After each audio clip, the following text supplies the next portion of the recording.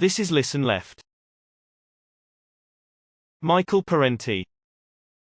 Blackshirts and Reds. Rational Fascism and the Overthrow of Communism. 1977. Acknowledgements. I am indebted to Sally Soriano, Peggy Noten, Jane Scantlebury, and Richard Plevan for their valuable support and helpful criticisms of the manuscript. On numerous occasions, Jane also utilized her professional librarian skills to track down much-needed information at my request. My thanks also to Stephanie Welch, Neela Hayes, and Catherine Cahill for valuable assistance rendered. Again, I wish to express my gratitude to Nancy J. Peters, my editor at City Lights Books, for her encouragement and her critical reading of the final text.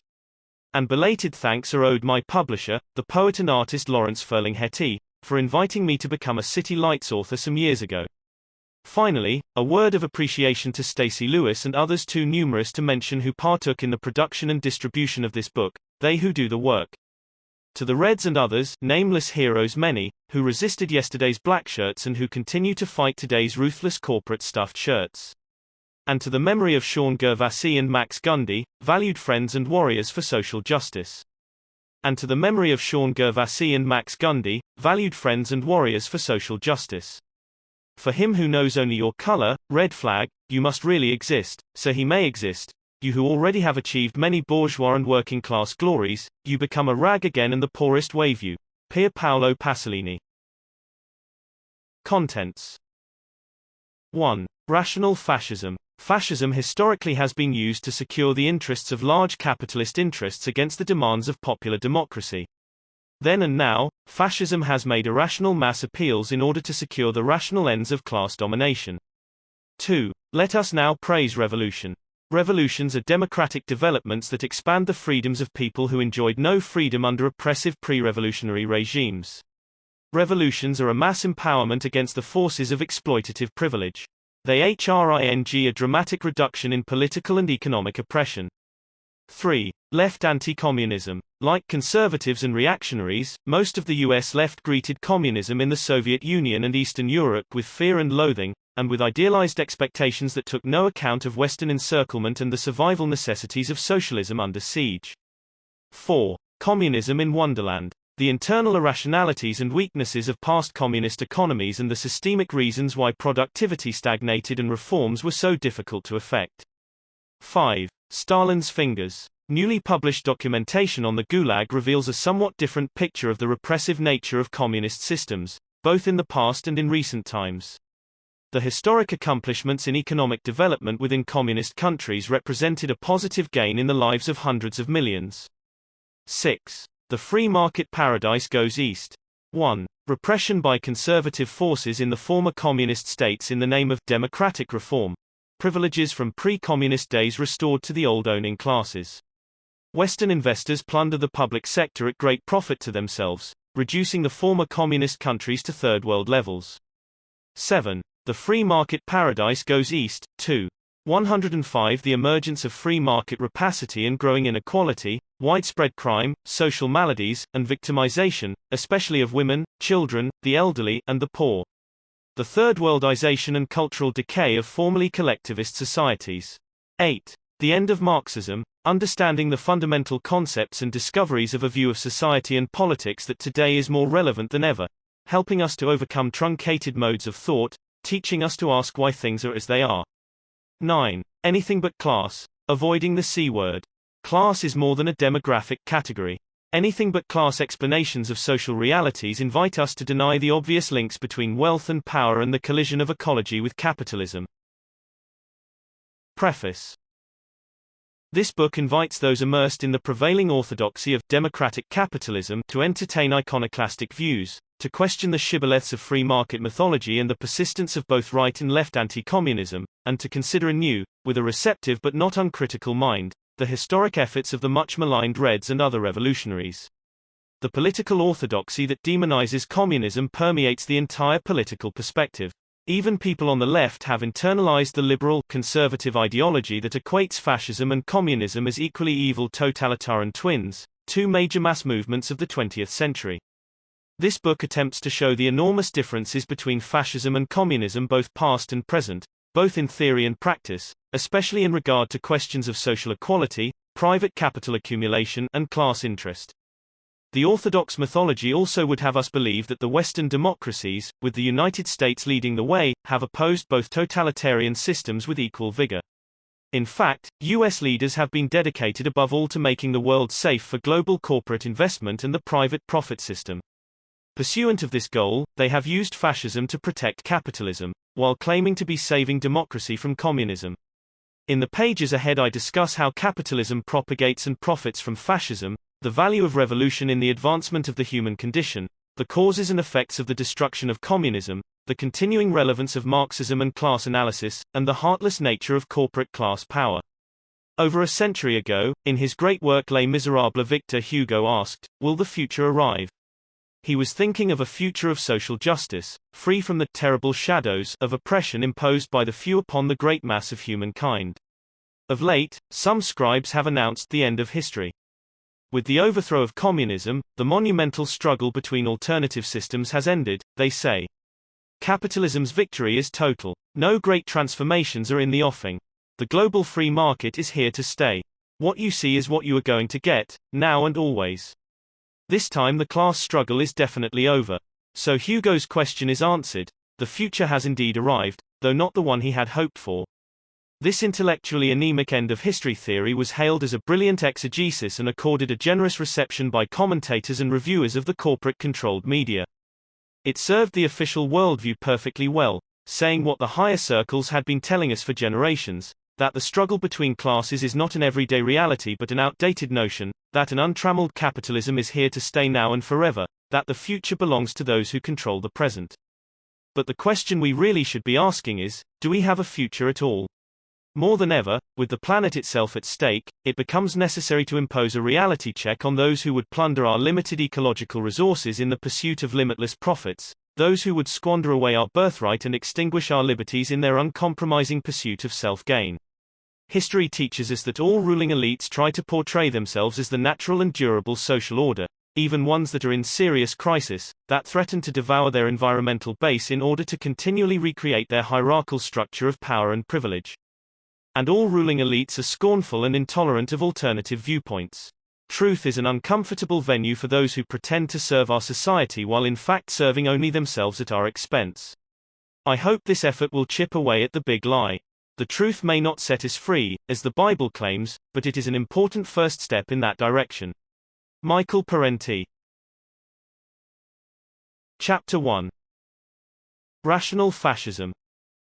While walking through New York's Little Italy, I passed a novelty shop that displayed posters and T-shirts of Benito Mussolini giving the fascist salute. When I entered the shop and asked the clerk why such items were being offered, he replied, "Well, some people like them. And, you know, maybe we need someone like Mussolini in this country." His comment was a reminder that fascism survives is something more than a historical curiosity. Worse than posters or T-shirts are the works by various writers bent on explaining Hitler, or re-evaluating Franco, or in other ways sanitizing fascist history. In Italy, during the 1970s, there emerged a veritable cottage industry of books and articles claiming that Mussolini not only made the trains run on time but also made Italy work well. All these publications, along with many conventional academic studies, have one thing in common. They say little if anything about the class policies of fascist Italy and Nazi Germany. How did these regimes deal with social services, taxes, business, and the conditions of labor? For whose benefit and at whose expense? Most of the literature on fascism and Nazism does not tell us. Plutocrats choose autocrats. Let us begin with a look at fascism's founder. Born in 1883, the son of a blacksmith, Benito Mussolini's early manhood was marked by street brawls, arrests, jailings, and violent radical political activities. Before World War I, Mussolini was a socialist. A brilliant organizer, agitator, and gifted journalist, he became editor of the Socialist Party's official newspaper. Yet many of his comrades suspected him of being less interested in advancing socialism than in advancing himself. Indeed, when the Italian upper class tempted him with recognition, financial support, and the promise of power, he did not hesitate to switch sides. By the end of World War I, Mussolini, the socialist, who had organized strikes for workers and peasants, had become Mussolini, the fascist, who broke strikes on behalf of financiers and landowners. Using the huge sums he received from wealthy interests, he projected himself onto the national scene as the acknowledged leader of I Fasci di Combattimento, a movement composed of black-shirted ex-army officers and sundry toughs who were guided by no clear political doctrine other than a militaristic patriotism and conservative dislike for anything associated with socialism and organized labor. The fascist Blackshirts spent their time attacking trade unionists, socialists, communists, and farm cooperatives. After World War I, Italy had settled into a pattern of parliamentary democracy. The low pay scales were improving, and the trains were already running on time. But the capitalist economy was in a post-war recession. Investments stagnated, heavy industry operated far below capacity, and corporate profits and agribusiness exports were declining. To maintain profit levels, the large landowners and industrialists would have to slash wages and raise prices. The state in turn would have to provide them with massive subsidies and tax exemptions. To finance this corporate welfarism, the populace would have to be taxed more heavily, and social services and welfare expenditures would have to be drastically cut, measures that might sound familiar to us today. But the government was not completely free to pursue this course. By 1921, many Italian workers and peasants were unionized and had their own political organizations. With demonstrations, strikes, boycotts, factory takeovers, and the forcible occupation of farmlands, they had won the right to organize, along with concessions in wages and work conditions.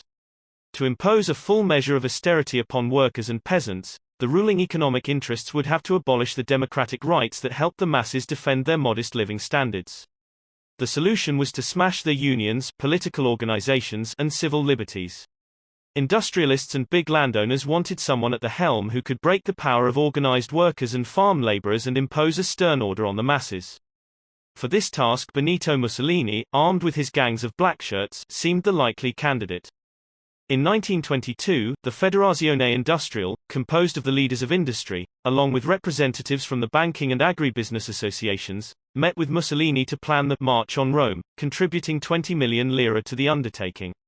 With the additional backing of Italy's top military officers and police chiefs, the fascist revolution, really a coup d'état, took place. Within 2 years after seizing state power, Mussolini had shut down all opposition newspapers and crushed the Socialist, Liberal, Catholic, Democratic, and Republican parties, which together had commanded some 80% of the vote. Labor leaders, peasant leaders, parliamentary delegates, and others critical of the new regime were beaten, exiled, or murdered by fascist terrasquadristi. The Italian Communist Party endured the severest repression of all, yet managed to maintain a courageous underground resistance that eventually evolved into armed struggle against the Blackshirts and the German occupation force. In Germany, a similar pattern of complicity between fascists and capitalists emerged. German workers and farm laborers had won the right to unionize, the 8-hour day, and unemployment insurance. But to revive profit levels, heavy industry and big finance wanted wage cuts for their workers and massive state subsidies and tax cuts for themselves. During the 1920s, the Nazi Sturmabteilung or SA, the brown-shirted stormtroopers, subsidized by business, were used mostly as an anti-labor paramilitary force whose function was to terrorize workers and farm laborers. By 1930, most of the tycoons had concluded that the Weimar Republic no longer served their needs and was too accommodating to the working class. They greatly increased their subsidies to Hitler, propelling the Nazi Party onto the national stage. Business tycoons supplied the Nazis with generous funds for fleets of motor cars and loudspeakers to saturate the cities and villages of Germany, along with funds for Nazi Party organizations, youth groups, and paramilitary forces. In the July 1932 campaign, Hitler had sufficient funds to fly to 50 cities in the last 2 weeks alone. In that same campaign, the Nazis received 37.3% of the vote, the highest they ever won in a democratic national election. They never had a majority of the people on their side. To the extent that they had any kind of reliable base, it generally was among the more affluent members of society. In addition, elements of the petty bourgeoisie and many lumpenproletariats served as strong-arm party thugs, organized into the SA stormtroopers. But the great majority of the organized working class supported the communists or social democrats to the very end.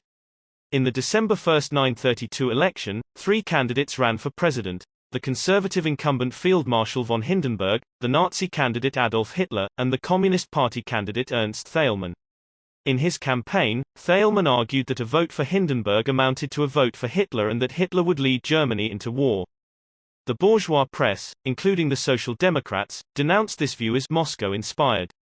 Hindenburg was re-elected while the Nazis dropped approximately 2 million votes in the Reichstag election as compared to their peak of over 13.7 million. True to form, the Social Democrat leaders refused the Communist Party's proposal to form an 11th-hour coalition against Nazism. As in many other countries past and present, so in Germany, the Social Democrats would sooner ally themselves with the reactionary right than make common cause with the Reds. Meanwhile, a number of right-wing parties coalesced behind the Nazis, and in January 1, 1933, just weeks after the election, Hindenburg invited Hitler to become Chancellor. Upon assuming state power, Hitler and his Nazis pursued a politico-economic agenda not unlike Mussolini's. They crushed organized labor and eradicated all elections, opposition parties, and independent publications. Hundreds of thousands of opponents were imprisoned, tortured, or murdered. In Germany as in Italy, the Communists endured the severest political repression of all groups. Here were two peoples, the Italians and Germans, with different histories, cultures, and languages, and supposedly different temperaments, who ended up with the same repressive solutions because of the compelling similarities of economic power and class conflict that prevailed in their respective countries. In such diverse countries as Lithuania, Croatia, Romania, Hungary, and Spain, a similar fascist pattern emerged to do its utmost to save big capital from the impositions of democracy. Whom did the fascists support? There is a vast literature on who supported the Nazis, but relatively little on whom the Nazis supported after they came to power. This is in keeping with the tendency of conventional scholarship to avoid the entire subject of capitalism whenever something unfavorable might be said about it.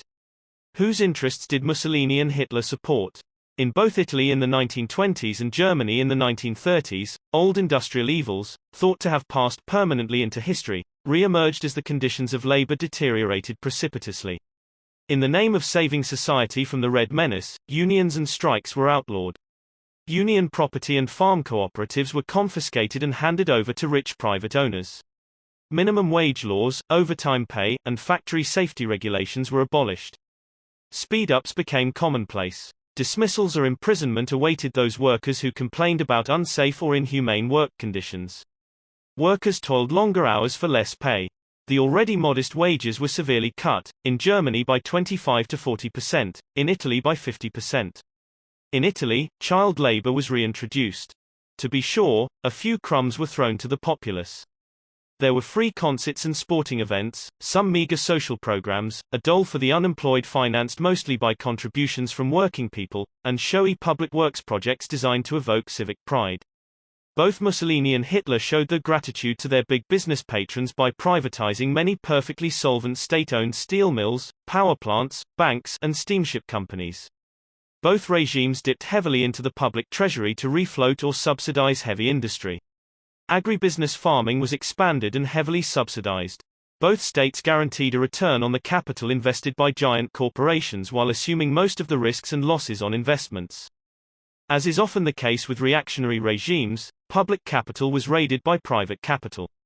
At the same time, taxes were increased for the general populace but lowered or eliminated for the rich and big business. Inheritance taxes on the wealthy were greatly reduced or abolished altogether. The result of all this? In Italy during the 1930s, the economy was gripped by recession, a staggering public debt, and widespread corruption. But industrial profits rose and the armaments factories busily rolled out weapons in preparation for the war to come. In Germany, unemployment was cut in half with the considerable expansion in armaments jobs, but overall poverty increased because of the drastic wage cuts. And from 1935 to 1943, industrial profits increased substantially while the net income of corporate leaders climbed 46%. During the radical 1930s, in the United States, Great Britain, and Scandinavia, upper-income groups experienced a modest decline in their share of the national income. But in Germany the top 5% enjoyed a 15% gain. Despite this record, most writers have ignored fascism's close collaboration with big business. Some even argue that business was not a beneficiary but a victim of fascism. Angelo Codevilla, a Hoover Institute conservative scribe, blithely announced, "If fascism means anything, it means government ownership and control of business." Commentary, 894. Thus fascism is misrepresented as a mutant form of socialism. In fact, if fascism means anything, it means all-out government support for business and severe repression of anti-business, pro-labor forces. Is fascism merely a dictatorial force in the service of capitalism? That may not be all it is, but that certainly is an important part of fascism's raison d'etre, the function Hitler himself kept referring to when he talked about saving the industrialists and bankers from Bolshevism. It is a subject that deserves far more attention than it has received. While the fascists might have believed they were saving the plutocrats from the Reds, in fact the revolutionary left was never strong enough to take state power in either Italy or Germany. Popular forces, however, were strong enough to cut into profit rates and interfere with the capital accumulation process.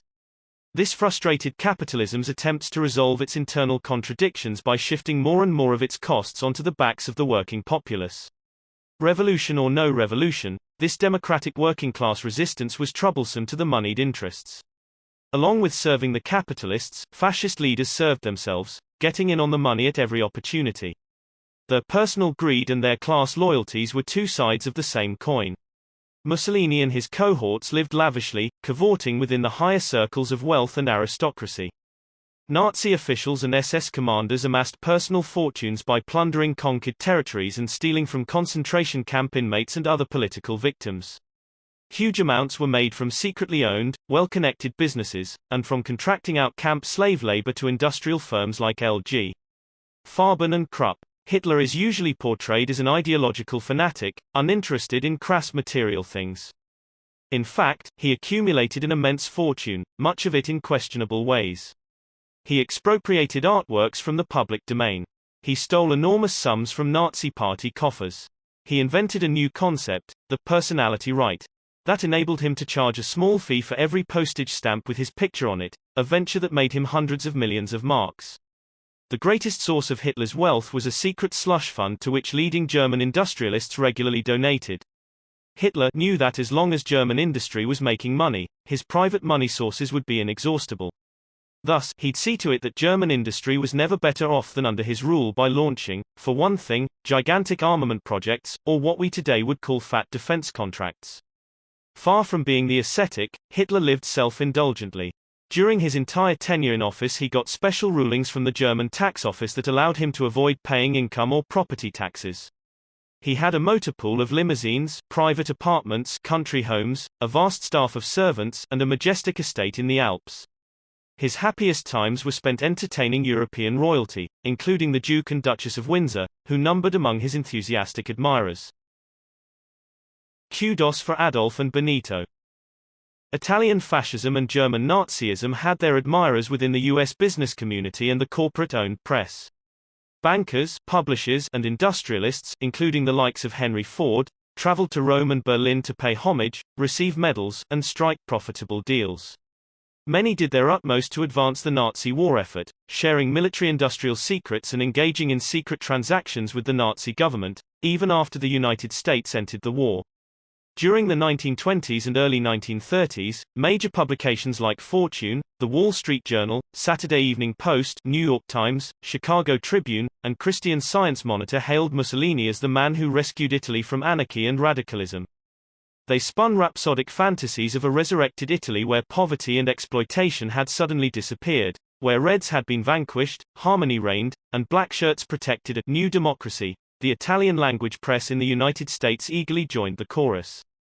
The two most influential newspapers, L'Italia of San Francisco, financed largely by A.P. Giannini's Bank of America, and Il Progresso of New York, owned by multimillionaire Generoso Pope, looked favorably on the fascist regime and suggested that the United States could benefit from a similar social order. Some dissenters refused to join the "We Adore Benito" chorus. The Nation reminded its readers that Mussolini was not saving democracy but destroying it. Progressives of all stripes and various labor leaders denounced fascism, but the critical sentiments received little exposure in the U.S. corporate media. As with Mussolini, so with Hitler. The press did not look too unkindly upon Der Führer's Nazi dictatorship. There was a strong "give Adolf a chance" contingent, some of it greased by Nazi money. In exchange for more positive coverage in the Hearst newspapers, for instance, the Nazis paid almost 10 times the standard subscription rate for Hearst's Inns wire service. In return, William Randolph Hearst instructed his correspondents in Germany to file friendly reports about Hitler's regime. Those who refused were transferred or fired. Hearst newspapers even opened their pages to occasional guest columns by prominent Nazi leaders like Alfred Rosenberg and Hermann Göring.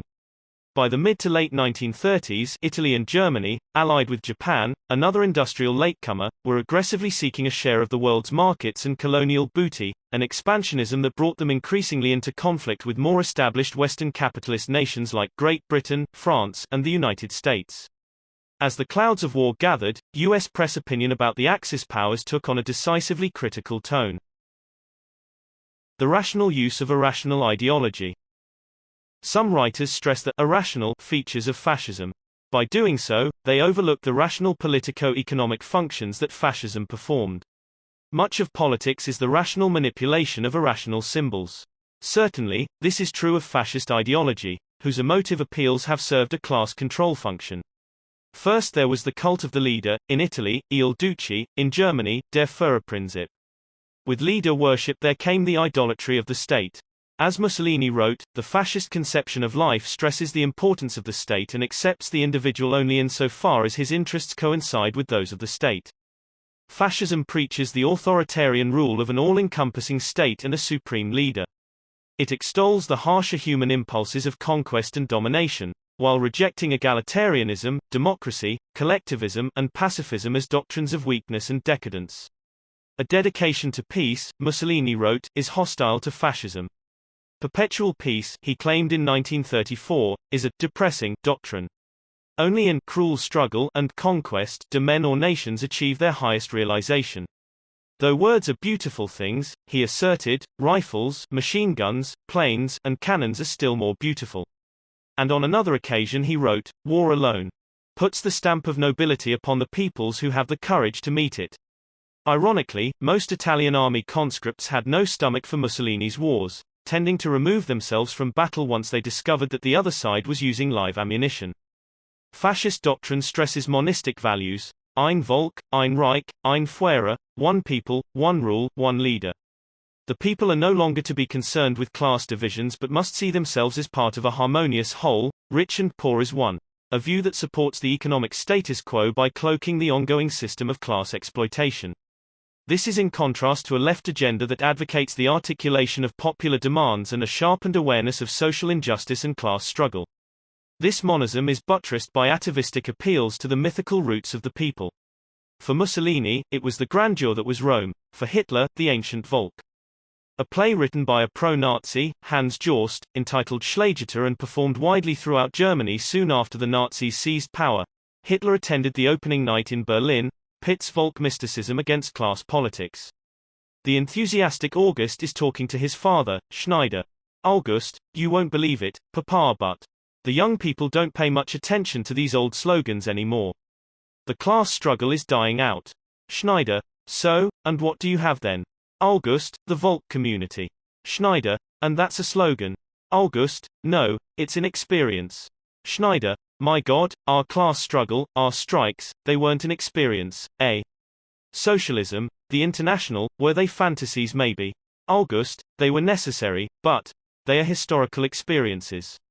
Schneider, so, and the future therefore will have your Volk community. Tell me, how do you actually envision it? Poor, rich, healthy, upper, lower, all this ceases with you, eh? August, look, Papa, upper, lower, poor, rich, that always exists. It is only the importance one places on that question that's decisive. To us life is not chopped up into working hours and furnished with price charts. Rather, we believe in human existence as a whole. None of us regards making money as the most important thing. We want to serve. The individual is a corpuscle in the bloodstream of his people. The son's comments are revealing. The class struggle is dying out.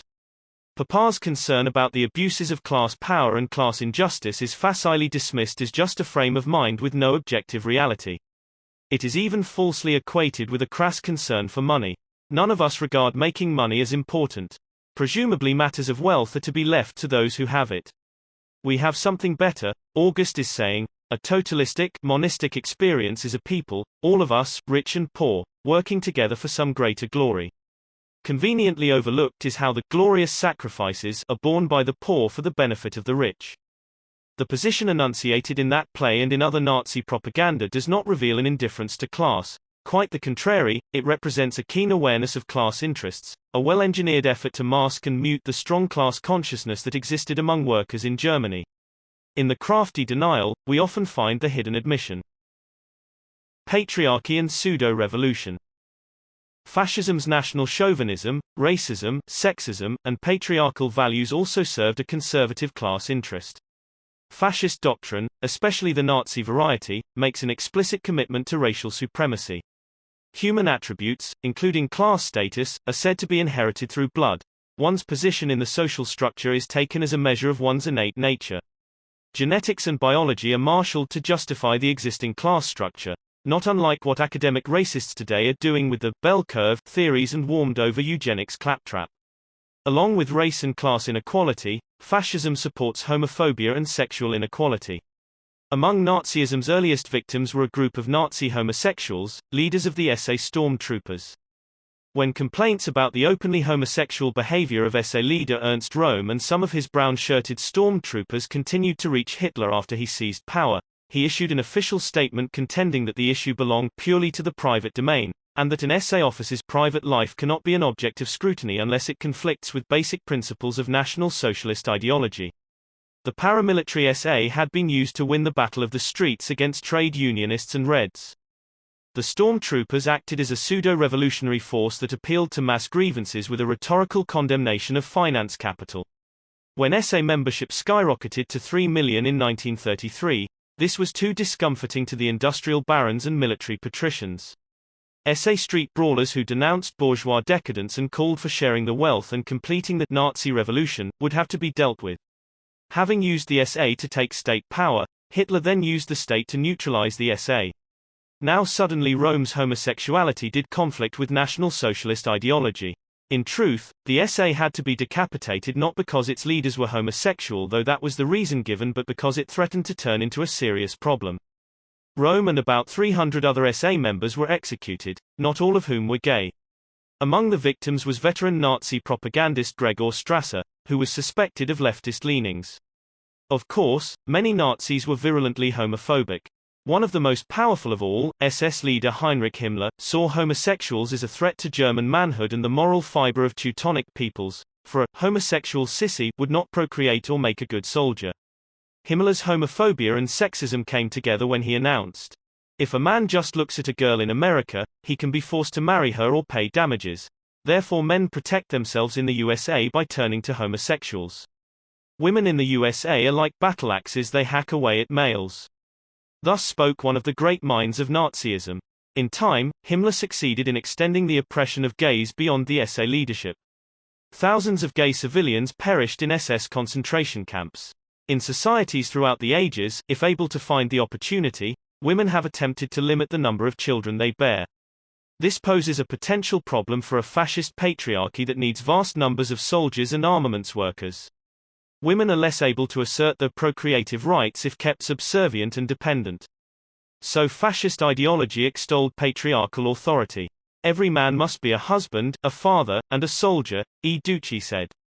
Woman's greatest calling was to cultivate her domestic virtues, devotedly tending to the needs of her family while bearing as many offspring for the state as she could. Patriarchal ideology was linked to a conservative class ideology that saw all forms of social equality as a threat to hierarchical control and privilege. The patriarchy buttressed the plutocracy. If women get out of line, what will happen to the family? And if the family goes, the entire social structure is threatened. What then will happen to the state and to the dominant class's authority, privileges, and wealth?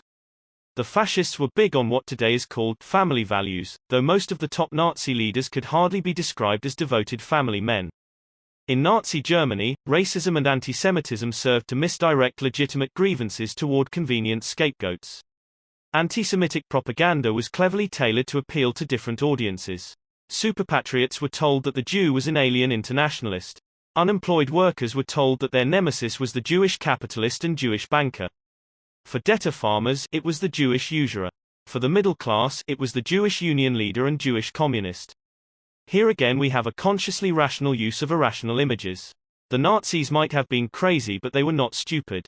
What distinguishes fascism from ordinary right-wing patriarchal autocracies is the way it attempts to cultivate a revolutionary aura.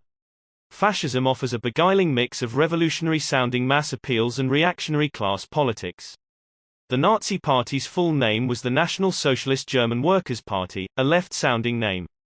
As already noted, the SA stormtroopers had a militant share-the-wealth strain in their ranks that was suppressed by Hitler after he took state power.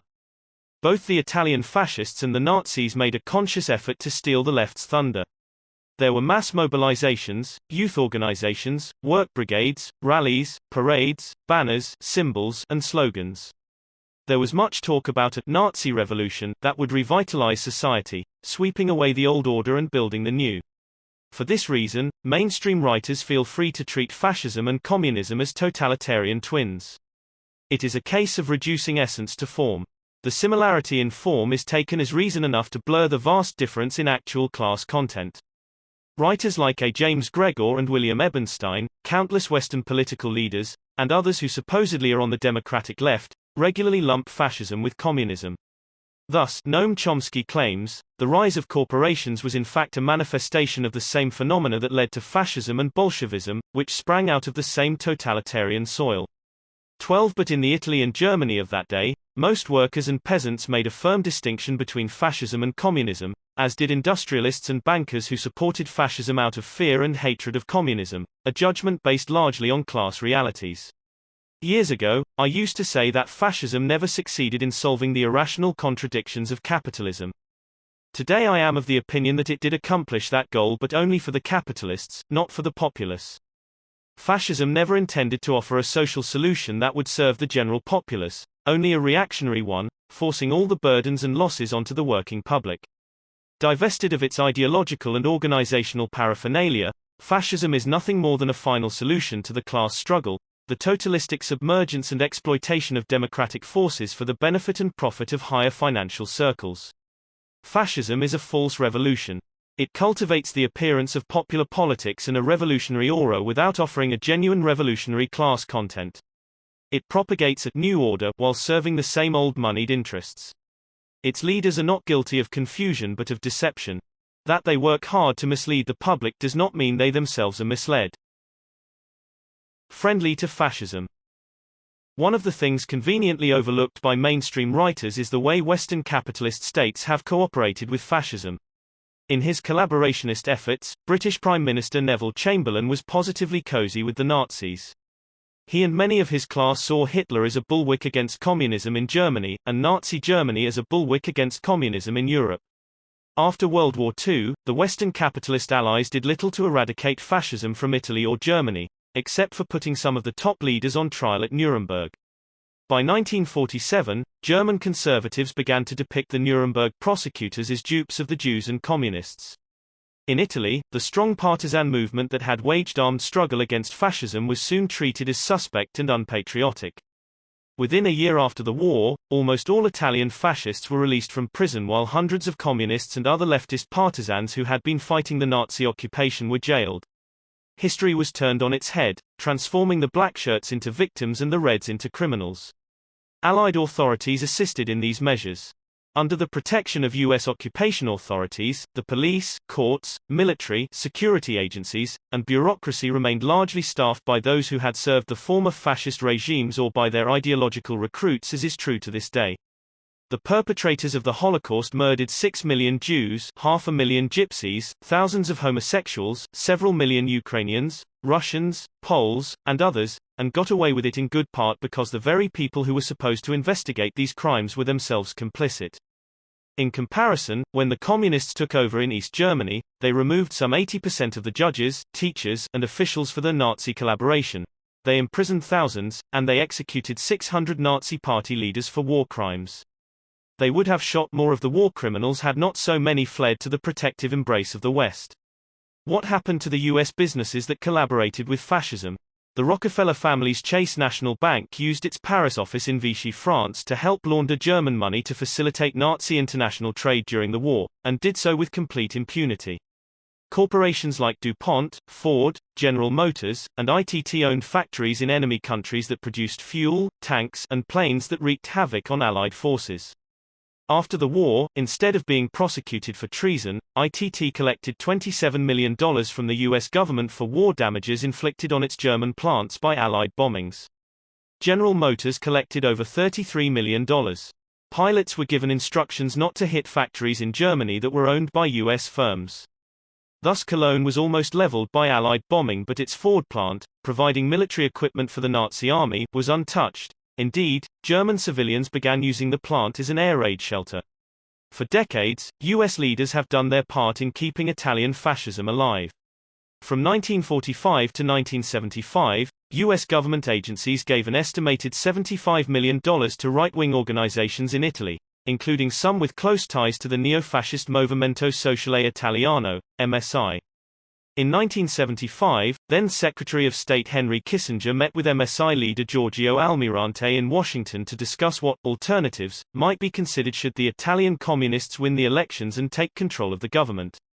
Hundreds of Nazi war criminals found a haven in the United States, either living in comfortable anonymity or actively employed by U.S. intelligence agencies during the Cold War and otherwise enjoying the protection of high-placed individuals.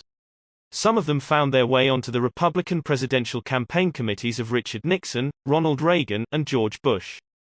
In Italy, from 1969 to 1974, high-ranking elements in Italian military intelligence and civilian intelligence agencies, members of P2, a secret lodge of upper-class reactionaries, pro-fascist Vatican officials, and top military brass, and GLADIO, our NATO-inspired anti-communist mercenary force, embarked upon a concerted campaign of terror and sabotage known as the Strategy of Tension.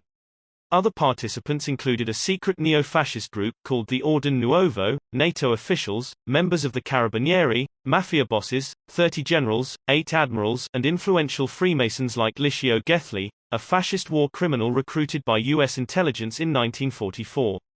The terrorism was aided and abetted by the international security apparatus, including the CIA. In 1995, the CIA refused to cooperate with an Italian parliamentary commission investigating the strategy of tension, Corriere della Sera, 4/1 May 29, 95. The terrorist conspirators carried out a series of kidnappings, assassinations, and bombing massacres, I stragi, including the explosion that killed 85 people and injured some 200, many seriously, in the Bologna train station in August 1980. As subsequent judicial investigations concluded, the strategy of tension was not a simple product of neo-fascism but the consequence of a larger campaign conducted by state security forces against the growing popularity of the democratic parliamentary left. The objective was to combat by any means necessary the electoral gains of the Italian Communist Party, and create enough fear and terror in the population so as to undermine the multi-party social democracy and replace it with an authoritarian presidential republic, or in any case, a stronger and more stable executive. La Repubblica, the 4th of September 95, Corriere della Sera, March 27, 95, March 28, 95, May 29, 95. In the 1980s, scores of people were murdered in Germany, Belgium and elsewhere in Western Europe by extreme rightists in the service of state security agencies. Z Magazine, March 1, 1990. These acts of terrorism went mostly unreported in the U.S. corporate-owned media. As with the earlier strategy of tension in Italy, the attacks were designed to create enough popular fear and uncertainty so as to undermine the existing social democracies. Authorities in these Western European countries and the United States have done little to expose neo-Nazi networks. As the whiffs of fascism develop into an undeniable stench, we are reminded that Hitler's progeny are still with us and that they have dangerous links with each other and within the security agencies of various Western capitalist nations. In Italy, in 1994, the national elections were won by the National Alliance, a broadened version of the neo-fascist MSI, in coalition with a League of Northern Separatists, and Forza Italia, our quasi-fascist movement headed by industrialist and media tycoon Silvio Berlusconi. The National Alliance played on resentments regarding unemployment, taxes, and immigration. It called for a single tax rate for rich and poor alike, school vouchers, a stripping away of the social benefits, and the privatization of most services. The Italian neo-fascists were learning from the U.S. reactionaries how to achieve fascism's class goals within the confines of quasi-democratic forms, use an upbeat Reagan-esque optimism, replace the jackbooted militarists with media-hyped crowd-pleasers, convince people that government is the enemy, especially its social service sector, while strengthening the repressive capacities of the state. instigate racist hostility and antagonisms between the resident population and immigrants, preach the mythical virtues of the free market, and pursue tax and spending measures that redistribute income upward. Conservatives in the Western nations utilize diluted forms of the fascist mass appeal. In the USA, they propagate populist-sounding appeals to the ordinary middle American, while quietly pressing for measures that serve the interests of the wealthiest individuals and corporations. In 1996, right-wing Speaker of the House of Representatives Newt Gingrich, while proffering a new rollback agenda that supposedly would revitalize all of society, announced, "I am a genuine revolutionary." Whether in Italy, Germany, the United States, or any other country, when the right offers a new revolution or a new order, it is in the service of the same old moneyed interests, leading down that well-trodden road of reaction and repression that so many third-world countries have been forced to take, the road those at the top want us all to travel. Chapter 2. Let us now praise revolution. For most of this century, U.S. foreign policy has been devoted to the suppression of revolutionary governments and radical movements around the world. The turn of the 20th century found the McKinley administration in a war of attrition against the people of the Philippines lasting from 1898 to 1902, with pockets of resistance continuing for years afterward. In that conflict, U.S. forces slaughtered some 200,000 Filipino women, men, and children. At about that same time, in conjunction with various European colonial powers, the United States invaded China to help suppress the Boxer Rebellion at substantial loss of life to the Chinese rebels. U.S. forces took over Hawaii, Cuba, Puerto Rico, and Guam, and in the following decades invaded Mexico, Soviet Russia, Nicaragua, Honduras, the Dominican Republic, and other countries, actions that usually inflicted serious losses upon the populations of these countries. The costs of counter-revolution. From grade school through grad school, few of us are taught anything about these events, except to be told that U.S. forces must intervene in this or that country in order to protect U.S. interests, thwart aggression, and defend our national security. U.S. leaders fashioned other convenient rationales for their interventions abroad. The public was told that the peoples of various countries were in need of our civilizing guidance and desired the blessings of democracy, peace, and prosperity.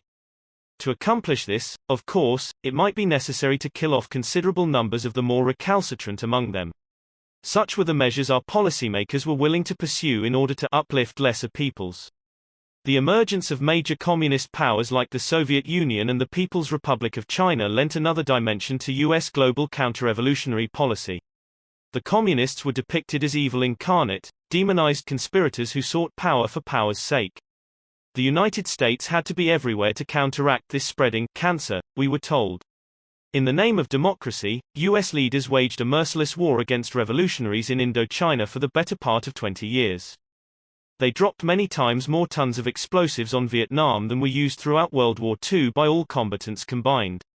Testifying before a congressional committee, former CIA Director William Colby admitted that under his direction U.S. forces and their South Vietnam collaborators carried out the selective assassination of 24,000 Vietnamese dissidents, in what was known as the Phoenix Program.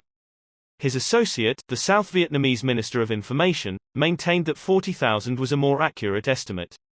U.S. policymakers and their media mouthpieces judged the war a mistake, because the Vietnamese proved incapable of being properly instructed by B-52 bomber raids and death squads. By prevailing against this onslaught, the Vietnamese supposedly demonstrated that they were unprepared for our democratic institutions. In pursuit of counter-revolution and in the name of freedom, U.S. forces or U.S.-supported surrogate forces slaughtered 2 million North Koreans in a 3-year war, 3 million Vietnamese, over 500,000 in aerial wars over Laos and Cambodia, over 1,500,000 in Angola, over 1 million in Mozambique, over 500,000 in Afghanistan, 500,000 to 1 million in Indonesia, 200,000 in East Timor, 100,000 in Nicaragua, combining the Somoza and Reagan eras, over 100,000 in Guatemala, plus an additional 40,000 disappeared, over 700,000 in Iraq, over 60,000 in El Salvador, 30,000 in the dirty war of Argentina. Though the government admits to only 9,000, 35,000 in Taiwan, when the Kuomintang military arrived from China, 20,000 in Chile, and many thousands in Haiti, Panama, Grenada, Brazil, South Africa, Western Sahara, Zaire, Turkey, and dozens of other countries, in what amounts to a free market world holocaust. Official sources either deny these US-sponsored mass murders or justify them as necessary measures that had to be taken against an implacable communist foe. Anti-communist propaganda saturated our airwaves, schools, and political discourse. Despite repeated and often factitious references to the tyranny of the Red Menace, the anti-communist opinion makers never spelled out what communists actually did in the way of socio-economic policy.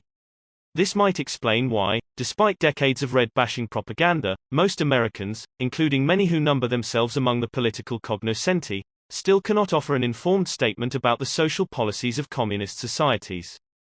The anti-red propagandists uttered nary a word about how revolutionaries in Russia, China, Cuba, Vietnam, Nicaragua, and other countries nationalized the lands held by rich exploitative landlords and initiated mass programs for education, health, housing, and jobs.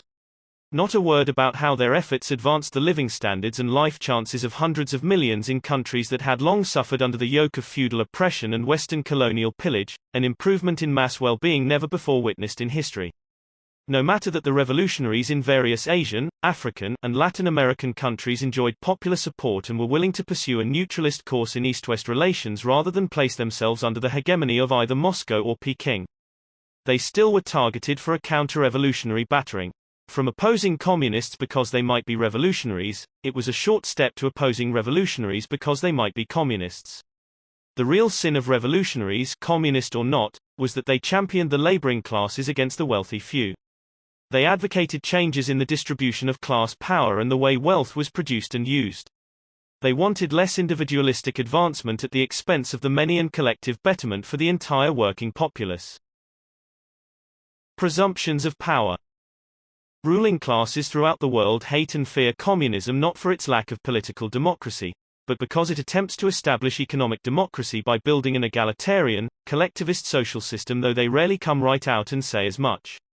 This counter-revolutionary interventionist policy rests on several dubious assumptions that might be stated and rebutted as follows. 1. U.S. leaders have the right to define the limits of socio-economic development within other nations. Not true. Under no canon of international law or any other legal stricture do the leaders of this country have the right to ordain what kind of economic system or mode of social development another country may adopt, no more right than do the leaders of other countries have to dictate such things to the United States. In practice, the option to dictate is exercised by the strong over the weak, a policy of might, not right. 2. The United States must play a counter-revolutionary containment role in order to protect our national interests.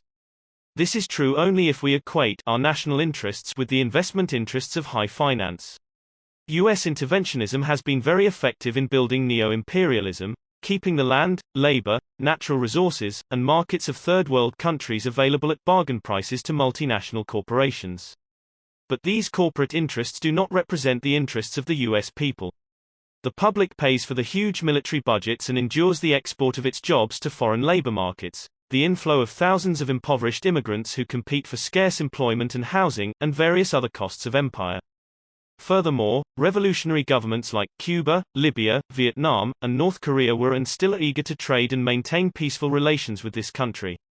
These countries do not threaten the national security of the United States or its people, but the overseas interests of global capitalism. If allowed to multiply in numbers, countries with an alternative socialist system, one that uses the land, labor, capital, and natural resources in collectivist ways, placing people before profits, would eventually undermine global capitalism. 3. The United States has a moral obligation to guarantee the stability of nations that are undergoing democratic development but are threatened by revolutionaries and terrorists. In fact, most U.S. interventions are on behalf of corrupt and self-serving oligarchs and anti-democratic militarists, who take power with or without the benefit of sponsored showcase elections.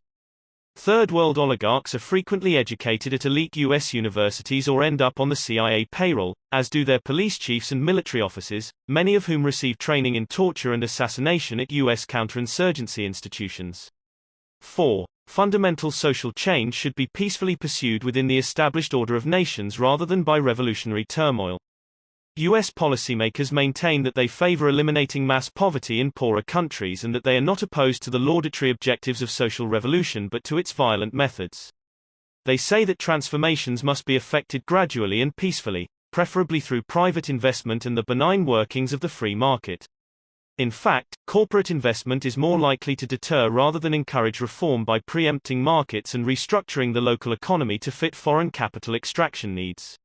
International finance capital has no interest in bettering the life chances of third world peoples.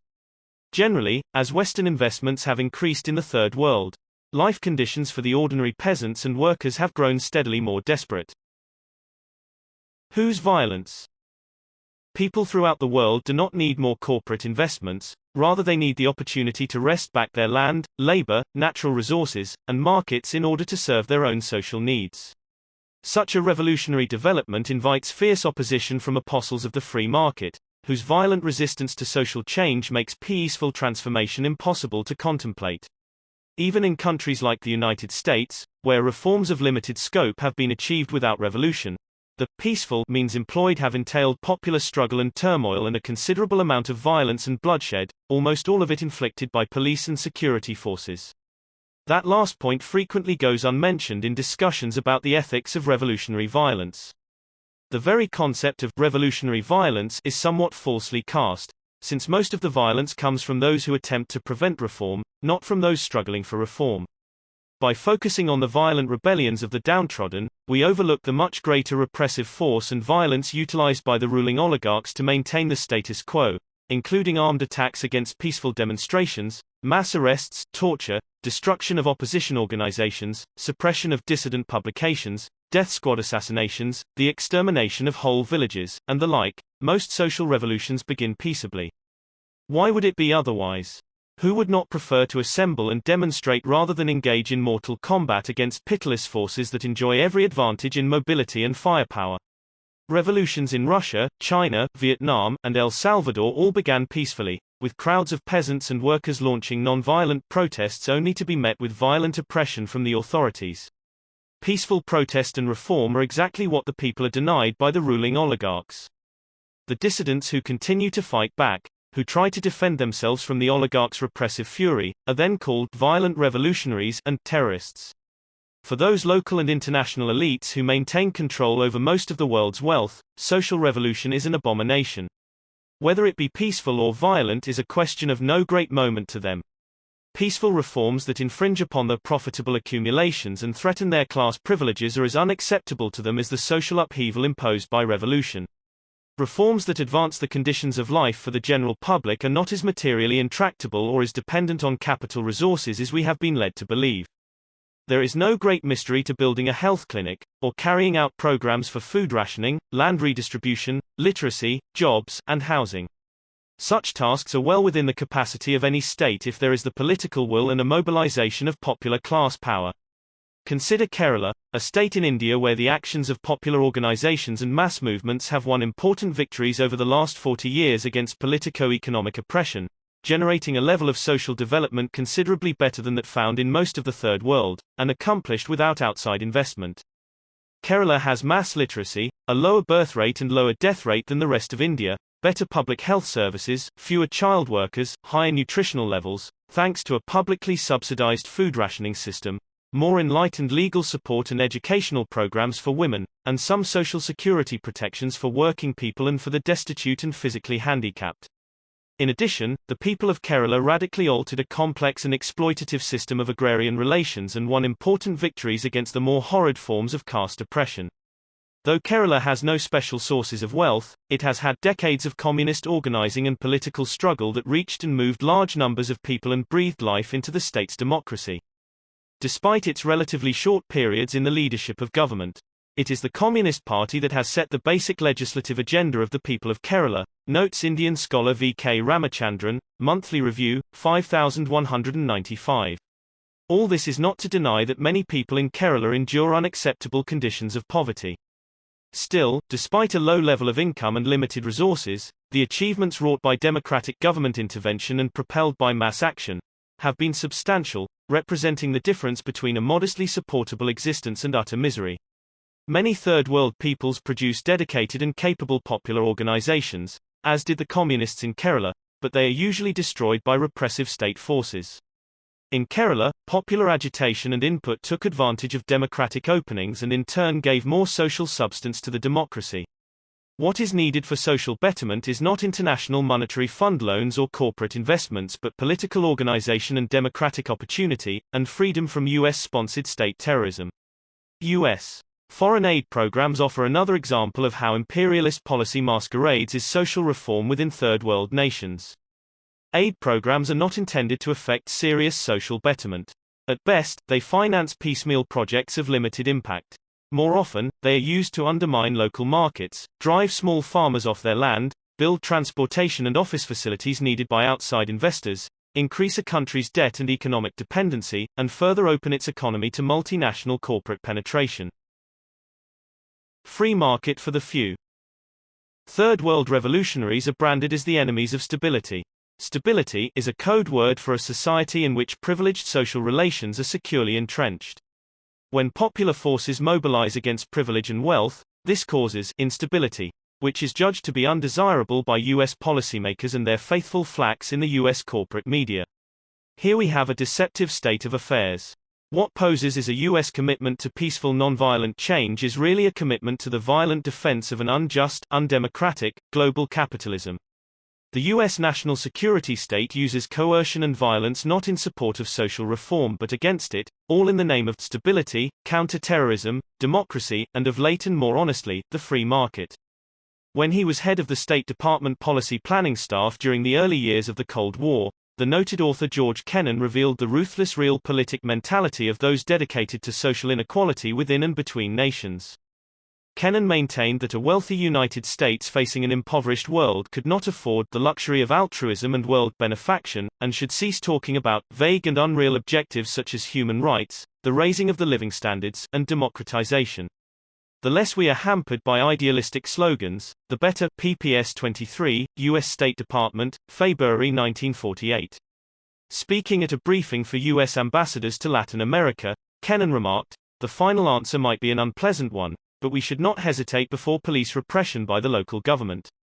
This is not shameful since the communists are essentially traitors. It is better to have a strong, i.e., repressive, regime in power than a liberal government if it is indulgent and relaxed and penetrated by communists." In a 1949 State Department intelligence report, Kennan wrote that communists were people who are committed to the belief that the government has direct responsibility for the welfare of the people.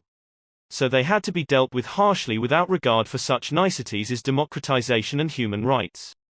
It is said that the United States cannot renege on its commitments to other peoples and must continue as world leader. The rest of the world expects that of us. But the ordinary peoples of the world have never called for U.S. world leadership. Quite the contrary, they usually want the United States to go home and leave them to their own affairs. This is because U.S. commitments are not to the ordinary people of other lands, but to the privileged reactionary factions that are most accommodating to Western investors. As Kennan's remarks indicate, the U.S. policymaking establishment has been concerned not with advancing the welfare of impoverished peoples around the world but with defeating whoever allies themselves with the common people, be they Reds or not.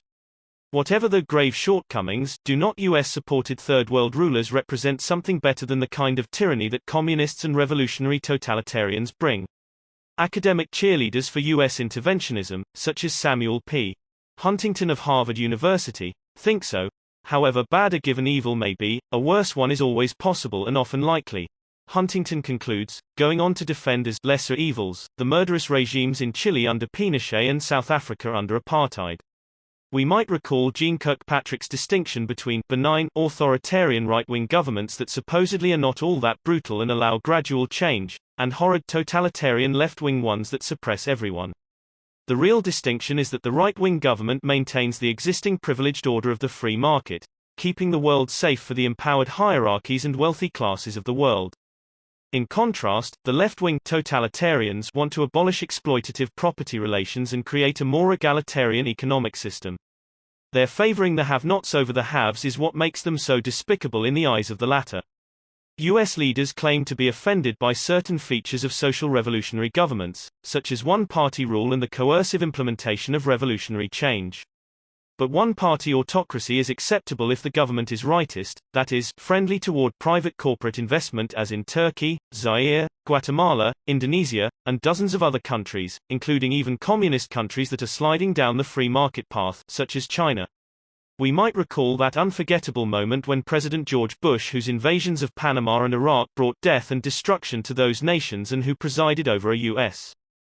military empire that is the single greatest purveyor of violence in the world, lectured revolutionary leader Nelson Mandela on the virtues of nonviolence, even going so far as to quote Martin Luther King Jr. during Mandela's visit to Washington, D.C. in June 1990.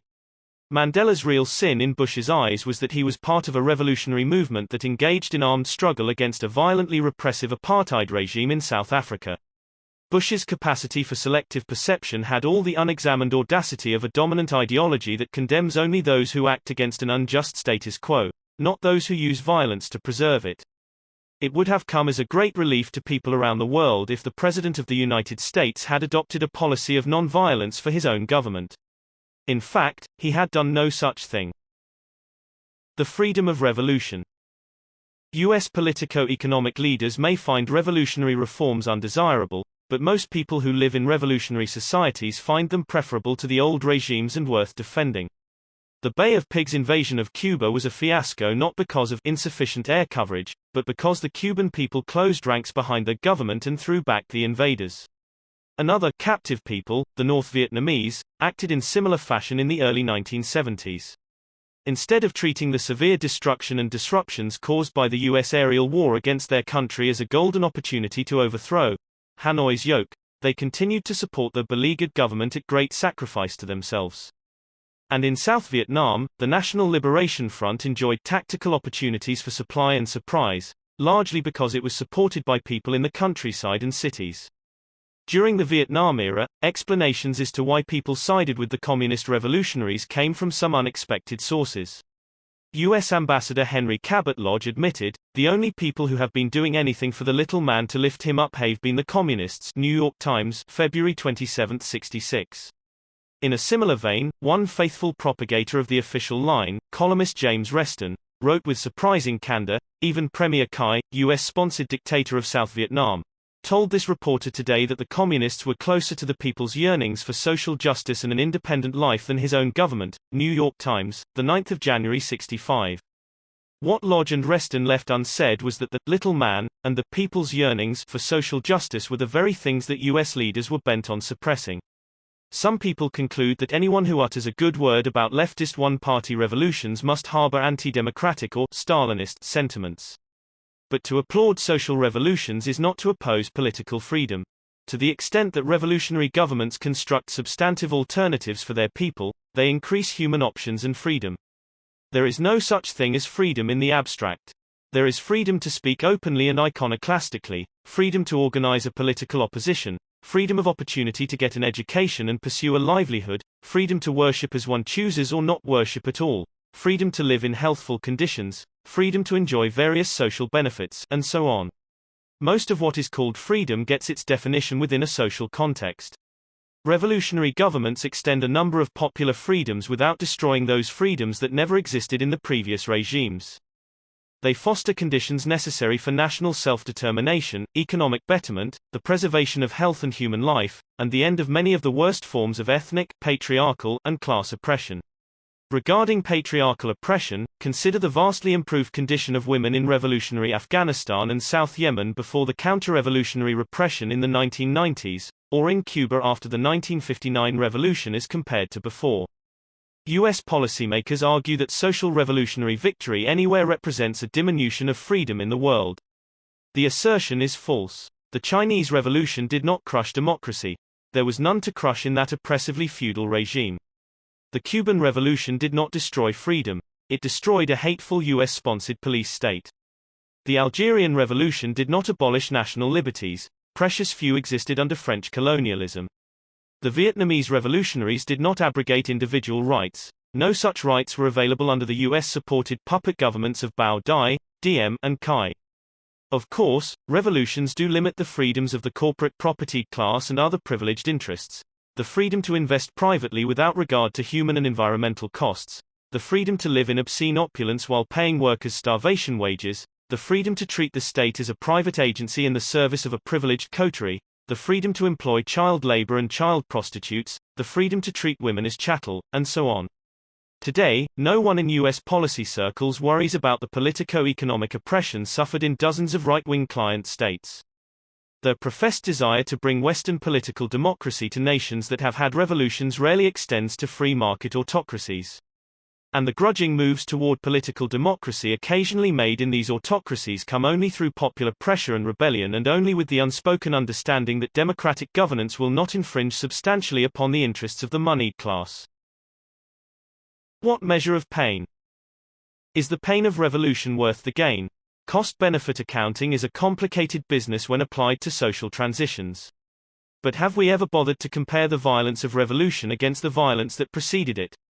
I do not know how one measures the price of historical victories, said Robert Heilbronner. I only know that the way in which we ordinarily keep the books of history is wrong. We make no tally of the generations claimed by that combination of economic exploitation and political suppression so characteristic of the ancient regimes, the hapless victims of flood and famine in the Yangtze Valley of yesterday, the child prostitutes found dead in the back alleys of old Shanghai, the mujiks stricken by cold and starvation across the frozen steppes of Russia. And what of today? No one is tallying the thousands of nameless victims who succumbed to US-trained torturers in Latin America, the hundreds of villages burned by counterinsurgency forces, the millions who are driven from their ancestral lands and sentenced to permanently stunted and malnourished lives, the millions more who perish in the desperate misery and congestion of shanty slums and internment camps. Their sufferings go unrecorded and are not figured in the balance when the revolution metes out justice to erstwhile oligarchs and oppressors or commits excesses and abuses of its own. And how do we measure the pain of the tens of millions of children throughout the world, many as young as 6 and 7, who are forced to work 70 hours a week confined in ill-lit, poorly ventilated workshops, under conditions reminiscent of the most horrific days of the Industrial Revolution? The General Agreement on Tariffs and Trade, GATT, a sweeping multinational free trade act that amounts to a carte blanche for global capitalism, offers no protection for children who are exploited, abused, overworked, and underpaid. During GATT negotiations, leaders of third world countries successfully argued against placing any restrictions on child labor, arguing that children have always worked in their cultures and such traditional practices should be respected. To prohibit child labor would limit the free market and affect severe hardship on those poor families in which a child is often the only wage earner. Even if the long-standing practice of children helping out on farms is acceptable, assuming they are not overworked and are allowed to go to school, the practice of locking them into a hotbox of a factory for 14 hours a day is something else. Furthermore, they may be the only wage earner because adult workers have been laid off in favor of children, who are infinitely more exploitable and provide bigger profits for prosperous factory owners. Anna Quindlen, New York Times, 1 January 23, 94. Traveling across Cuba in L9S9, immediately after the overthrow of the US-supported right-wing Batista dictatorship, Mike Faulkner witnessed a spectacle of almost unrelieved poverty. The rural population lived in makeshift shacks without minimal sanitation. Malnourished children went barefoot in the dirt and suffered the familiar plague of parasites common to the Third World. There were almost no doctors or schools. And through much of the year, families that depended solely on the seasonal sugar harvest lived close to starvation. Monthly Review 396. How does that victimization in pre-revolutionary Cuba measure against the much more widely publicized repression that came after the revolution, when Castro's communists executed a few hundred of the previous regime's police assassins and torturers, drove assorted upper-class moneybags into exile, and intimidated various other opponents of radical reforms into silence? Today, Cuba is a different place. For all its mistakes and abuses, the Cuban Revolution brought sanitation, schools, health clinics, jobs, housing, and human services to a level not found throughout most of the Third World and in many parts of the First World. Infant mortality in Cuba has dropped from 60 per 1,000 in 1960 to 9.7 per 1,000 by 1991, while life expectancy rose from SS to 75 in that same period. Smallpox, malaria, tuberculosis, typhoid, polio, and numerous other diseases have been wiped out by improved living standards and public health programs. Cuba has enjoyed a level of literacy higher than in the United States and a life expectancy that compares well with advanced industrial nations. NACLA report on the Americas, September, October 1, 995. Other peoples besides the Cubans have benefited. As Fidel Castro tells it, the Cuban Revolution has sent teachers, doctors, and workers to dozens of third world countries without charging a penny. It shed its own blood fighting colonialism, fighting apartheid and fascism. At one point we had 25,000 third world students studying on scholarships. We still have many scholarship students from Africa and other countries. In addition, our country has treated more children, 13,000, who were victims of the Chernobyl tragedy than all other countries put together. They don't talk about that, and that's why they blockade us, the country with the most teachers per capita of all countries in the world, including developed countries. The country with the most doctors per capita of all countries, 1 for every 214 inhabitants. The country with the most art instructors per capita of all countries in the world. The country with the most sports instructors in the world. That gives you an idea of the effort involved. A country where life expectancy is more than 75 years. Why are they blockading Cuba? Because no other country has done more for its people. It's the hatred of the ideas that Cuba represents. Monthly Review, 6/95. Cuba's sin in the eyes of global capitalists is not its lack of democracy. Most third world capitalist regimes are far more repressive. Cuba's real sin is that it has tried to develop an alternative to the global capitalist system, an egalitarian socio-economic order that placed corporate property under public ownership, abolished capitalist investors as a class entity, and put people before profits and national independence before IMF servitude. So a conservative think tank like the Heritage Foundation rated Cuba along with Laos, Iraq, and North Korea as countries with the lowest level of economic freedom. Countries with a high level of economic freedom were those that imposed little or no taxes or regulations on business, and did without wage protections, price controls, environmental safeguards, and benefits for the poor. Economic freedom is the real concern of conservatives and plutocrats, the freedom to utilize vast sums of money to accumulate still vaster sums, regardless of the human and environmental costs. Mass productivity coupled with elitist distribution results in more wealth for the few and greater poverty for the many.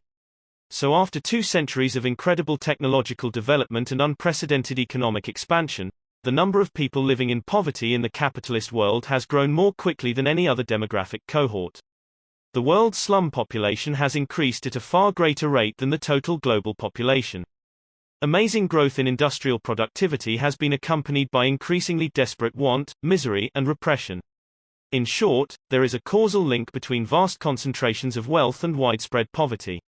The next time someone preaches the free market gospel of economic freedom and productivity, we need ask, for whose benefit and at whose cost? Those who show concern for the elites overthrown in the whirl of revolution should also keep in mind the hundreds of millions more who are obliterated by economic reactionism. If all rebellions were to be successfully repressed today and forever, free market autocracy's violence against humanity would be with us more unrestrained than ever, as is indeed happening. For these reasons, those of us who are genuinely concerned about democracy, social justice, and the survival of our planet should support rather than oppose popular revolutions. Chapter 3. Left Anti-Communism. In the United States, for over 100 years, the ruling interests tirelessly propagated anti-communism among the populace, until it became more like a religious orthodoxy than a political analysis. During the Cold War, the anti-communist ideological framework could transform any data about existing communist societies into hostile evidence. If the Soviets refused to negotiate a point, they were intransigent and belligerent. If they appeared willing to make concessions, this was but a skillful ploy to put us off our guard. By opposing arms limitations, they would have demonstrated their aggressive intent, but when in fact they supported most armament treaties, it was because they were mendacious and manipulative. If the churches in the USSR were empty, this demonstrated that religion was suppressed, but if the churches were full, this meant the people were rejecting the regime's atheistic ideology. If the workers went on strike, as happened on infrequent occasions, this was evidence of their alienation from the collectivist system. If they didn't go on strike, this was because they were intimidated and lacked freedom. A scarcity of consumer goods demonstrated the failure of the economic system. An improvement in consumer supplies meant only that the leaders were attempting to placate a restive population and so maintain a firmer hold over them. If communists in the United States played an important role struggling for the rights of workers, the poor, African Americans, women, and others, this was only their guileful way of gathering support among disfranchised groups and gaining power for themselves. How one gained power by fighting for the rights of powerless groups was never explained. What we are dealing with is a non-falsifiable orthodoxy, so assiduously marketed by the ruling interests that it affected people across the entire political spectrum. Genuflection to orthodox. Many on the US left have exhibited a Soviet bashing and red baiting that matches anything on the right in its enmity and crudity. Listen to Noam Chomsky holding forth about left intellectuals who try to rise to power on the backs of mass popular movements, and then beat the people into submission. You start off as basically a Leninist who is going to be part of the red bureaucracy. You see later that power doesn't lie that way, and you very quickly become an ideologist of the right. We're seeing it right now in the former Soviet Union. The same guys who were communist thugs 2 years back are now running banks and are enthusiastic free marketeers and praising Americans. Z Magazine, 1095. Chomsky's imagery is heavily indebted to the same US corporate political culture he so frequently criticizes on other issues. In his mind, the revolution was betrayed by a coterie of communist thugs, who merely hunger for power rather than wanting the power to end hunger. In fact, the communists did not, very quickly, switch to the right but struggled in the face of a momentous onslaught to keep Soviet socialism alive for more than 70 years. To be sure, in the Soviet Union's waning days some, like Boris Yeltsin, crossed over to capitalist ranks, but others continued to resist free market incursions at great cost to themselves, many meeting their deaths during Yeltsin's violent repression of the Russian parliament in 1993. Some leftists and others fall back on the old stereotype of power-hungry Reds who pursue power for power's sake without regard for actual social goals. If true, one wonders why, in country after country, these Reds side with the poor and powerless, often at great risk and sacrifice to themselves, rather than reaping the rewards that come with serving the well-placed. For decades, many left-leaning writers and speakers in the United States have felt obliged to establish their credibility by indulging in anti-communist and anti-Soviet genuflection, seemingly unable to give a talk or write an article or book review on whatever political subject without injecting some anti-red sideswipe. The intent was, and still is, to distance themselves from the Marxist-Leninist left. Adam Hochschild, a liberal writer and publisher, warned those on the left who might be lackadaisical about condemning existing communist societies that they weaken their credibility. Guardian, May 23, 84. In other words, to be credible opponents of the Cold War, we first had to join in Cold War condemnations of communist societies. Ronald Radosh urged that the peace movement purge itself of communists so that it not be accused of being communist. Guardian, March 16, 83. If I understand Radosh, to save ourselves from anti-communist witch hunts, we should ourselves become witch hunters. Purging the left of communists became a long-standing practice, having injurious effects on various progressive causes. For instance, in 1949 some 12 unions were ousted from the CIO because they had Reds in their leadership. The purge reduced CIO membership by some 1.7 million and seriously weakened its recruitment drives and political clout. In the late 1940s, to avoid being smeared as Reds, Americans for Democratic Action, ADA, a supposedly progressive group, became one of the most vocally anti-communist organizations. The strategy did not work. ADA and others on the left were still attacked for being communist or soft on communism by those on the right. Then and now, many on the left have failed to realize that those who fight for social change on behalf of the less privileged elements of society will be red-baited by conservative elites whether they are communists or not. For ruling interests, it makes little difference whether their wealth and power is challenged by communist subversives or loyal American liberals. All are lumped together as more or less equally abhorrent. Even when attacking the right, left critics cannot pass up an opportunity to flash their anti-communist credentials. So Mark Green writes in a criticism of President Ronald Reagan that, when presented with a situation that challenges his conservative catechism, like an unyielding Marxist-Leninist, Reagan will change not his mind but the facts. While professing a dedication to fighting dogmatism, both of the right and left, individuals who perform such de rigueur genuflections reinforce the anti-communist dogma. Red-baiting leftists contributed their share to the climate of hostility that has given U.S. leaders such a free hand in waging hot and cold wars against communist countries, and which even today makes a progressive or even liberal agenda difficult to promote. A prototypic red basher who pretended to be on the left was George Orwell. In the middle of World War II, as the Soviet Union was fighting for its life against the Nazi invaders at Stalingrad, Orwell announced that a willingness to criticize Russia and Stalin is the test of intellectual honesty. It is the only thing that from a literary intellectual's point of view is really dangerous. Monthly Review, 5/83. Safely ensconced within a virulently anti-communist society, Orwell, with Orwellian doublethink, characterized the condemnation of communism as a lonely, courageous act of defiance. Today, his ideological progeny are still at it, offering themselves as intrepid left critics of the left, waging a valiant struggle against imaginary Marxist-Leninist-Stalinist hordes. Sorely lacking within the US left is any rational evaluation of the Soviet Union, a nation that endured a protracted civil war and a multinational foreign invasion in the very first years of its existence, and that 2 decades later threw back and destroyed the Nazi beast at enormous cost to itself. In the 3 decades after the Bolshevik Revolution, the Soviets made industrial advances equal to what capitalism took a century to accomplish while feeding and schooling their children rather than working them 14 hours a day as capitalist industrialists did and still do in many parts of the world. And the Soviet Union, along with Bulgaria, the German Democratic Republic, and Cuba, provided vital assistance to national liberation movements in countries around the world, including Nelson Mandela's African National Congress in South Africa. Left anti-communists remained studiously unimpressed by the dramatic gains won by masses of previously impoverished people under communism. Some were even scornful of such accomplishments. I recall how in Burlington, Vermont, in 1971, the noted anti-communist anarchist, Murray Bookchin, derisively referred to my concern for the poor little children who got fed under communism, his words. Slinging labels. Those of us who refused to join in the Soviet bashing were branded by left anti-communists as Soviet apologists and Stalinists, even if we disliked Stalin and his autocratic system of rule and believed there were things seriously wrong with existing Soviet society. Our real sin was that unlike many on the left we refused to uncritically swallow US media propaganda about communist societies.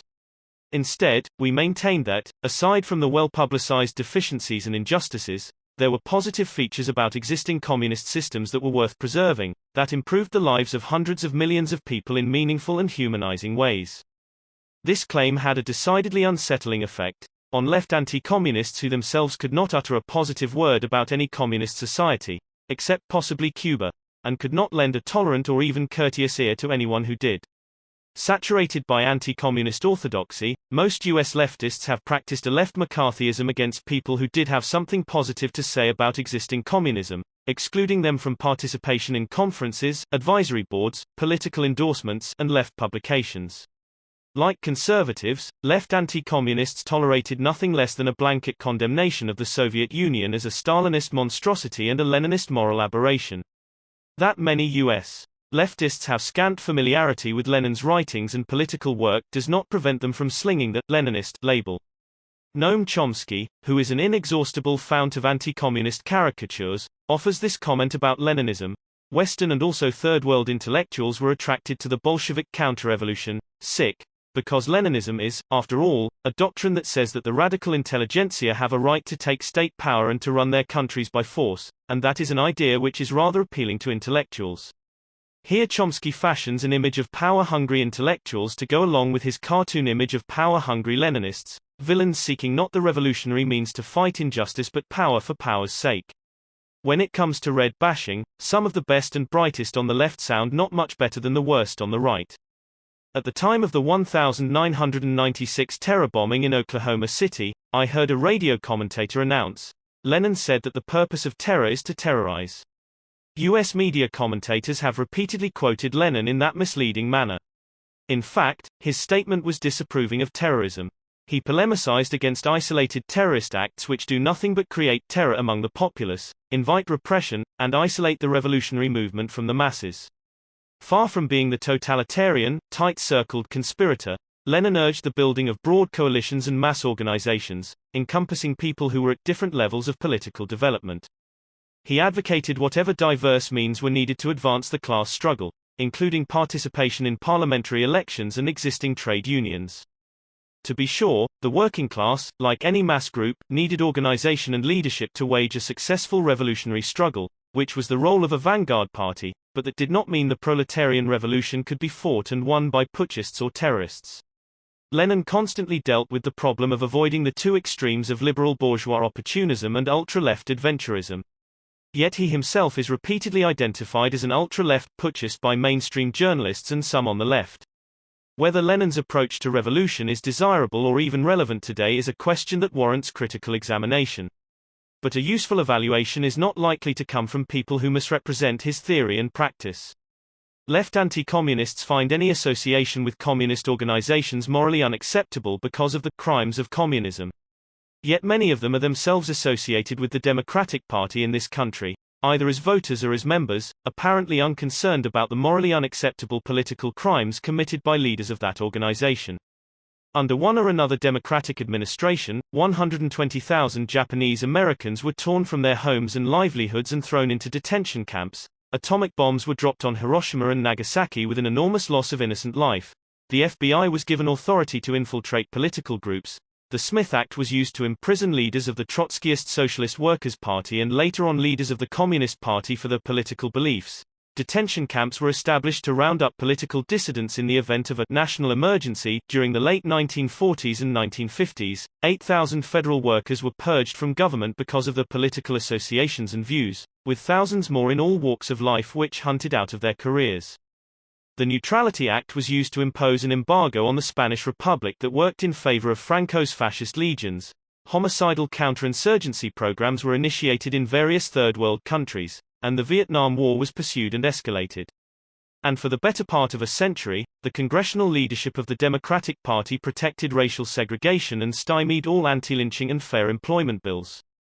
Yet all these crimes, bringing ruination and death to many, have not moved the liberals, the Social Democrats, and the Democratic Socialist anti-communists to insist repeatedly that we issue blanket condemnations of either the Democratic Party or the political system that produced it, certainly not with the intolerant fervor that has been directed against existing communism. Pure socialism versus siege socialism. The upheavals in Eastern Europe did not constitute a defeat for socialism because socialism never existed in those countries, according to some US leftists. They say that the communist states offered nothing more than bureaucratic, one-party, state capitalism, or some such thing. Whether we call the former communist countries socialist is a matter of definition. Suffice it to say, they constituted something different from what existed in the profit-driven capitalist world, as the capitalists themselves were not slow to recognize. First, in communist countries there was less economic inequality than under capitalism. The perks enjoyed by party and government elites were modest by corporate CEO standards in the West, as were their personal incomes and lifestyles. Soviet leaders like Yuri Andropov and Leonid Brezhnev lived not in lavishly appointed mansions like the White House, but in relatively large apartments in a housing project near the Kremlin set aside for government leaders. They had limousines at their disposal, like most other heads of state, and access to large dachas where they entertained visiting dignitaries. But they had none of the immense personal wealth that most US leaders possess. The lavish life enjoyed by East Germany's party leaders, as widely publicized in the US press, included a $725 yearly allowance in hard currency, and housing in an exclusive settlement on the outskirts of Berlin that sported a sauna, an indoor pool, and a fitness center shared by all the residents. They also could shop in stores that carried Western goods such as bananas, jeans, and Japanese electronics. The US press never pointed out that ordinary East Germans had access to public pools and gyms and could buy jeans and electronics, though usually not of the imported variety. Nor was the lavish consumption enjoyed by East German leaders contrasted to the truly opulent lifestyle enjoyed by the Western plutocracy. Second, in communist countries, productive forces were not organized for capital gain and private enrichment. Public ownership of the means of production supplanted private ownership. Individuals could not hire other people and accumulate great personal wealth from their labor. Again, compared to Western standards, differences in earnings and savings among the populace were generally modest. The income spread between highest and lowest earners in the Soviet Union was about 5-1. In the United States, the spread in yearly income between the top multi-billionaires and the working poor is more like 10,000-1. Third, priority was placed on human services. Though life under communism left a lot to be desired and the services themselves were rarely the best, communist countries did guarantee their citizens some minimal standard of economic survival and security, including guaranteed education, employment, housing, and medical assistance. Fourth, communist countries did not pursue the capital penetration of other countries. Lacking a profit motive as their motor force and therefore having no need to constantly find new investment opportunities, they did not expropriate the lands, labor, markets, and natural resources of weaker nations, that is, they did not practice economic imperialism. The Soviet Union conducted trade and aid relations on terms that generally were favorable to the Eastern European nations and Mongolia, Cuba, and India. All of the above were organizing principles for every communist system to one degree or another. None of the above apply to free market countries like Honduras, Guatemala, Thailand, South Korea, Chile, Indonesia, Zaire, Germany, or the United States. But a real socialism, it is argued, would be controlled by the workers themselves through direct participation instead of being run by Leninists, Stalinists, Castroists, or other ill-willed, power-hungry, bureaucratic cabals of evil men who betray revolutions. Unfortunately, this pure socialism view is ahistorical and non-falsifiable. It cannot be tested against the actualities of history. It compares an ideal against an imperfect reality, and the reality comes off a poor second. It imagines what socialism would be like in a world far better than this one, where no strong state structure or security force is required, where none of the value produced by workers needs to be expropriated to rebuild society and defend it from invasion and internal sabotage. The pure socialists' ideological anticipations remain untainted by existing practice. They do not explain how the manifold functions of a revolutionary society would be organized, how external attack and internal sabotage would be thwarted, how bureaucracy would be avoided, scarce resources allocated, policy differences settled, priorities set, and production and distribution conducted. Instead, they offer vague statements about how the workers themselves will directly own and control the means of production and will arrive at their own solutions through creative struggle. No surprise then that the pure socialists support every revolution except the ones that succeed. The pure socialists had a vision of a new society that would create and be created by new people. A society so transformed in its fundaments as to leave little opportunity for wrongful acts, corruption, and criminal abuses of state power. There would be no bureaucracy or self-interested coteries, no ruthless conflicts or hurtful decisions. When the reality proves different and more difficult, some on the left proceed to condemn the real thing and announce that they feel betrayed by this or that revolution. The pure socialists see socialism as an ideal that was tarnished by communist venality, duplicity, and power cravings. The pure socialists oppose the Soviet model but offer little evidence to demonstrate that other paths could have been taken, that other models of socialism not created from one's imagination but developed through actual historical experience could have taken hold and worked better. Was an open, pluralistic, democratic socialism actually possible at this historic juncture? The historical evidence would suggest it was not. As the political philosopher Carl Schami's argued, how did the left critics know that the fundamental problem was the nature of the ruling revolutionary parties rather than, say, the global concentration of capital that is destroying all independent economies and putting an end to national sovereignty everywhere? And to the extent that it was, where did this nature come from? Was this nature disembodied, disconnected from the fabric of the society itself, from the social relations impacting on it? Thousands of examples could be found in which the centralization of power was a necessary choice in securing and protecting socialist relations. In my observation of existing communist societies, the positive of socialism and the negative of bureaucracy, authoritarianism and tyranny interpenetrated in virtually every sphere of life. Carl Schami's correspondence to me, January 15, 1992. The pure socialists regularly blame the left itself for every defeat it suffers. Their second guessing is endless. So we hear that revolutionary struggles fail because their leaders wait too long or act too soon, are too timid or too impulsive, too stubborn or too easily swayed. We hear that revolutionary leaders are compromising or adventuristic, bureaucratic or opportunistic, rigidly organized or insufficiently organized, undemocratic or failing to provide strong leadership. But always the leaders fail because they do not put their trust in the direct actions of the workers, who apparently would withstand and overcome every adversity if only given the kind of leadership available from the left critics' own groupuscule. Unfortunately, the critics seem unable to apply their own leadership genius to producing a successful revolutionary movement in their own country. Tony Febo questioned this blame the leadership syndrome of the pure socialists. It occurs to me that when people as smart, different, dedicated and heroic as Lenin, Mao, Fidel Castro, Daniel Ortega, Ho Chi Minh and Robert Mugabe and the millions of heroic people who followed and fought with them all end up more or less in the same place, then something bigger is at work than who made what decision at what meeting. Or even what size houses they went home to after the meeting. These leaders weren't in a vacuum. They were in a whirlwind. And the suction, the force, the power that was twirling them around has spun and left this globe mangled for more than 900 years. And to blame this or that theory or this or that leader is a simple-minded substitute for the kind of analysis that Marxists should make. Guardian, 1 January 13, 91, to be sure, the pure socialists are not entirely without specific agendas for building the revolution. After the Sandinistas overthrew the Somoza dictatorship in Nicaragua, an ultra-left group in that country called for direct worker ownership of the factories. The armed workers would take control of production without benefit of managers, state planners, bureaucrats, or a formal military. While undeniably appealing, this worker syndicalism denies the necessities of state power. Under such an arrangement, the Nicaraguan revolution would not have lasted 2 months against the US-sponsored counter-revolution that savaged the country. It would have been unable to mobilize enough resources to field an army, take security measures, or build and coordinate economic programs and human services on a national scale. Decentralization versus survival. For a people's revolution to survive, it must seize state power and use it to a. Break the stranglehold exercised by the owning class over the society's institutions and resources, and b. Withstand the reactionary counterattack that is sure to come.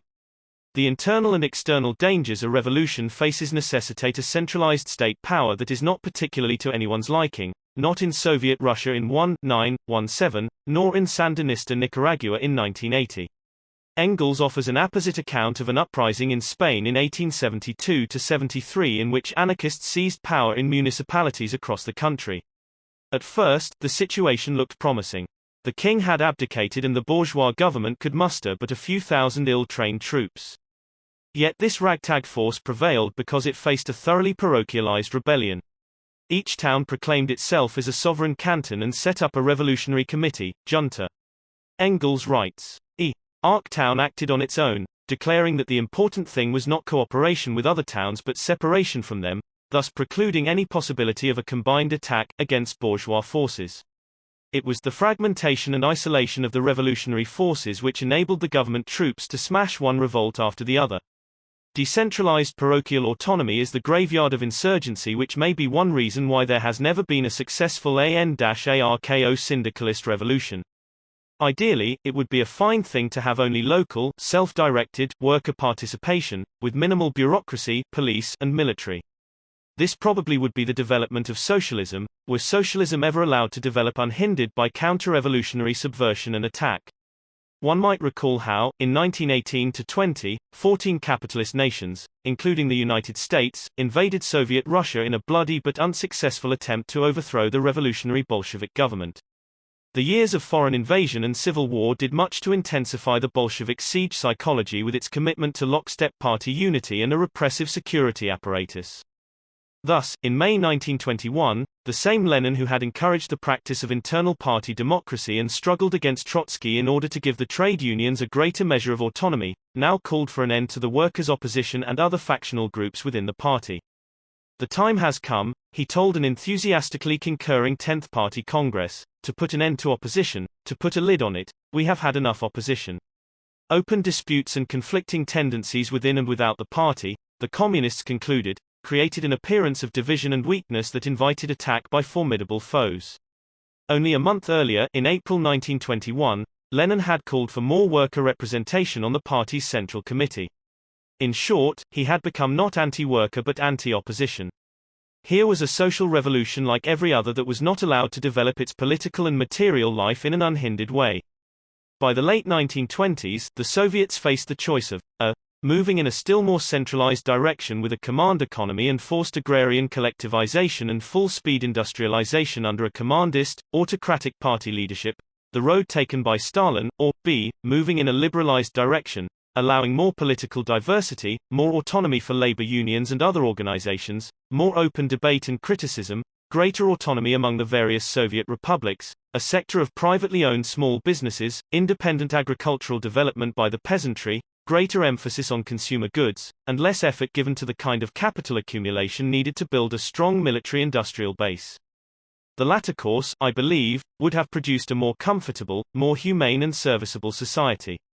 Siege socialism would have given way to worker-consumer socialism. The only problem is that the country would have risked being incapable of withstanding the Nazi onslaught. Instead, the Soviet Union embarked upon a rigorous, forced industrialization. This policy has often been mentioned as one of the wrongs perpetrated by Stalin upon his people. It consisted mostly of building, within a decade, an entirely new, huge industrial base east of the Urals in the middle of the barren steppes, the biggest steel complex in Europe, in anticipation of an invasion from the west.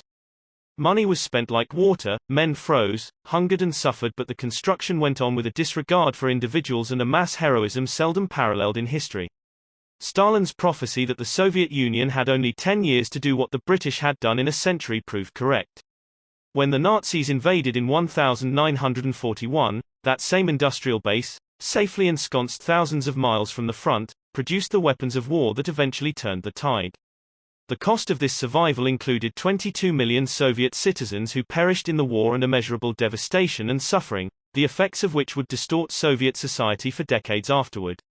All this is not to say that everything Stalin did was of historical necessity.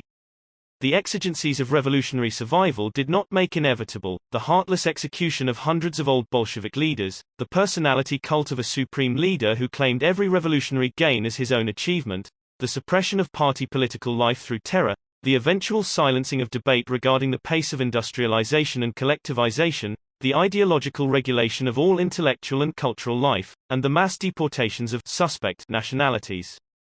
The transforming effects of counter-revolutionary attack have been felt in other countries. A Sandinista military officer I met in Vienna in 1986 noted that Nicaraguans were not a warrior people, but they had to learn to fight because they faced a destructive, U.S.-sponsored mercenary war. She bemoaned the fact that war and embargo forced her country to postpone much of its socio-economic agenda. As with Nicaragua, so with Mozambique, Angola and numerous other countries in which US-financed mercenary forces destroyed farmlands, villages, health centers, and power stations, while killing or starving hundreds of thousands, the revolutionary baby was strangled in its crib or mercilessly bled beyond recognition.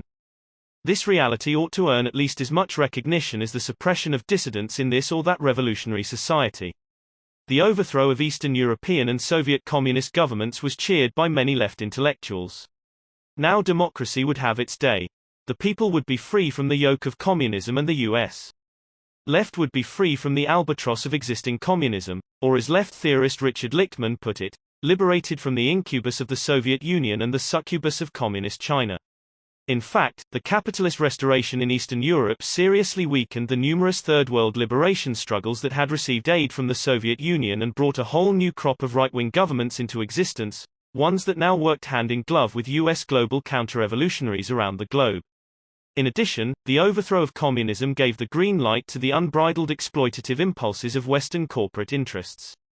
No longer needing to convince workers that they live better than their counterparts in Russia, and no longer restrained by a competing system, the corporate class is rolling back the many gains that working people in the West have won over the years. Now that the free market, in its meanest form, is emerging triumphant in the East, so will it prevail in the West. Capitalism with a human face is being replaced by capitalism in your face. As Richard Levins put it, so in the new exuberant aggressiveness of world capitalism we see what communists and their allies had held at bay. Monthly Review, 9/96.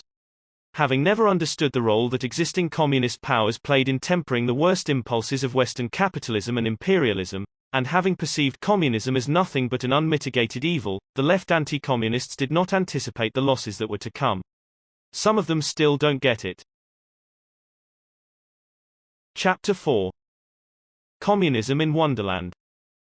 The various communist countries suffered from major systemic deficiencies. While these internal problems were seriously exacerbated by the destruction and military threat imposed by the Western capitalist powers, there were a number of difficulties that seemed to inhere in the system itself. Rewarding inefficiency. All communist nations were burdened by rigid economic command systems. Central planning was useful and even necessary in the earlier period of siege socialism to produce steel, wheat, and tanks in order to build an industrial base and withstand the Nazi onslaught. But it eventually hindered technological development and growth, and proved incapable of supplying a wide enough range of consumer goods and services. No computerized system could be devised to accurately model a vast and intricate economy. No system could gather and process the immense range of detailed information needed to make correct decisions about millions of production tasks. Top-down planning stifled initiative throughout the system.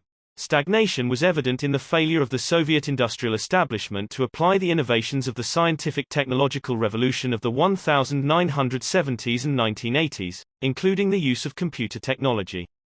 Though the Soviets produced many of the world's best mathematicians, physicists, and other scientists, little of their work found actual application.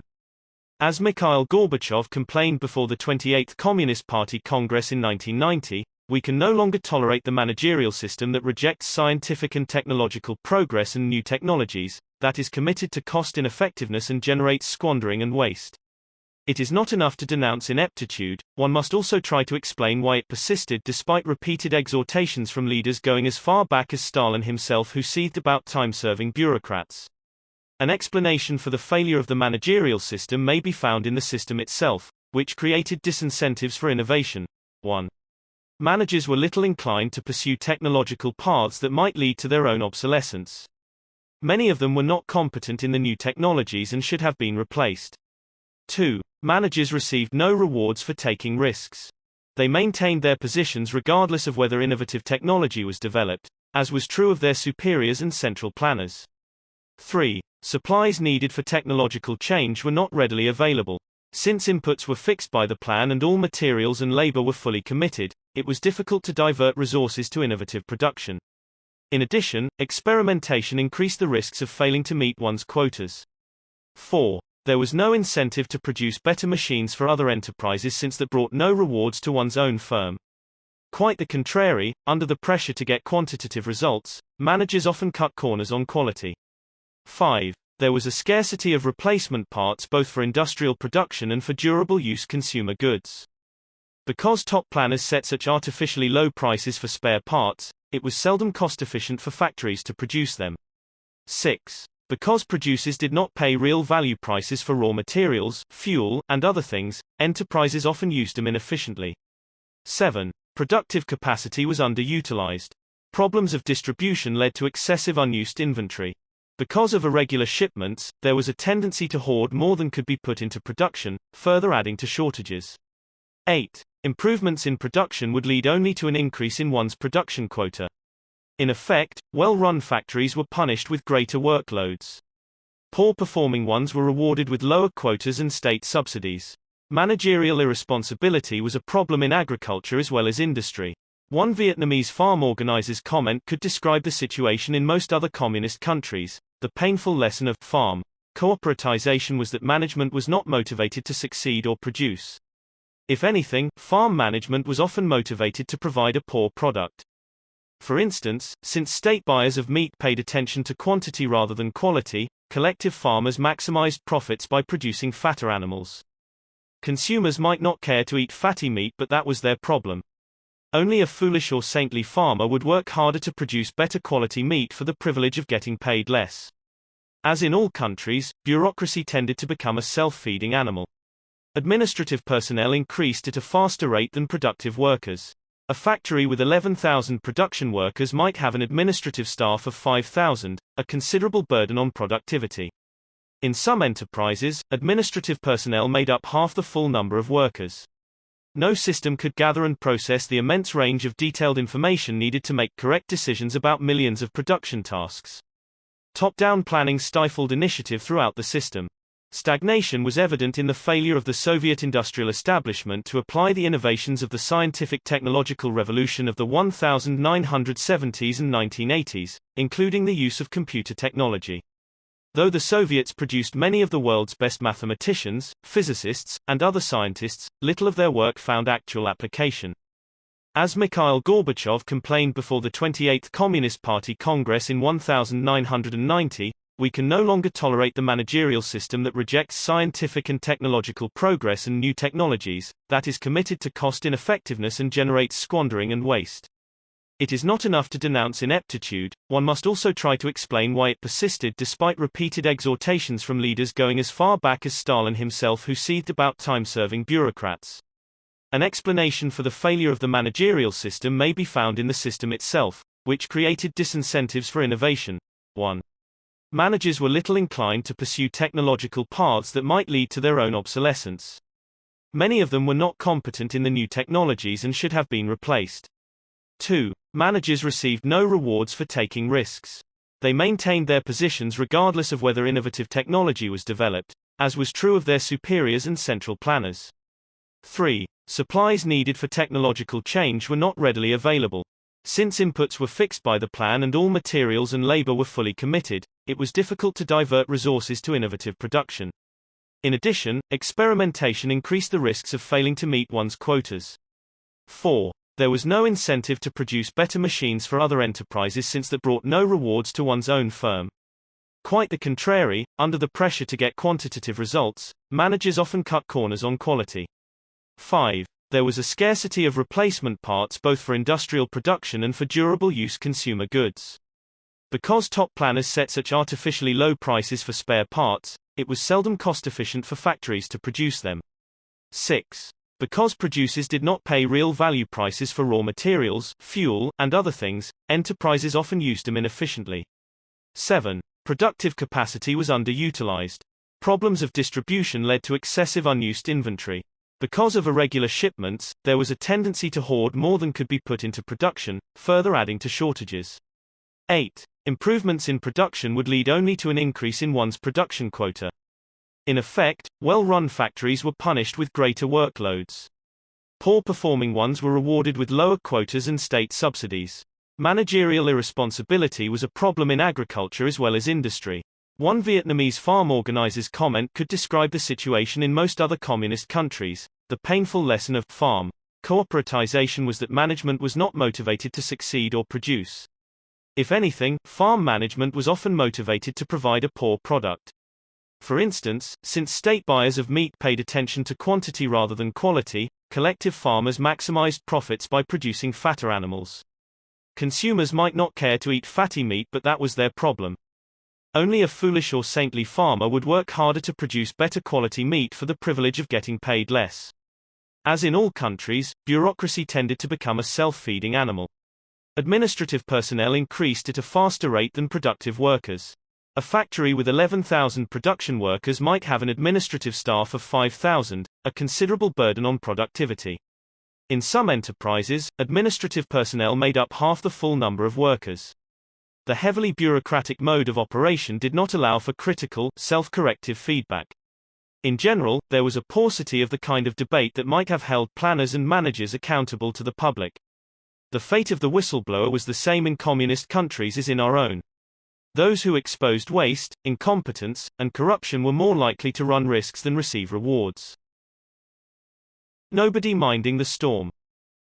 We have been taught that people living under communism suffer from the totalitarian control over every aspect of life, as Time magazine, May 27, 1996, still tells us.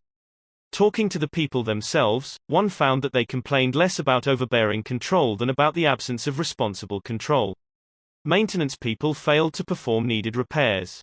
Occupants of a new housing project might refuse to pay rent and no one bothered to collect it.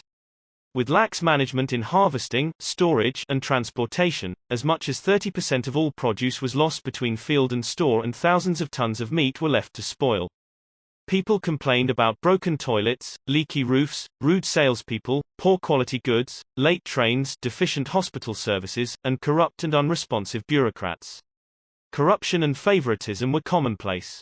There was the manager who regularly pilfered the till, the workers who filched foodstuffs and goods from state stores or supplies from factories in order to service private homes for personal gain, the peasants on collective farms who stripped parts from tractors to sell them on the black market, the director who accepted bribes to place people at the top of a waiting list to buy cars, and the farmers who hoarded livestock which they sold to townspeople at 3 times the government's low procurement price.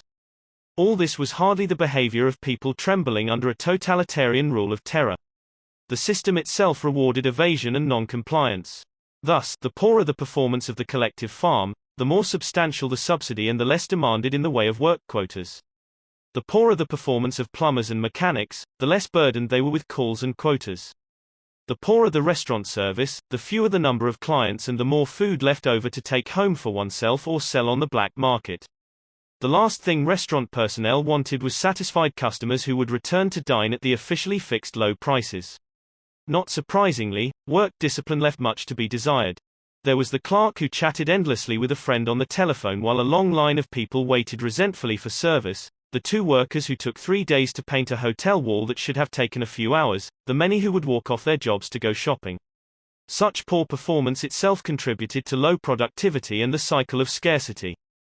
In 1979, Cuban leader Raúl Castro offered this list of abuses: the lack of work discipline, unjustified absences from work, deliberate go slow so as not to surpass the norms which are already low and poorly applied in practice so that they won't be changed. In contrast to capitalism, when people in the countryside worked an exhausting 12-hour workday and more, there are a good many instances today, especially in agriculture, of people working no more than 4 or 6 hours, with the exception of cane cutters and possibly a few other kinds of work. We know that in many cases heads of brigades and foremen make a deal with workers to meet the norm in half a day and then go off and work for the other half for some nearby small, private farmer, for extra income, or to go slow and meet the norm in 7 or 8 hours, or do 2 or 3 norms in a day and report them over other days on which they don't go to work. All these tricks of the trade in agriculture are also to be found in industry, transportation services, repair shops and many other places where there's rampant buddyism, cases of "you do me a favor and I'll do you one" and pilfering on the side. Cuba update, 3/80. If fired, an individual had a constitutional guarantee to another job and seldom had any difficulty finding one. The labor market was a seller's market. Workers did not fear losing their jobs, but managers feared losing their best workers and sometimes overpaid them to prevent them from leaving. Too often, however, neither monetary rewards nor employment itself were linked to performance. The dedicated employee usually earned no more than the irresponsible one. The slackers and pilferers had a demoralizing effect on those who wanted to work in earnest. Full employment was achieved by padding the workforce with people who had relatively little to do. This added to labor scarcity, low productivity, lack of work discipline, and the failure to implement labor-saving technologies that could maximize production. The communists operated on the assumption that once capitalism and its attendant economic abuses were eliminated, and once social production was communalized and people were afforded some decent measure of security and prosperity, they would contentedly do their fair share of work. That often proved not so. Communist economies had a kind of wonderland quality in that prices seldom bore any relation to actual cost or value.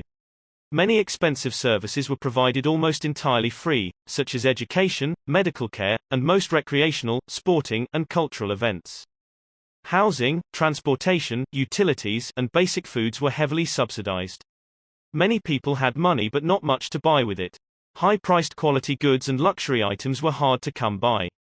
All this in turn affected work performance.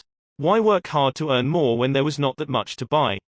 Wage increases, designed to attract workers to disagreeable or low-prestige jobs or as incentives to production, only added to the disparity between purchasing power and the supply of goods.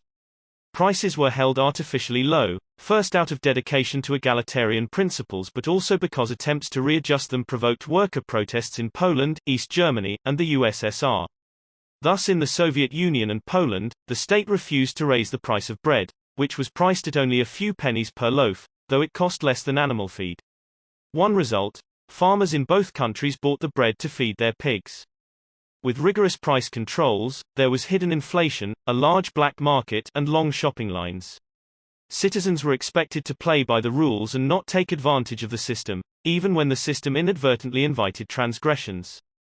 They were expected to discard a self-interested mode of behavior when in fact there was no reward and some disadvantage in doing so. The brutal totalitarian regime was actually a giant trough from which many took whatever they could. There was strong resentment concerning consumer scarcities, the endless shopping lines, the 10-year wait for a new automobile, the housing shortage that compelled single people to live at home or get married in order to qualify for an apartment of their own, and the 5-year wait for that apartment. The crowding and financial dependency on parents often led to early divorce. These and other such problems took their toll on people's commitment to socialism. Wanting it all. I listened to an East German friend complain of poor services and inferior products. The system did not work, he concluded. But what of the numerous social benefits so lacking in much of the world? I asked, aren't these to be valued? His response was revealing. Oh, nobody ever talks about that.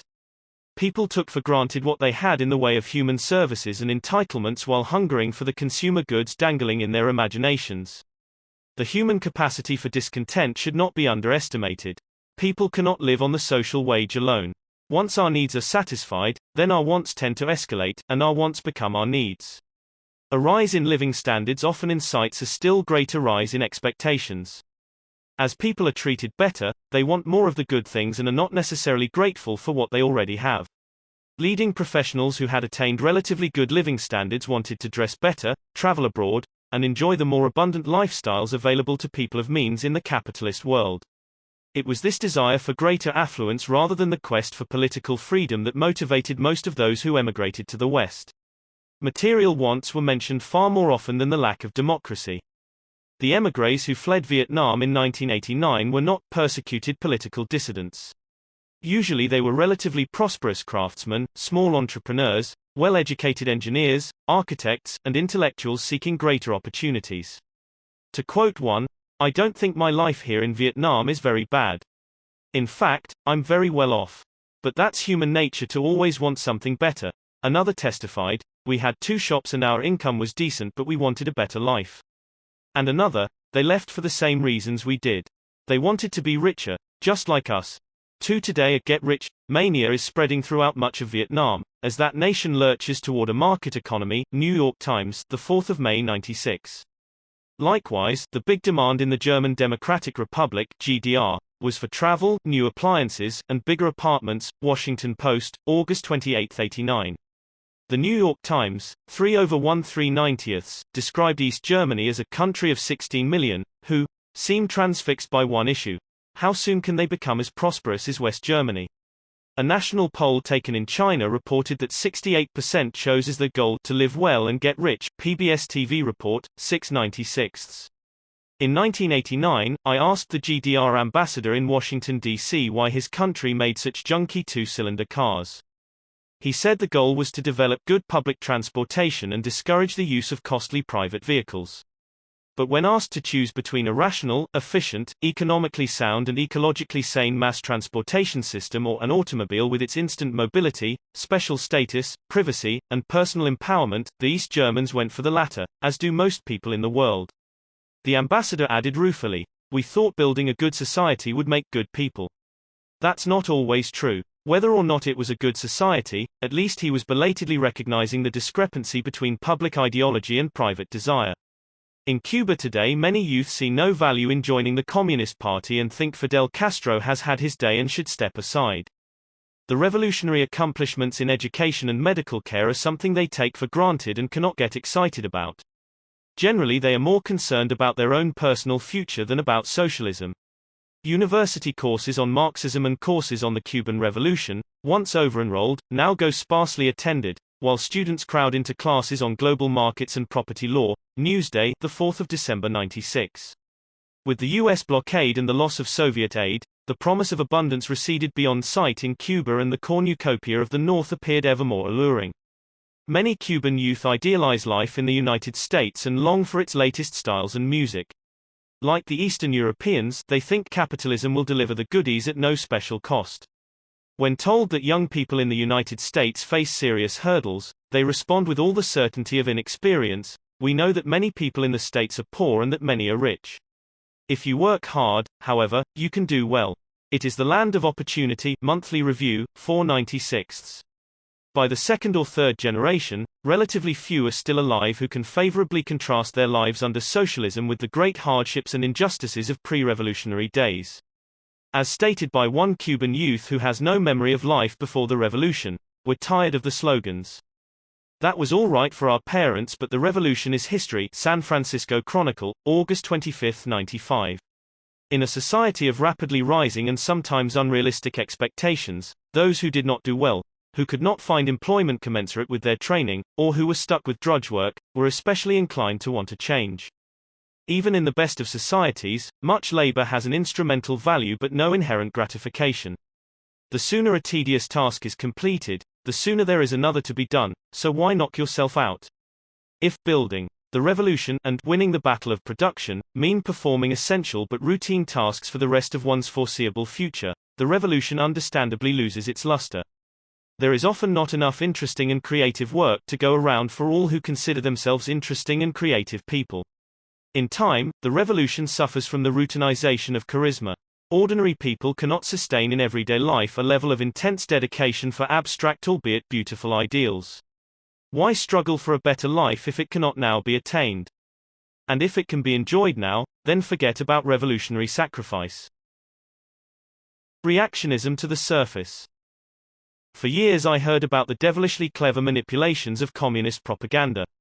Later on, I was surprised to discover that news media in communist countries were usually lackluster and plodding. Western capitalist nations are immersed in an advertising culture, with billions spent on marketing and manipulating images. The communist countries had nothing comparable. Their media coverage generally consisted of dull protocol visits and official pronouncements, along with glowing reports about the economy and society, so glowing that people complained about not knowing what was going on in their own country. They could read about abuses of power, industrial accidents, worker protests, and earthquakes occurring in every country but their own. And even when the press exposed domestic abuses, they usually went uncorrected. Media reports sometimes so conflicted with daily experience that the official press was not believed even when it did tell the truth, as when it reported on poverty and repression in the capitalist world. If anything, many intellectuals in communist nations were utterly starry-eyed about the capitalist world and unwilling to look at its seamier side.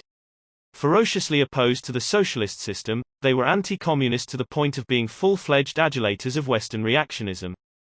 The more rabidly reactionary chic a position was, the more appeal it had for the intelligentsia.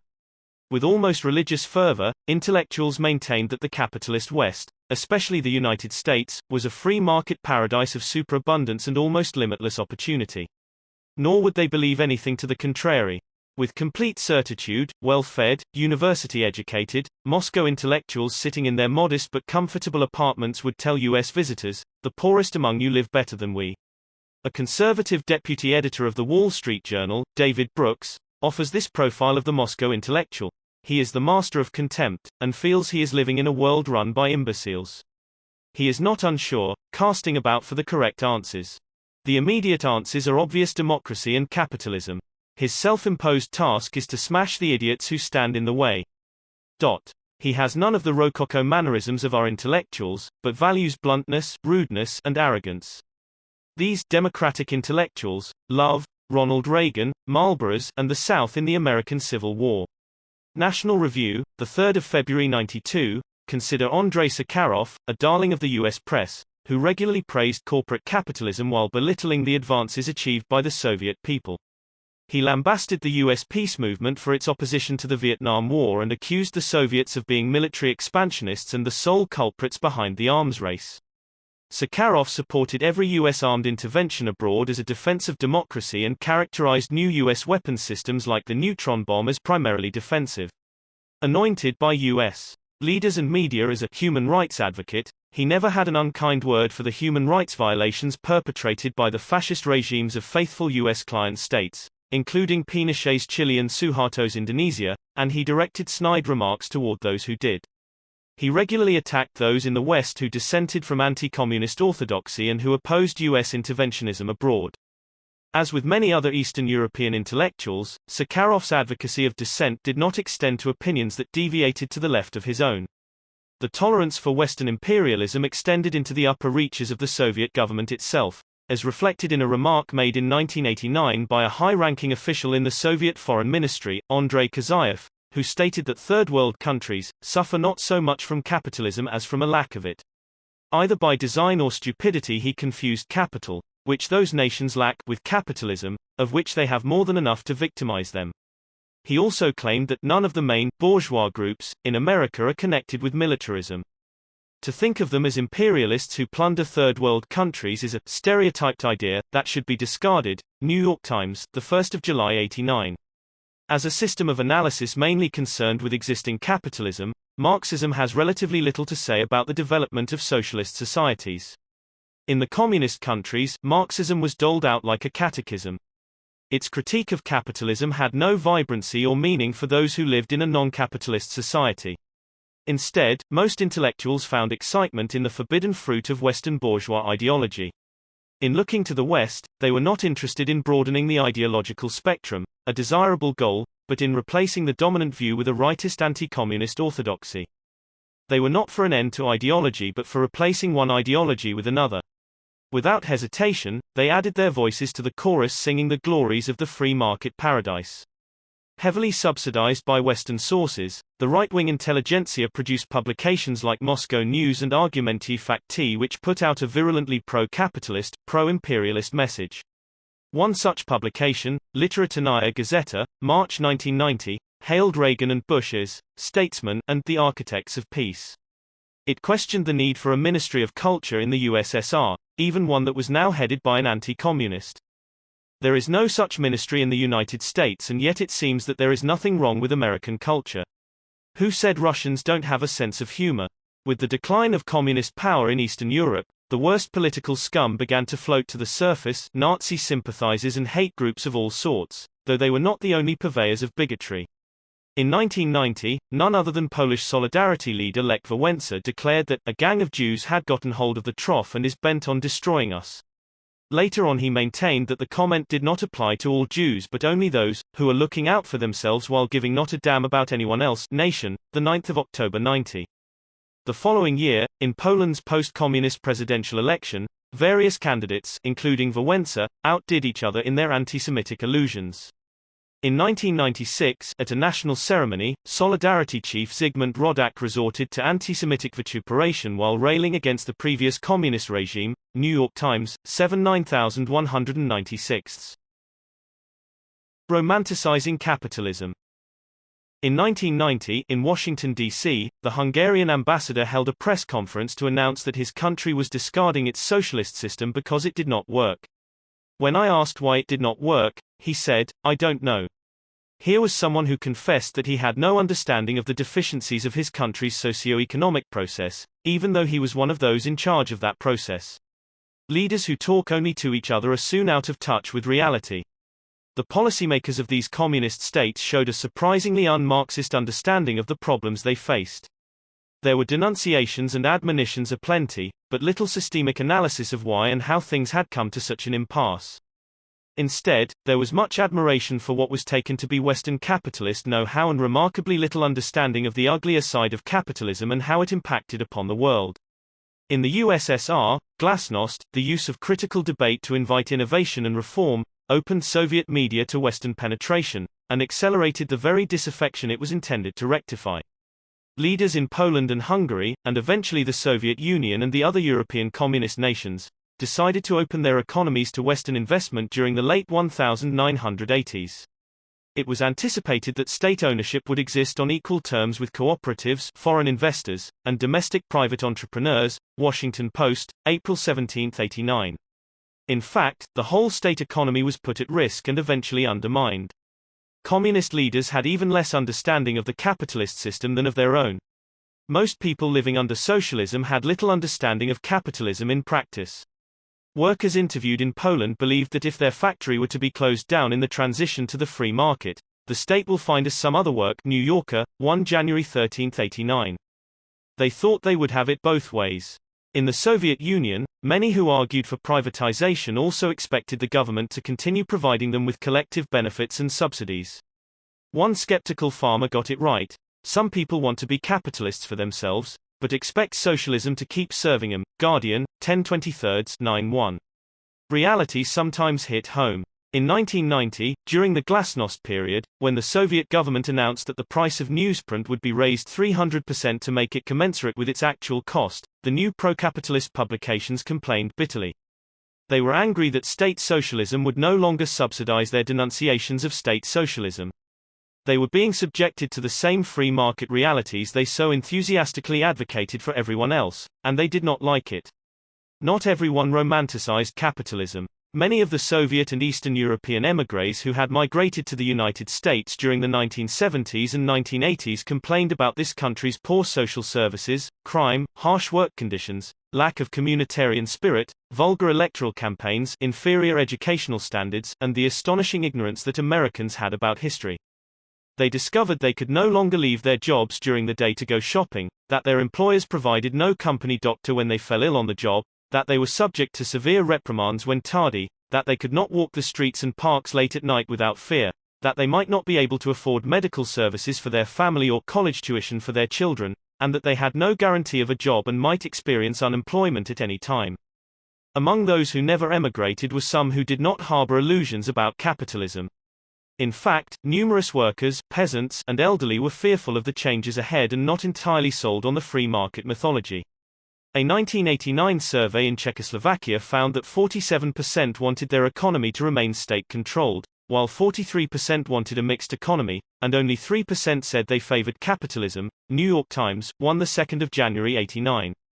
In May 1991, a survey of Russians by a U.S. polling organization found that 54% chose some form of socialism and only 20% wanted a free market economy such as in the United States or Germany. Another 27% elected for a modified form of capitalism is found in Sweden. Monthly Review, 1 and 2/94. Still, substantial numbers, especially among intellectuals and youths, the two groups who know everything, opted for the free market paradise, without the faintest notion of its social costs. Against the inflated imagination, reality is a poor thing. Against the glittering image of the West's cornucopia, the routinized, scarcity-ridden, and often exasperating experiences of communist society did not have a chance. It seems communism created a dialectical dynamic that undermined itself. It took semi-feudal, devastated, underdeveloped countries and successfully industrialized them, bringing a better life for most. But this very process of modernization and uplift also created expectations that could not be fulfilled. Many expected to keep all the securities of socialism, overlaid with capitalist consumerism. As we shall see in subsequent chapters, they were in for some painful surprises. One reason siege socialism could not make the transition to consumer socialism is that the state of siege was never lifted. As noted in the previous chapter, the very real internal deficiencies within communist systems were exacerbated by unrelenting external attacks and threats from the Western powers. Born into a powerfully hostile capitalist world, communist nations suffered through wars, invasions, and an arms race that exhausted their productive capacities and retarded their development. The decision by Soviet leaders to achieve military parity with the United States while working from a much smaller industrial base placed a serious strain on the entire Soviet economy. The very siege socialism that allowed the USSR to survive made it difficult for it to thrive. Perestroika, the restructuring of socio-economic practices in order to improve performance, was intended to open and revitalize production. Instead, it led to the unraveling of the entire state socialist fabric. Thus, the pluralistic media that were to replace the communist monopoly media eventually devolved into a pro-capitalist ideological monopoly. The same thing happened to other socialist institutions. The intent was to use a shot of capitalism to bolster socialism. The reality was that socialism was used to subsidize and build an unforgiving capitalism. Pressed hard throughout its history by global capitalism's powerful financial, economic, and military forces, state socialism endured a perpetually tenuous existence, only to be swept away when the floodgates were opened to the West. Chapter 5. Stalin's Fingers. In 1989–1991, remarkable transformations swept across Eastern Europe and the Soviet Union. Communist governments were overthrown, large portions of their publicly owned economies were dismantled and handed over to private owners at garage sale prices. And one-party rule was replaced with multi-party parliamentary systems. For Western leaders, who had tirelessly pursued the rollback of communism, it was a dream come true. If the overthrow of communism was a victory for democracy, as some claimed, it was even more a victory for free market capitalism and conservative anti-communism. Some of the credit should go to the CIA and other Cold War agencies, along with the National Endowment for Democracy, the AFL-CIO, the Ford Foundation, the Rockefeller Brothers Fund, the Pew Charitable Trusts, and various right-wing groups, all of whom funded free market, anti-communist political organizations and publications throughout Eastern Europe and the Soviet Union, in what swiftly became the best financed chain of revolutions in history. The upheavals occurred with remarkably little violence. As Lech Wałęsa boasted in November 1, 1989, Polish solidarity overthrew the communist government without breaking a single window. This says at least as much about the government that was overthrown as about the rebels.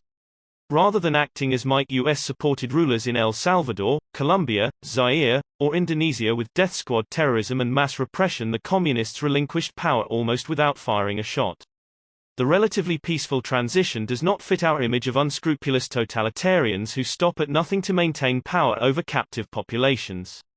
Why didn't the ruthless Reds act more ruthlessly? How many victims? We have heard much about the ruthless Reds, beginning with the reign of terror and repression perpetrated during the dictatorship of Joseph Stalin, 1929 to 1953. Estimates of those who perished under Stalin's rule based principally on speculations by writers who never reveal how they arrive at such figures vary wildly. Thus, Roy Medvedev puts Stalin's victims at 5 to 7 million. Robert Conquest decided on 7 to 8 million. Olga Shatanovskaya claims 19.8 million just for the 1935 to 40 period. Stephen Cohen says 9 million by 1939, with 3 million executed or dying from mistreatment during the 1936 to 39 period, and Arthur Koestler tells us it was 20 to 25 million. More recently, William Rusher, of the Claremont Institute, refers to the 100 million people wantonly murdered by communist dictators since the Bolshevik Revolution in 1917, Oakland Tribune, January 22, 96, and Richard Lowry blames the Stalin era for the slaughter of millions, New York Times, 8 April 96. Unburdened by any documentation, these estimates invite us to conclude that the sum total of people incarcerated in the labor camps over a 22-year period, allowing for turnovers due to death and term expirations, would have constituted an astonishing portion of the Soviet population. The support and supervision of the Gulag, all the labor camps, labor colonies, and prisons of the Soviet system, would have been the USSR's single largest enterprise. In the absence of reliable evidence, we are fed anecdotes, such as the story Winston Churchill tells of the time he asked Stalin how many people died in the famine. According to Churchill, the Soviet leader responded by raising both his hands, a gesture that may have signified an unwillingness to broach the subject. But since Stalin happened to have 5 fingers on each hand, Churchill concluded without benefit of a clarifying follow-up question that Stalin was confessing to 10 million victims. Would the head of one state, especially the secretive Stalin, casually proffer such an admission to the head of another? To this day, Western writers treat this woolly tale as an ironclad confession of mass atrocities. What we do know of Stalin's purges is that many victims were Communist Party officials, managers, military officers, and other strategically situated individuals whom the dictator saw fit to incarcerate or liquidate. In addition, whole categories of people whom Stalin considered of unreliable loyalty, Cossacks, Crimean Tatars, and ethnic Germans, were selected for internal deportation. Though they never saw the inside of a prison or labor camp, they were subjected to non-custodial resettlement in Central Asia and Siberia. To be sure, crimes of state were committed in communist countries and many political prisoners were unjustly interned and even murdered. But the inflated numbers offered by Cold War scholars serve neither historical truth nor the cause of justice, but merely help to reinforce a knee-jerk fear and loathing of those terrible Reds. In 1993, for the first time, several historians gained access to previously secret Soviet police archives and were able to establish well-documented estimates of prison and labor camp populations. They found that the total population of the entire Gulag as of January 1939, near the end of the Great Purges, was 2,022,976. At about that time, there began a purge of the purges, including many intelligence and secret police, NKVD, officials and members of the judiciary and other investigative committees, who were suddenly held responsible for the excesses of the terror despite their protestations of fidelity to the regime. Soviet labor camps were not death camps like those the Nazis built across Europe. There was no systematic extermination of inmates, no gas chambers or crematoria to dispose of millions of bodies. Despite harsh conditions, the great majority of Gulag inmates survived and eventually returned to society when granted amnesty or when their terms were finished. In any given year, 20 to 40% of the inmates were released, according to archive records. Oblivious to these facts, the Moscow correspondent of the New York Times, July 31, 96, continues to describe the Gulag as the largest system of death camps in modern history. Almost 1 million Gulag prisoners were released during World War II to serve in the military. The archives reveal that more than half of all Gulag deaths for the 1934 to 53 period occurred during the war years, 1941 to 45, mostly from malnutrition, when severe privation was the common lot of the entire Soviet population. Some 22 million Soviet citizens perished in the war. In 1944, for instance, the labor camp death rate was 92 per 1,000. By 1953, with the post-war recovery, camp deaths had declined to 3 per 1,000.6 should all Gulag inmates be considered innocent victims of Red repression. Contrary to what we have been led to believe, Those arrested for political crimes, counter-revolutionary offenses numbered from 12 to 33% of the prison population, varying from year to year. The vast majority of inmates were charged with non-political offenses: murder, assault, theft, banditry, smuggling, swindling, and other violations punishable in any society. Total executions from 1921 to 1953, a 33-year span inclusive, were 799,455. No breakdown of this figure was provided by the researchers. It includes those who were guilty of non-political capital crimes, as well as those who collaborated in the Western capitalist invasion and subsequent White Guard Army atrocities. It also includes some of the considerable numbers who collaborated with the Nazis during World War II and probably German SS prisoners. In any case, the killings of political opponents were not in the millions or tens of millions, which is not to say that the actual number was either inconsequential or justifiable. The three historians who studied the heretofore secret Gulag records concluded that the number of victims were far less than usually claimed in the West. This finding is ridiculed by anti-communist liberal Adam Hochschild, who prefers to repeat Churchill's story about Stalin's fingers. New York Times, 518,196. Like many others, Hochschild has no trouble accepting undocumented speculations about the Gulag but much difficulty accepting the documented figures drawn from NKVD archives. Where did the Gulag go? Some Russian anti-communist writers such as Solzhenitsyn and Sakharov, and many U.S. anti-communist liberals, maintain that the Gulag existed right down to the last days of communism. If so, where did it disappear to? After Stalin's death in 1953, more than half of the Gulag inmates were freed, according to the study of the NKVD files previously cited. But if so many others remained incarcerated, why have they not materialized? When the communist states were overthrown, where were the half-starved hordes pouring out of the internment camps with their tales of travail? One of the last remaining Soviet labor camps, Perm 35, was visited in 1989 by Republican congressmen and again in 1990 by French journalists. See Washington Post, November 28, 89, and National Geographic, 3/90, respectively. Both parties found only a few dozen prisoners, some of whom were identified as outright spies. Others were refuseniks who had been denied the right to emigrate. Prisoners worked 8 hours a day, 6 days a week, for 250 rubles $40 a month. What of the supposedly vast numbers of political prisoners said to exist in the other communist totalitarian police states of Eastern Europe? Why no evidence of their mass release in the post-communist era? And where are the mass of political prisoners in Cuba? Asked about this, Professor Alberto Prieto of the University of Havana pointed out that even a recent State Department report on human rights showed hundreds of people being tortured, killed, or disappeared, in almost all the Latin American countries, but mentions only 6 alleged political prisoners in reference to Cuba. People's Weekly World, February 26, 94. If there were mass atrocities right down to the last days of communism, why did not the newly installed anti-communist regimes seize the opportunity to bring erstwhile communist rulers to justice? Why no Nuremberg-style public trials documenting widespread atrocities? Why were not hundreds of party leaders and security officials and thousands of camp guards rounded up and tried for the millions they supposedly exterminated? The best the West Germans could do was charge East German leader Erich Honecker, several other officials, and 7 border guards with shooting people who tried to escape over the Berlin Wall, a serious charge but hardly indicative of a gulag. Authorities in the Western Capitalist Federal Republic of Germany, FRG, did contrive a charge of treason against persons who served as officials, military officers, soldiers, judges, attorneys, and others of the now defunct German Democratic Republic, GDR, a sovereign nation that once had full standing in the United Nations, and most of whose citizens had never been subjects of the FRG. As of 1996, more than 300 treason cases had been brought to trial, including a former GDR intelligence chief, a defense minister, and 6 generals, all indicted for carrying out what were their legal duties under the constitution and laws of the GDR, in some instances fighting fascism and CIA sabotage. Many of the defendants were eventually acquitted, but a number were sentenced to prison. What we witness here is the Nuremberg trials in reverse. Reds put on trial for their anti-fascist efforts by West German friendly-to-fascism prosecutors, using a retroactive application of FRG penal law for GDR citizens.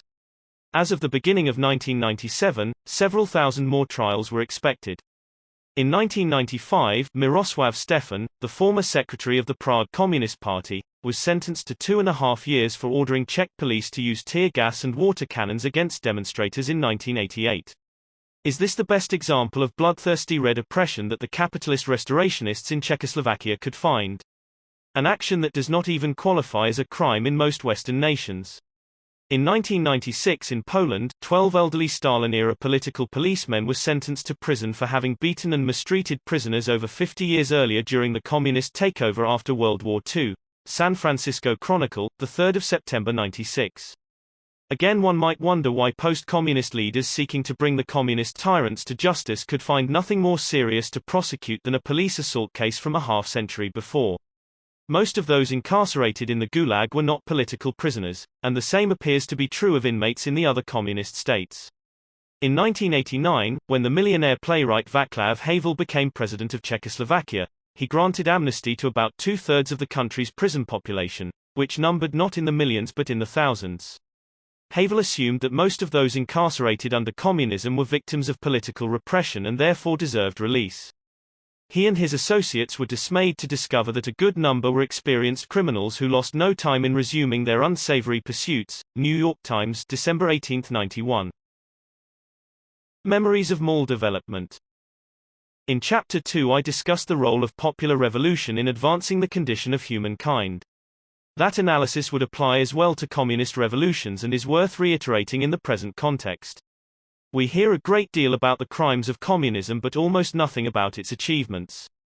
The communist governments inherited societies burdened with an age-old legacy of economic exploitation and maldevelopment. Much of pre-communist Eastern Europe, as with pre-revolutionary Russia and China, was in effect a third-world region with widespread poverty and almost non-existent capital formation. Most rural transportation was still by horse and wagon. The devastation of World War II added another heavy layer of misery upon the region, reducing hundreds of villages and many cities to rubble. It was the communists and their allies who rebuilt these societies. While denounced in the US press for leaving their economies in bad shape, in fact, the Reds left the economy of Eastern Europe in far better condition than they found it. The same was true of China. Henry Rosemont Jr. notes that when the communists liberated Shanghai from the US-supported reactionary Kuomintang regime in 1949, about 20% of that city's population, an estimated 1.2 million, were drug addicts.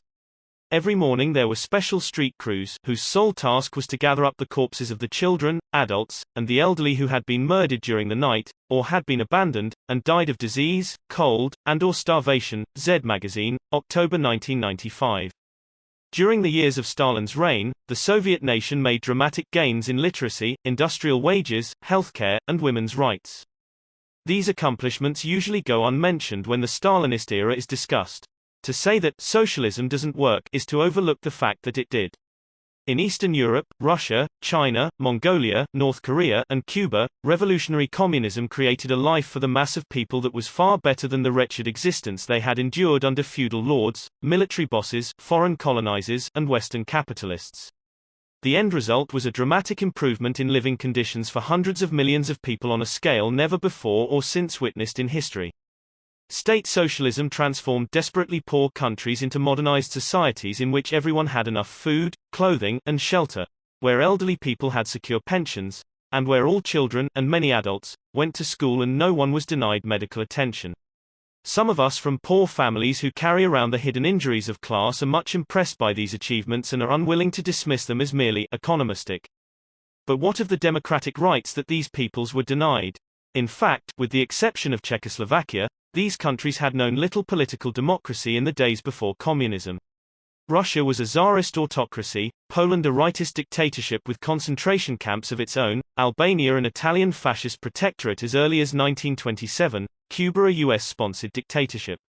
Lithuania, Hungary, Romania, and Bulgaria were outright fascist regimes allied with Nazi Germany in World War II. Then there were the distorting effects that unremitting capitalist encirclement had upon the building of socialism.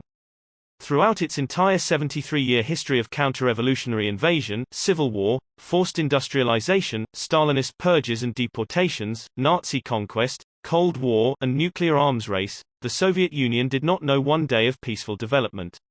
In the attempt to maintain military parity with the United States, the Soviets took on crushing defense costs that seriously depleted their civilian economy. In addition, they faced monetary boycott, trade discrimination, and technological embargo from the West. The people who lived under communism endured chronic shortages, long lines, poor quality goods and services, and many other problems. They wanted a better life, and who could blame them? Without capitalist encirclement, they would have had a better chance of solving more of their internal problems. All this is not to deny the very real deficiencies of the communist systems. Here I want to point out that much of the credit for the deformation and overthrow of communism should go to the Western forces that tirelessly dedicated themselves to that task, using every possible means of political, economic, military, and diplomatic aggression to achieve a success that will continue to cost the people of the world dearly. Chapter 6. The Free Market Paradise Goes East. 1. Capitalist restoration in the former communist countries has taken different forms. In Eastern Europe and the Soviet Union, it involved the overthrow of communist governments. In China, it proceeded within the framework of a communist system, as seems to be happening in Vietnam, and perhaps will happen eventually in North Korea and Cuba. While the Chinese government continues under a nominally communist leadership, the process of private capital penetration goes on more or less unhindered. Repression of the left. The anti-communists who took power in Eastern Europe and the Soviet Union in 1989-91 set about to impose bourgeois dominance over political and cultural life, purging communists from government, the media, universities, professions, and courts. While presenting themselves as democratic reformers, they soon grew impatient with the way democratic forms of popular resistance limited their efforts to install an unrestrained free market capitalism. In Russia, associates of President Boris Yeltsin talked of the dangers of democracy, and complained that most representative bodies have become a hindrance to our market reforms.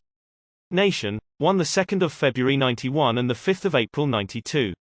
Apparently, the free market, said by reformers to be the very foundation of political democracy, could not be introduced through democratic means. In 1992, the presidents of Poland, Czechoslovakia, and Russia demanded that their parliaments be suspended and they be allowed to rule by presidential decree, with repressive measures against hardliners and holdovers who resisted the free market reforms. The goal was not power to the people but profits to the privileged. This process of democratization via suppression began even before the actual overthrow of communism. In 1991, Soviet President Mikhail Gorbachev, prodded by Russian President Yeltsin, announced that the Communist Party of the USSR no longer had legal status. The party's membership funds and buildings were confiscated. Workers were prohibited from engaging in any kind of political activities in the workplace. 6 leftist newspapers were suppressed, while all other publications, many of them openly reactionary, enjoyed uninterrupted distribution. The US media, and even many on the US left, hailed these acts of suppression as moving ahead with democratic reforms. Gorbachev then demanded that the Soviet Congress abolish itself. It had remained too resistant to change. Actually, the Congress was not opposed to democratic debate and multi-party elections. These were already in practice. It resisted an unbridled free market capitalism, and for that reason would have to go. Gorbachev repeatedly cut off the microphones during debate and threatened single-handedly to abolish the Congress by emergency decree. He forced a vote 3 times until he got the desired abolition. These strong-arm methods were reported in the US press without critical comment. What gave Yeltsin and Gorbachev the excuse to pursue this repressive course was the curious incident of August 1991, when a nervous group of leaders, mouthing vague phrases about the deterioration of life in the Soviet Union, attempted an oddly orchestrated coup against the Gorbachev government, one that flopped before it ever got off the ground. Weeks later, The Washington Post 9/26/91 noted happily that the defeat of the coup was a triumph for the Soviet moneyed class. Among the coup's militant opponents were private entrepreneurs and thousands of members of the Russian stock exchange, who routinely made 20 times the average wage of ordinary Soviets. They headed onto the streets of Moscow to defend their right to wheel and deal. The coup collapsed, democracy triumphed. Private businessmen contributed more than 15 million rubles to buy food and equipment for the defenders. One broker was struck by how few workers responded to Yeltsin's call to defend democracy. The boldness of this investor class in the face of an armed coup might have another explanation. A socialist critic of communism, Boris Kagarlitsky, argued, in fact, there was no coup at all. The soldiers were unarmed and confused, the tanks called out were undirected, and the leaders of the so-called coup never even seriously tried to take power. The real coup, says Kagarlitsky, came in the aftermath when Boris Yeltsin used the incident to exceed his constitutional powers and dismantle the Soviet Union itself, absorbing all its powers into his own Russian Republic. While claiming to be undoing the old regime, Yeltsin overthrew the new democratic Soviet government of 1989 to 1991. In late 1993, facing strong popular resistance to his harsh free market policies, Yeltsin went further. He forcibly disbanded the Russian parliament and every other elected representative body in the country, including municipal and regional councils. He abolished Russia's constitutional court and launched an armed attack upon the parliamentary building, killing an estimated 2,000 resistors and demonstrators. Thousands more were jailed without charges or a trial, and hundreds of elected officials were placed under investigation. Yeltsin banned labor unions from all political activities, suppressed dozens of publications, exercised monopoly control over all broadcast media, and permanently outlawed 15 political parties. He unilaterally scrapped the constitution and presented the public with a new one that gave the president nearly absolute power over policy while reducing the democratically elected parliament to virtual impotence. For these crimes he was hailed as a defender of democracy by U.S. leaders and media. What they most liked about Yeltsin was that he never wavered in his support for privatization. San Francisco Chronicle, 7 June 1994. Yeltsin, the Democrat, twice suspended publication of the Communist Party newspaper Pravda. He charged it exorbitant rent for the use of its own facilities. Then in March 1992, he confiscated the paper's 12-story building and its press and turned full ownership over to Russiaskaya Gazeta, a government, pro-Yeltsin, newspaper. Yeltsin's elite Oman troops repeatedly attacked leftist demonstrators and pickets in Moscow and other Russian cities. Parliamentary Deputy Andrei Adzadzis, an independent, and Deputy Valentin Martymyanov, a communist, who both vigorously opposed the Yeltsin government, were victims of political assassination. In 1994, journalist Dmitry Kolodov, who was probing corruption in high places, also was assassinated. In 1996, Yeltsin won re-election as president, beating out a serious challenge from a communist rival. His campaign was assisted by teams of U.S. electoral advisors, who used sophisticated polling techniques and focus groups. Yeltsin also benefited from multi-million-dollar donations from U.S. sources and a $10 billion aid package from the International Monetary Fund and World Bank. Equally important for victory was the crooked counting of ballots, as cursorily reported in one ABC late-evening news story in July 1996. Yeltsin exercised monopoly control over Russia's television networks, enjoying campaign coverage that amounted to non-stop promotionals.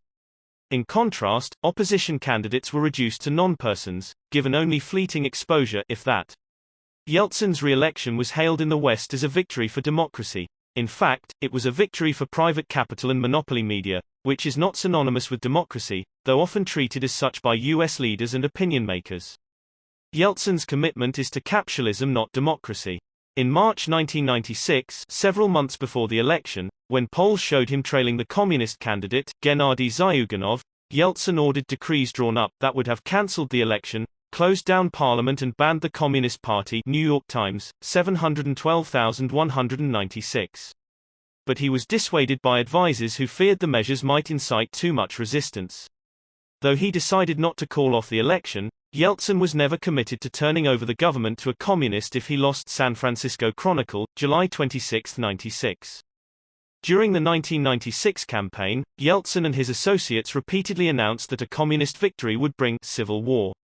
In effect, they were voicing their willingness to discard democracy and resort to force and violence if the election did not go their way. Nor was it taken as an idle threat. At one point surveys showed that about half the population believed that civil war would result if the communists won. Sacramento Bee, 79196. Through all of this, Yeltsin received vigorous support from the White House and the U.S. media. An editorial in The Nation, June 17, 1996, asked, "What if a popularly elected communist president in Russia had pursued Yeltsin's harsh policies of privatization, plunging his country into poverty, turning over most of its richest assets to a small segment of previous communist officials, suppressing dissident elements, using tanks to disband a popularly elected parliament that opposed his policies, rewriting the constitution to give himself almost dictatorial power, and doing all the other things Yeltsin has done? Would U.S. leaders enthusiastically devote themselves to the re-election of this communist president and remain all but silent about his transgressions?" The question is posed rhetorically. The Nation editorial presumes that the answer is no. In fact, I would respond, yes, of course. US leaders would have no trouble supporting this communist president, for he would be communist in name only. In actual deed he would be a devoted agent of capitalist restoration. One need only look at how successive administrations in Washington have cultivated friendly relations with the present communist leaders in China, overlooking and even explaining away their transgressions.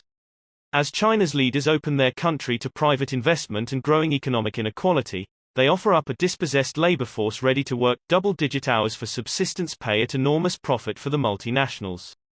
US politico-economic leaders know what they are doing, even if some editorial writers in this country do not. Their eye is on the money, not the color of the vessel it comes in.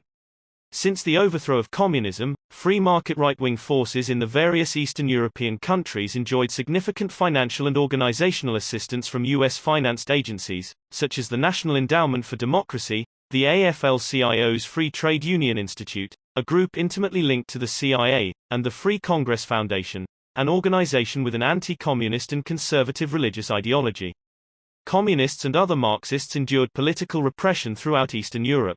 In East Germany, the Party of Democratic Socialism had its property and offices, paid for by party members, seized in an attempt to bankrupt it. In Latvia, the communist activist Alfreds Rubijs, who protested the inequities of free market reform, has been kept in prison for years without benefit of trial. In Lithuania, communist leaders were tortured and then imprisoned for long durations. Georgia's anti-communist president, Sviad Gamsakherdia, incarcerated opponents from some 70 political groups without granting him a trial. San Francisco Chronicle, April 17, 1991. Estonia held free elections in which 42% of the population was prohibited from voting because of their Russian, Ukrainian, or Belarusian antecedents. Russians and other minorities were excluded from many jobs and faced discrimination in housing and schools. Latvia also disfranchised Russians and other non-Latvian nationals, many of whom had lived in the country for almost a half-century. So much for the flowering of democracy. One-way democracy. More important than democratic rule was free market reform, a code word for capitalist restoration. As long as democracy could be used to destabilize one-party communist rule, it was championed by the forces of reaction.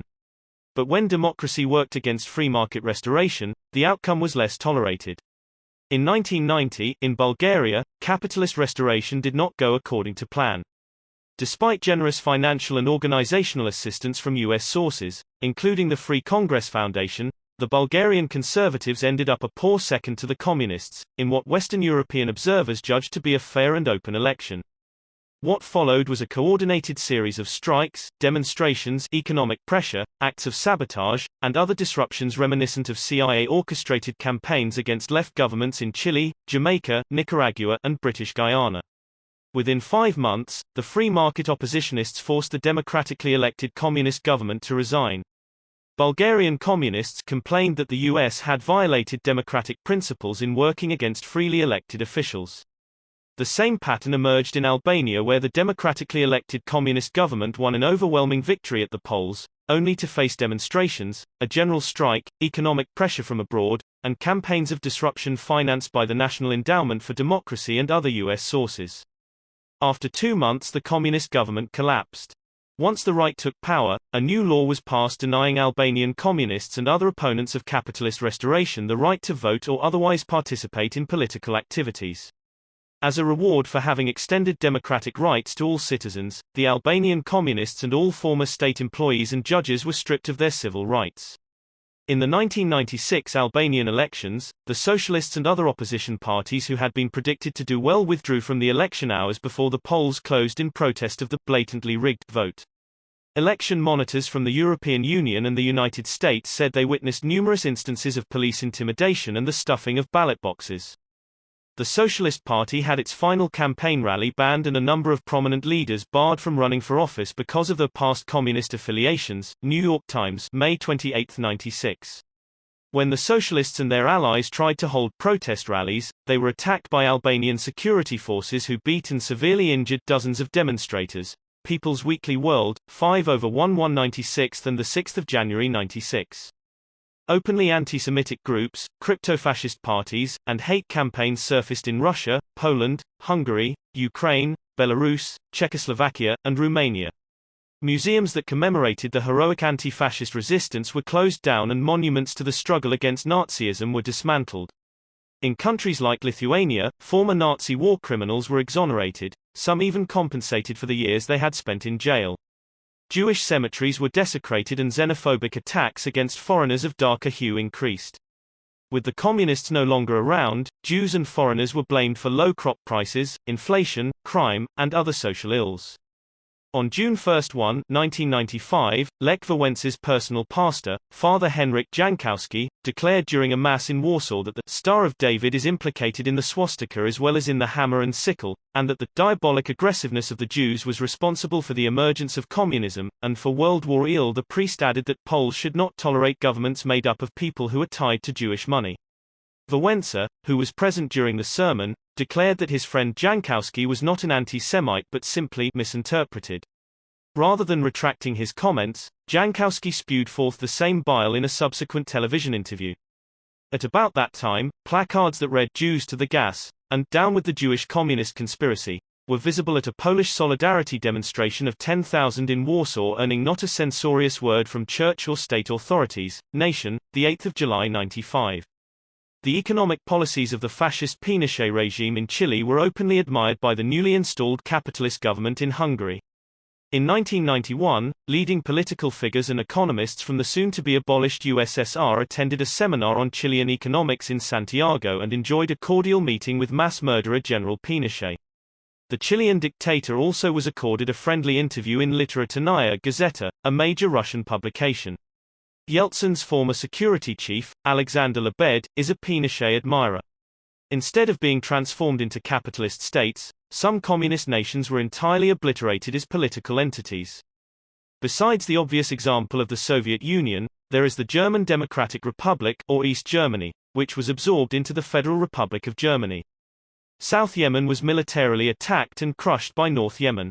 Ethiopia was occupied by Tigrayan and Eritrean forces that imprisoned large numbers of Ethiopians without trial, expropriated Ethiopian property, suppressed Ethiopian education, business, and news media, and imposed a systematic enforcement of tribalism in political organization and education.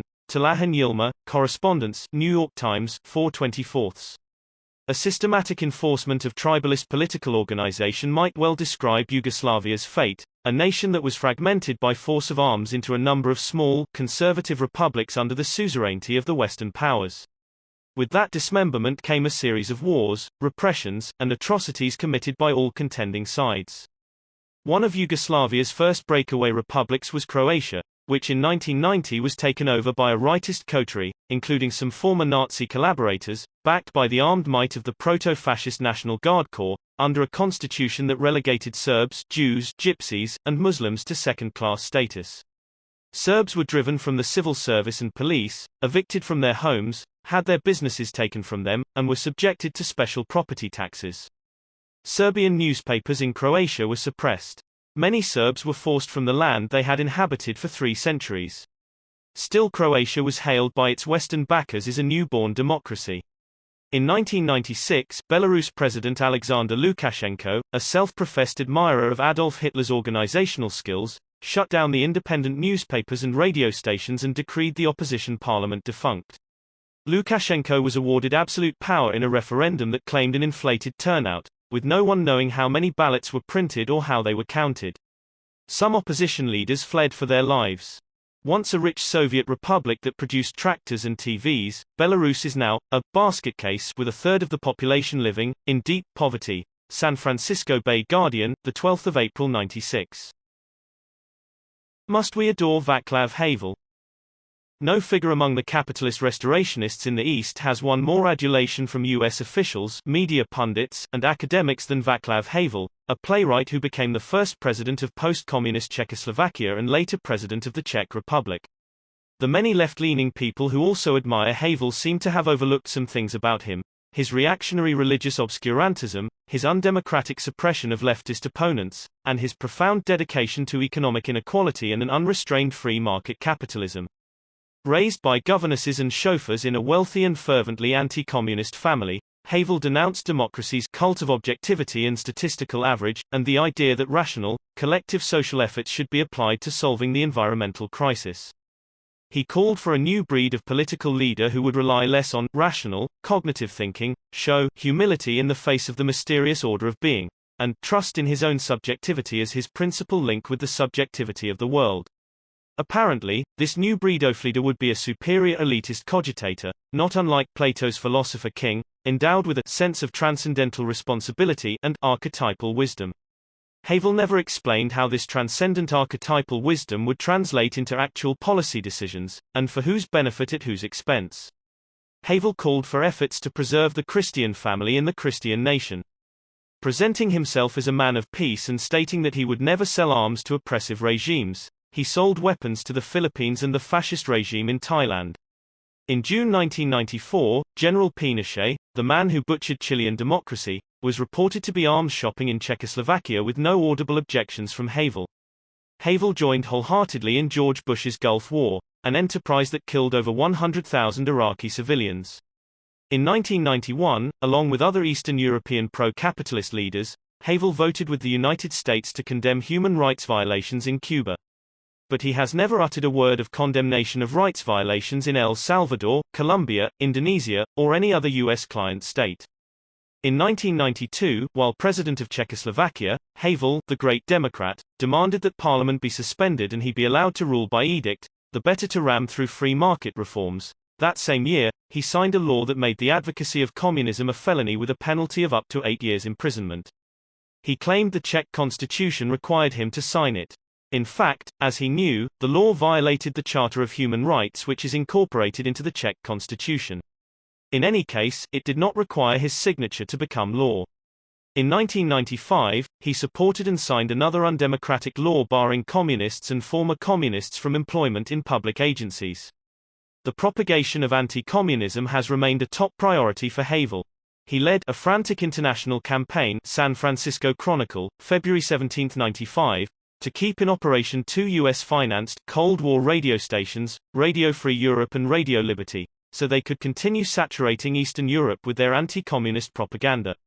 Under Havel's government, a law was passed making it a crime to propagate national, religious, and class hatred. In effect, criticisms of big-moneyed interests were now illegal, being unjustifiably lumped with ethnic and religious bigotry. Havel's government warned labor unions not to involve themselves in politics. Some militant unions had their property taken from them and handed over to compliant company unions. In 1995, Havel announced that the revolution against communism would not be complete until everything was privatized. Havel's government liquidated the properties of the Socialist Union of Youth, which included campsites, recreation halls, and cultural and scientific facilities for children, putting the properties under the management of 5 joint stock companies, at the expense of the youth who were left to roam the streets. Under Czech privatization and restitution programs, factories, shops, estates, homes, and much of the public land was sold at bargain prices to foreign and domestic capitalists. In the Czech and Slovak republics, former aristocrats or their heirs were being given back all the lands their families had held before 1918 under the Austro-Hungarian Empire, dispossessing the previous occupants and sending many of them into destitution. Havel himself took personal ownership of public properties that had belonged to his family 40 years before. File presenting himself as a man dedicated to doing good for others, he did well for himself. For these reasons some of us do not have warm fuzzy feelings toward Václav Havel. Colonizing the East. Once the capitalist restorationists in Eastern Europe and the former Soviet Union took state power, they worked hard to make sure that the new order of corporate plunder, individual greed, mindless pop culture, and limited electoral democracy would take hold. They set about dismantling public ownership of production and the entire network of social programs that once served the public. They integrated the erstwhile communist countries into the global capitalist system by expropriating their land, labor, natural resources, and markets, swiftly transforming them into impoverished third world nations. All this was hailed in the U.S. Corporate-owned press is a great advance for humanity. The former communist nations are being recolonized by Western capital. Most of their foreign trade is now controlled by multinational corporations. Like third world countries, they are increasingly deprived of each other's markets. The once heavy and mutually beneficial commerce between them has been reduced to a trickle, as their economies get tied into the investment and extractive needs of global capitalism. Instead of mutual development, they are now experiencing the maldevelopment imposed by global monopoly capital. Multinational corporations are moving into Russia to exploit vast oil and natural gas reserves and rich mineral deposits at great profit to themselves and with little benefit to the Russian people. Over the protests of US and Russian environmentalists, US timber interests, with financial support from a venture fund sponsored by the Pentagon, are preparing to clear-cut the Siberian wilderness, a region that holds 1/5 of the planet's forests and is the habitat of many rare species. New York Times, January 30, 96. All aid to the former communist countries is funneled into the private sector. As noted in The Guardian, November 19, 94, the hundreds of millions of dollars spawned by Western aid programs have mainly benefited the Western companies which headed east to board the aid gravy train. When Romania inaugurated an over-the-counter market for trading privatization shares, the at $20 million in startup costs were largely covered by the U.S. Agency for International Development. Wall Street Journal, September 17, 96. In 1996, the International Monetary Fund extended a $10.2 billion loan to Russia, with terms calling for the privatization of agriculture and other state-owned assets, and the elimination of human service and fuel subsidies. U.S. aid is used to help private investors buy public properties and extract publicly owned raw materials from Eastern European countries under the most favorable investment conditions. With the advent of private investment in the East, production did not grow as promised but dropped drastically. Hundreds of the more attractive and solvent state enterprises have been privatized, often given away at token prices to foreign investors, while other state firms are decapitalized or driven into bankruptcy. Between 1989 and 1995, in what is now the Czech Republic, nearly 80% of all enterprises were privatized, and industrial production shrank by 2/3. Privatization in Poland caused production to shrink 1/3 between 1989 and 1992. Vast electronic and high-tech complexes in Easy Germany, employing tens of thousands of workers, have been taken over by giant West German firms and then closed down. Under privatization, much of the former Soviet Union's scientific and technical infrastructure is disintegrating, along with its physical plants. Since going private, ZIL, the huge Moscow plant, saw its production of trucks slump from 150,000 to 13,000 a year, with almost 40% of the workforce laid off. In April 1996, the remaining workers petitioned the Russian government to take back control of ZIL. In the past, ZIL workers and their relatives had unshakably safe jobs at the factory. They lived in apartments and attended schools provided by ZIL. As babies they spent their days at the ZIL day care center, and when ill they were attended to by ZIL doctors. "I was raised in a country that cared about its workers," said one machinist, who now was sorry he had opposed that system. New York Times, 5 August 94. In Macedonia, one of the breakaway republics of Yugoslavia, a labor representative noted, "Privatization seems to mean the destruction of our companies." Macedonians seemed more troubled by free market economic hardships than by the much publicized ethnic rivalries. They complained about how work has taken over their lives. "One has no time to care about others. There's no time even for oneself, only time for making money." PBS TV report, January 16, 95. Agricultural output of grain, corn, livestock, and other products plummeted in the former communist countries, as thousands of cooperative farms were forcibly broken up. The new private farmers have small plots, often cannot get loans, seeds, fertilizer, or machinery, and are rapidly losing their holdings or reverting to subsistence farming. Hungary's agricultural cooperatives had been one sector of the socialist economy that performed well. But with privatization, farm output tumbled 40% in 1993, Los Angeles Times, January 29, 94. A drastic deterioration in agricultural production occurred in Bulgaria, once considered the breadbasket of Eastern Europe, causing severe bread shortages by 1996. Bulgaria was also suffering from a 20% monthly inflation and was sinking into that familiar cycle of foreign debt, cutting back on services to qualify for IMF loans, borrowing to pay off past borrowing. The Bulgarian government must impose more free market austerity measures to get vital international loans to repay portions of the $9.4 billion foreign debt. San Francisco Chronicle, July 18, 96. In 1992, the Lithuanian government decreed that former owners and their descendants could reclaim property confiscated during the socialist era. As a result, tens of thousands of farming families, about 70% of the rural population, were evicted from land they had worked for over a half-century, destroying the country's agricultural base in the process. Much production in East Germany was dismantled to prevent competition with West German firms. This was especially evident when collective agriculture was broken up to protect the heavily subsidized and less productive private farms of West Germany. Without making compensation, West German capitalists grabbed almost all the socialized property in the GDR, including factories, mills, farms, apartments and other real estate, and the medical care system, assets worth about $2 trillion in what has amounted to the largest expropriation of public wealth by private capital in European history. The end result of all this free market privatization in East Germany is that rents, once 5% of one's income, have climbed to as much as 2/3. Likewise, the costs of transportation, childcare, healthcare, and higher education have soared beyond the reach of many. East Germans of various political stripes have a number of complaints. The net money flow has been east to west, in what amounts to a colonization of the East. B. The free market is a myth. The West German economy is heavily subsidized and fully regulated but against the interests of the East. C. West German police are much more brutal than were the East German police. D. If West Germany had denazified anywhere near as thoroughly as it forced the East to desocialize, it would be a totally different country. Z Magazine, 790 seconds. On that last point, it should be noted that German officials are bringing criminal charges against those who collaborated with the GDR of East Germany in any official capacity, including even teachers and minor administrators. Émigrés from communist states are astonished by the amount of bureaucracy they find in the West. 2 Soviet immigrants to Canada complained, independently of each other, that bureaucracy here was even worse than at home. Monthly Review, 5/88. East Germans living in the West were staggered by the flood of complicated forms they had to fill out for taxes, health insurance, life insurance, unemployment compensation, job retraining, rent subsidies, and bank accounts.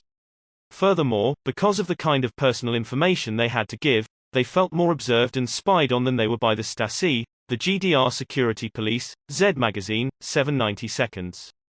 Soviet Jews who emigrated to Israel during the Cold War era experienced a similar disillusionment with the difficulties of life and lack of idealism. The discouraging letters they sent home were considered an important factor in the drop in immigration from the USSR to Israel.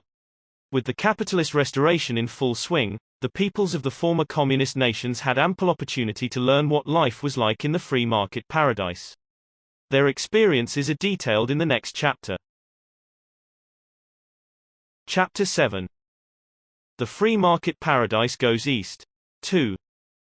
Free market propagandists in the former communist countries claimed that, as capital was privatized and accumulated in a few hands, production would be stimulated and prosperity would be at hand.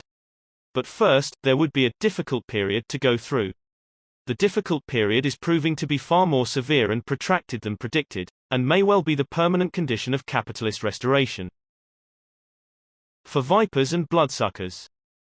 In 1990, as the Soviet Union was preparing for its fatal plunge into the free market paradise, Bruce Gelb, head of the United States Information Agency, told a reporter that the Soviets would benefit economically from U.S. business education because the vipers, the bloodsuckers, the middlemen, that's what needs to be rehabilitated in the Soviet Union. That's what makes our kind of country click. Washington Post, the 6th of November 90, today, the former communist countries and China are clicking away with vipers and bloodsuckers. Thousands of luxury cars have appeared on the streets of Moscow and Prague. Rents and real estate prices have skyrocketed. Numerous stock exchanges have sprung up in China and Eastern Europe, 16 in the former USSR alone. And a new class of investors, speculators, and racketeers are wallowing in wealth. The professed goal is no longer to provide a better life for all citizens but to maximize the opportunities for individuals to accumulate personal fortunes. More opulence for the few creates more poverty for the many. As one young female journalist in Russia put it, "Every time someone gets richer, I get poorer." New York Times, October 15, 95. In Russia, the living standard of the average family has fallen almost by half since the market reforms took hold. New York Times, 6,116,196. A report from Hungary makes the same point. While the new rich live in villas with a Mercedes parked in a garage, the number of poor people has been growing. New York Times, 2,127,190. As socialist Vietnam opens itself to foreign investment and the free market, gaps between rich and poor have widened rapidly, and the quality of education and healthcare for the poor has deteriorated. New York Times, the 4th of August 96. Prosperity has come only to a privileged few in Vietnam, leading to an emerging class structure that is at odds with the country's professed egalitarian ideals. App Report, October 28, 96. In the emerging free market paradise of Russia and Eastern Europe, price deregulation produced not competitive prices but prices set by private monopolies, adding to the galloping inflation. Beggars, pimps, dope pushers, and other hustlers ply their trades as never before. And there has been a dramatic rise in unemployment, homelessness, air and water pollution, prostitution, spousal abuse, child abuse, and just about every other social ill. In countries like Russia and Hungary, as widely reported in the US press, the suicide rate has climbed by 50% in a few years. Reductions in fuel service, brought about by rising prices and unpaid bills, have led to a growing number of deaths or serious illnesses among the poor and the elderly during the long winters. In Russia, doctors and nurses in public clinics are now grossly underpaid. Free health clinics are closing. More than ever, hospitals suffer from unsanitary conditions and shortages of disposable syringes, needles, vaccines, and modern equipment. Many hospitals now have no hot water, some no water at all. The deterioration of immunization programs and health standards has allowed polio to make a serious comeback, along with tuberculosis, cholera, diphtheria, dysentery, and sexually transmitted diseases. Drug addiction has risen sharply. Russia's hospitals are struggling to treat increasing numbers of addicts with decreasing levels of funding. CNN News Report, 2 February 92. There has been a decline in nutritional levels and a sharp increase in stress and illness. Yet the number of visits to doctors has dropped by half because fees are so costly in the newly privatized healthcare systems. As a result, many illnesses go undetected and untreated until they become critical. Russian military officials describe the health of conscripts as catastrophic. Within the armed forces, suicides have risen dramatically and deaths from drug overdoses have climbed 80% in recent years. Toronto Star, the 11th of May 95. The overthrow of communism brought a rising infant mortality and soaring death rates in Russia, Bulgaria, Hungary, Latvia, Moldavia, Romania, Ukraine, Mongolia, and East Germany. A third of Russian men never lived to 60 years of age. In 1992, Russia's birth rate fell below its death rate for the first time since World War II. In 1992 and 1993, East Germans buried 2 people for every baby born. The death rate rose nearly 20% for East German women in their late 30s, and nearly 30% for men of the same age. New York Times, 4 June 94. With the end of subsidized rents, estimates of homelessness in Moscow alone run as high as 300,000. The loss of resident permits deprives the homeless of medical care and other state benefits, such as they are dressed in rags and victimized by both mobsters and government militia. Thousands of indigents die of cold and hunger on the streets of various cities. In Romania, thousands of homeless children live in sewers and train stations, sniffing glue to numb their hunger, begging and falling prey to various predators. National Public Radio News, 7/2 196. In Mongolia, hundreds of homeless children live in the sewers of Ulaanbaatar. Before 1990, Mongolia was a prosperous nation that had benefited from Soviet and East European financial assistance and technical aid. Its new industrial centers produced leather goods, woolen products, textiles, cement, meat, grain, and timber. The communist era dramatically improved the quality of life of the people, achieving commendable levels of social development through state-sponsored social welfare measures, but free market privatization and deindustrialization has brought unemployment, mass poverty, and widespread malnutrition to Mongolia. Shock therapy for the many. Unemployment rates have risen as high as 30% in countries that once knew full employment under communism. One Polish worker claims that the jobless are pretty much unemployable after age 40. Polish women say economic demise comes earlier for them, since to get a job, as one puts it, you must be young, childless and have a big bosom. Nation, 2 July 92. Occupational safety is now almost non-existent and workplace injuries and deaths have drastically increased. Workers now toil harder and longer for less, often in sweatshop conditions. Teachers, scientists, factory workers, and countless others struggle for months without pay as their employers run out of funds. Los Angeles Times, January 17, 96. The waves of strikes and work stoppages in Russia and Eastern Europe are accorded unsympathetic press treatment in those countries. Even in the few remaining countries in which communist governments retain control, such as China, Vietnam, and Cuba, the opening to private investment has contributed to a growing inequality. In Cuba, the dollar economy has brought with it a growth in prostitution, including girls as young as 11 and 12, street beggars, and black market dealings with tourists. Avi Chomsky, Cuba Update, 9196. In China, there are workers who now put in 12 to 16 hour days for subsistence pay, without regularly getting a day off. Those who protest against poor safety and health conditions risk being fired or jailed. The market reforms in China have also brought a return of child labor. San Francisco Chronicle, August 14, 90. I think this is what happens when you have private companies, says Muz Peng, a young migrant who has doubts about the new China. In private companies, the workers don't have rights. Wall Street Journal, 5,119,194. Throughout Eastern Europe, unions have been greatly weakened or broken. Sick leave, maternity leave, paid vacations, and other job benefits once taken for granted under communism have been cut or abolished. Worker sanitariums, vacation resorts, health clinics, sports and cultural centers, children's nurseries, daycare centers, and other features that made communist enterprises more than just workplaces, have nearly vanished. Rest homes formerly reserved for workers have been privatized and turned into casinos, nightclubs, and restaurants for the nouveau riche. Real income has shrunk by as much as 30 to 40% in the ex-communist countries. In 1992 alone, Russia saw its consumer spending drop by 38%. By comparison, during the Great Depression, consumer spending in the United States fell 21% over 4 years. In both Poland and Bulgaria, an estimated 70% now live below or just above the poverty line. In Russia, it is 75 to 85%, with a third of the population barely subsisting in absolute economic desperation.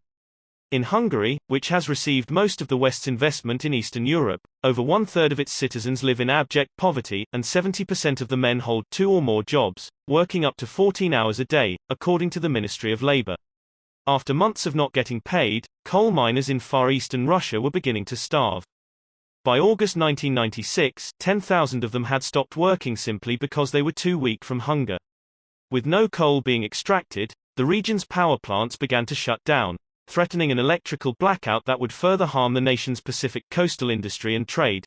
Los Angeles Times, the 8th of March 96. Eastern Europeans are witnessing scenes that are commonplace enough in the West, but are still wrenching here. The old man rummaging through trash barrels for castaway items, the old woman picking through a box of bones at a meat market in search of one with enough gristle to make a thin soup. Los Angeles Times, the 3rd of October 90.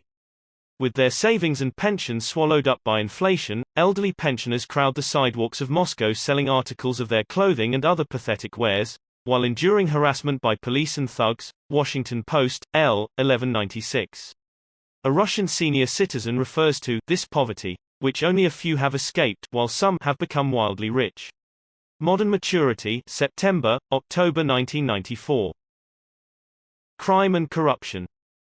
With the socialist ethic giving way to private greed, corruption assumed virulent new forms in the post-communist nations. Officials high and low are on the take, including the police. The Russian security minister calculated that 1/3 of Russian oil and 1/2 of Russian nickel shipped out of the country was stolen.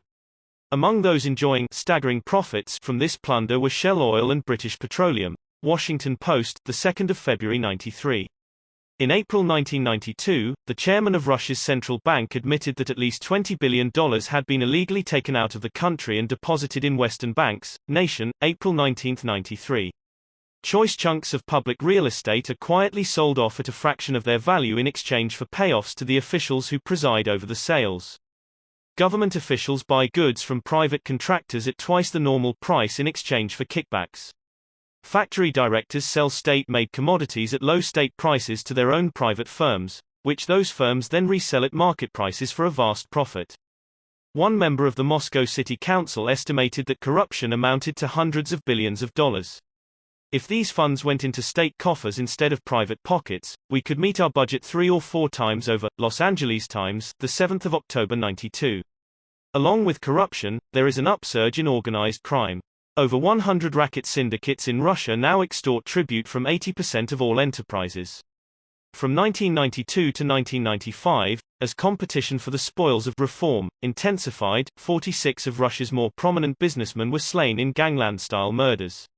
In 1994, there were more than 2,500 contract murders, almost all of them unsolved. Contract murders occur regularly now in Russia, and most go without much notice. San Francisco Chronicle, November 17, 95. Police say they lack the funds, personnel, and crime detection equipment for any real campaign against the mobs. Street crime also has increased sharply. New York Times, 5 July 96. LH The former Soviet Union, women and elderly who once felt free to sit in parks late at night now dare not venture out after dark. Since the overthrow of communism in Hungary, thefts and other felonies have nearly tripled and there has been a 50% increase in homicides. NPR, February 24, 92. The police force in Prague today is many times greater than it was under communism, when relatively few police were needed. New York Times, 1 February 18, 91. How odd that fewer police were needed in the communist police state than in the free market paradise. In the Republic of Georgia, life has been reduced to a level of violent chaos never imagined under communism. Criminal rings control much of the commerce, and paramilitary groups control most of the criminal rings. No longer able to sell its goods on the Soviet market but unable to compete on the international market, Georgian industry has experienced a massive decline and, as in most Eastern countries, the public debt has leaped upward while real wages have shrunk painfully. San Francisco Chronicle, July 20, 93. Cultural decay. Cultural life has drastically declined in the former communist countries. Theaters are sparsely attended because tickets are now prohibitively expensive. Publicly owned movie industries in countries like Russia, Poland, Czechoslovakia, and the German Democratic Republic, which produced a number of worthwhile films, have been defunded or bought out by Western business interests and now make cartoons, commercials, and music videos. Movie houses have been taken over by corporate chains and offer many of the same Hollywood junk films that we have the freedom to see. Subsidies for the arts and literature have been severely cut.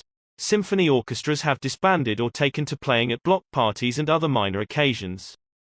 The communist countries used to produce inexpensive but quality editions of classical and contemporary authors and poets, including ones from Latin America, Asia, and Africa. These have been replaced by second-rate, mass-market publications from the West. During the communist era, 3 of every 5 books in the world were produced in the Soviet Union. Today, as the cost of books, periodicals, and newspapers has skyrocketed and education has declined, readership has shrunk almost to third-world levels. Books of a Marxist or otherwise critical left perspective have been removed from bookstores and libraries. In East Germany, the Writers' Association reported one instance in which 50,000 tons of books, some brand new, were buried in a dump. The German authorities who disposed of the books apparently did not feel quite free enough to burn them. Education, once free, is now accessible only to those who can afford the costly tuition rates. The curricula have been depoliticized, meaning that a left perspective critical of imperialism and capitalism has been replaced by a conservative one that is supportive or at least uncritical of these forces. Descending upon the unhappy societies of Eastern Europe and Russia are the Hare Krishnas, Mormons, Moonies, Jehovah's Witnesses, Baha'is, rightist Christian evangelicals, self-improvement hucksters, instant success peddlers, and other materialistic spiritualist scavengers who prey upon the deprived and the desperate, offering solace in the next world or the promise of wealth and success in this one. The president of one of Russia's largest construction companies summed it up: all the material well-being that people had, they lost in 1 hour. There is practically no more free medical care, accessible higher education, no right to a job or rest. The houses of culture, libraries, stadiums, kindergartens and nurseries, pioneer camps, schools, hospitals and stores are closing. The cost of housing, communal services and transport are no longer affordable for the majority of families. People's Weekly World, 4 June 96. Facing forced privatization, news and entertainment media have had to find rich owners, corporate advertisers, conservative foundations, or agencies within the newly installed capitalist governments to finance them. Television and radio programs that had a left perspective, including some popular youth shows, have been removed from the air. All media have been purged of leftists and restaffed by people with acceptable ideological orientations. This process of moving toward a pro-capitalist communication monopoly has been described in the Western media as democratization. Billboards and television commercials promoting U.S. cigarettes, automobiles, and other consumer items, many of them beyond the average pocketbook, now can be seen everywhere. Women and children last. The overthrow of communism has brought a sharp increase in gender inequality. The new constitution adopted in Russia eliminates provisions that guaranteed women the right to paid maternity leave, job security during pregnancy, prenatal care, and affordable day care centers. Without the former communist stipulation that women get at least 1/3 of the seats in any legislature, female political representation has dropped to as low as 5% in some countries.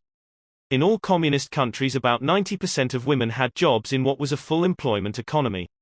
Today, women compose over 2/3 of the unemployed. Those who do work are being channeled into low-pay, unskilled positions. Women are being driven from the professions in disproportionate numbers and are advised against getting professional training. More than 30% of unemployed females are skilled workers and professionals who previously earned higher salaries than the national norm.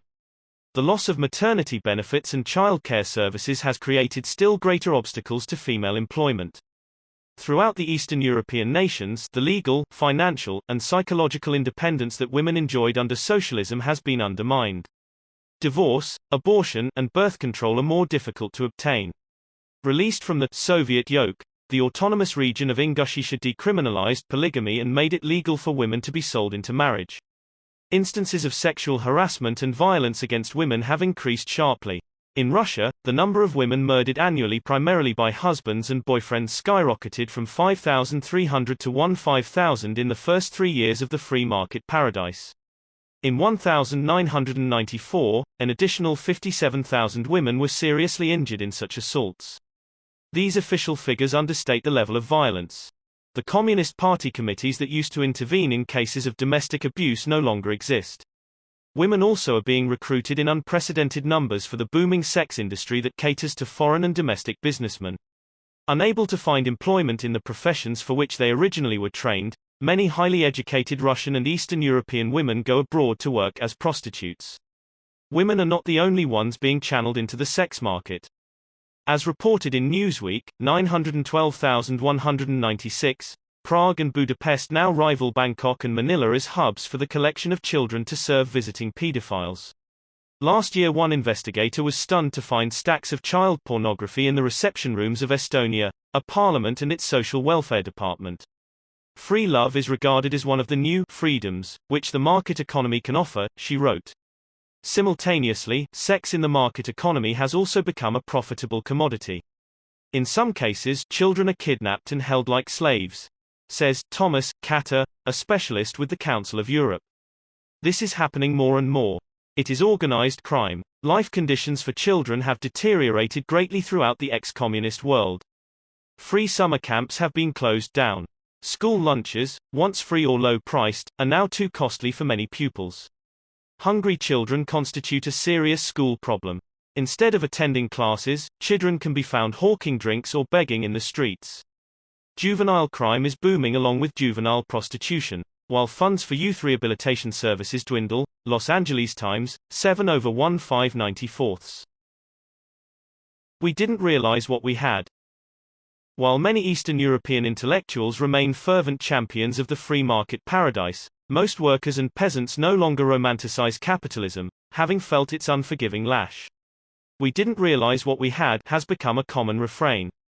The latest public opinion surveys show that many Russians consider Brezhnev's era and even Stalin's era to have been better than the present-day period, at least as far as economic conditions and personal safety are concerned. New York Times, October 15, 1995.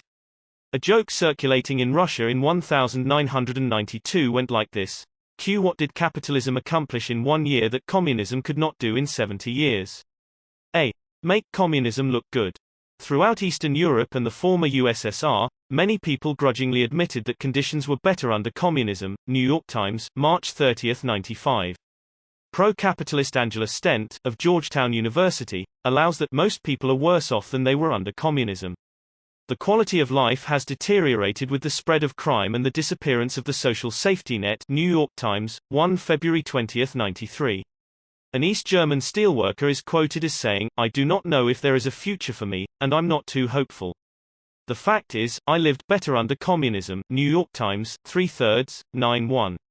An elderly Polish woman, reduced to one Red Cross meal a day. Trademark not read, but I have to say life for poor people was better before. Now things are good for businessmen but not for us poor. New York Times, 3/17, 9/1. One East German woman commented that the West German women's movement was only beginning to fight for what we already had here.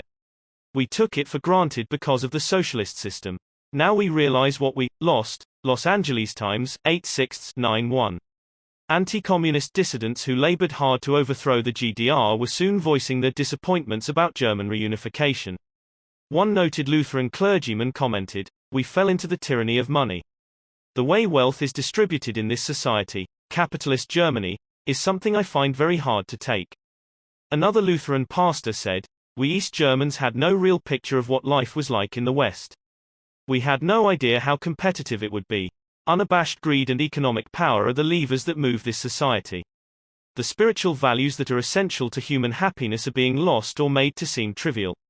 Everything is buy, earn, sell." New York Times, 5/26,196. Maureen Orth asked the first woman she met in a market if her life had changed in the last 2 years, and the woman burst into tears. She was 58 years old, had worked 40 years in a potato factory and now could not afford most of the foods in the market. "It's not life, it's just existence," she said. Vanity Fair, 9/94. Orth interviewed the chief of a hospital department in Moscow who said, "Life was different 2 years ago. I was a human being. Now he had to chauffeur people around for extra income. What about the new freedoms? Freedom for what?" He responded, "Freedom to buy a pornographic magazine." In a similar vein, former GDR Defense Minister Heinz Kessler commented, "Sure, I hear about the new freedom that people are enjoying in Eastern Europe. But how do you define freedom? Millions of people in Eastern Europe are now free from employment, free from safe streets, free from healthcare, free from social security." New York Times, July 20, 96. Do people in the East want the free market?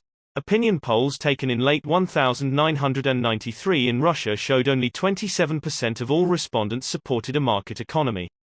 By large majorities, people believed that state control over prices and over private business is useful, and that the state should provide everyone with a job and never tolerate unemployment. In Poland, 92% wanted to keep the state welfare system, and lopsided majorities wanted to retain subsidized housing and foods and return to full employment. Monthly Review, 1 and 2/94. Most people here, reports a New York Times Moscow correspondent, June 23, 96, are suspicious of private property, wonder what was so bad about a system that supplied healthcare at low cost from birth to death, and hope that prices are once again reined in by the government. One report from Russia describes a bitter electorate, which has found life under a Democrat, meaning Yeltsin, worse than under the now departed communists. New York Times, 12/18, 9/1. A report from Warsaw refers to the free market economic transformation that most Poles no longer support. Washington Post, December 15, 91. People's biggest fears are inflation, unemployment, crime, and pollution. State socialism, the system that did not work, provided everyone with some measure of security. Free market capitalism, the system that works, brought a free-falling economy, financial plunder, deteriorating social conditions, and mass suffering. In reaction, Eastern European voters have been returning communists to office to preside over the ruin and wreckage of broken nations.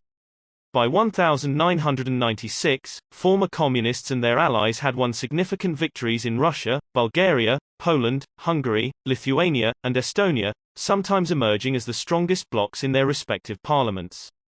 This was achieved in the face of the same intimidations, police harassments, monetary disadvantages, restrictive ballot access, media shutout, and fraudulent vote counts that confront leftist parties in most democratic capitalist countries. When the first anti-communist upheavals began in Eastern Europe in 1989, there were those on the left who said that if the people in those countries discovered that they didn't like the free market system, they could always return to some variant of socialism. As I argued at the time, this was hardly a realistic view. Capitalism is not just an economic system but an entire social order. Once it takes hold, it is not voted out of existence by electing socialists or communists. They may occupy office, but the wealth of the nation, the basic property relations, organic law, financial system, and debt structure, along with the national media, police power, and state institutions, have all been fundamentally restructured. The resources needed for social programs and full employment have been pilfered or completely obliterated, as have monetary reserves, markets, and natural resources.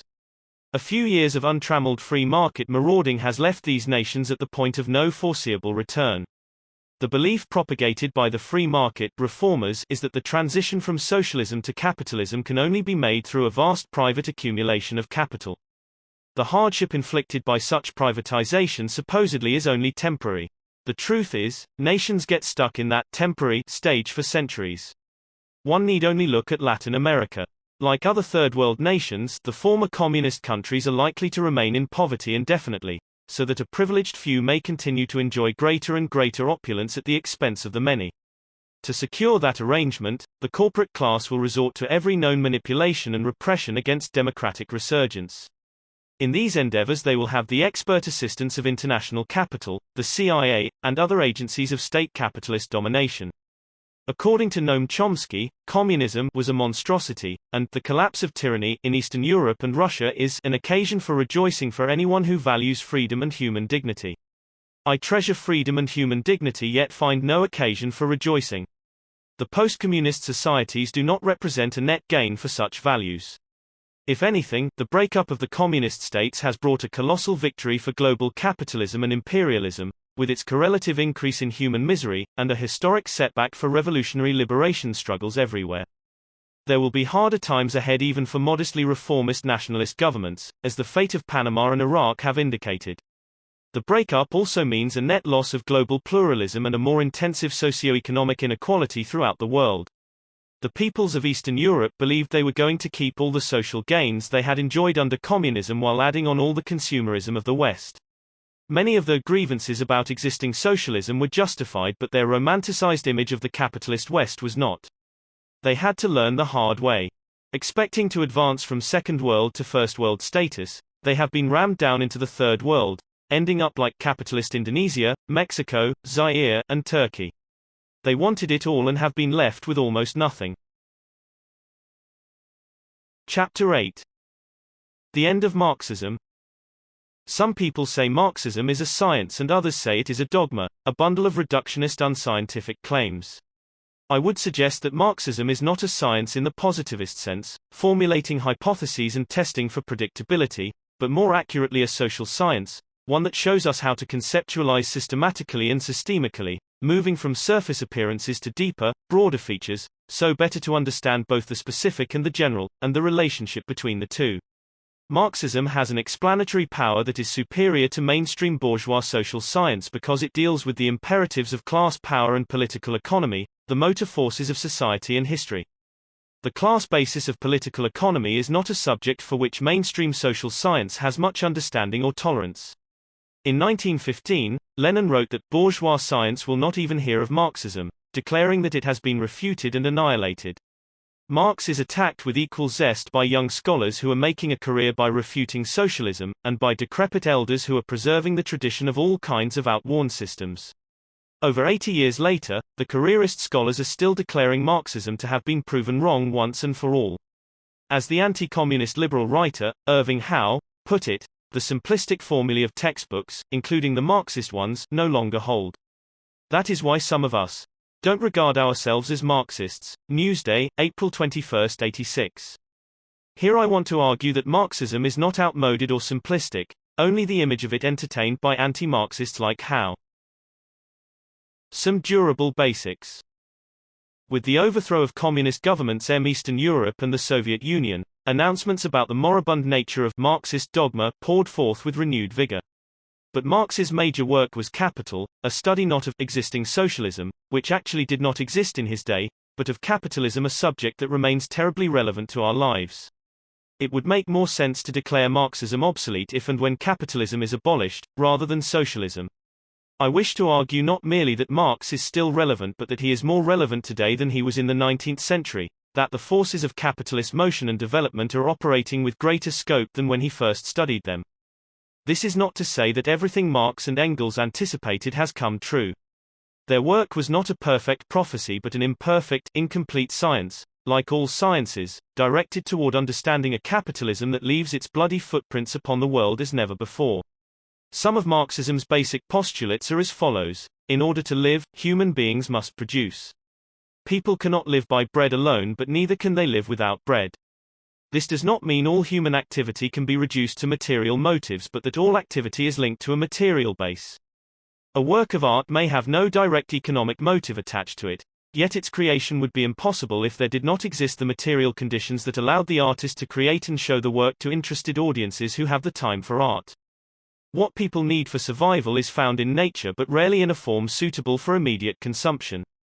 Labor therefore becomes a primary condition of human existence. But labor is more than a way of providing for survival.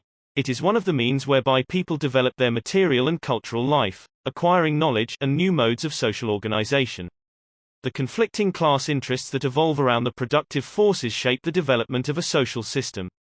When we speak of early horticultural societies, or of slave or feudal or mercantile or industrial capitalist societies, we are recognizing how the basic economic relations leave a defining stamp on a given social order.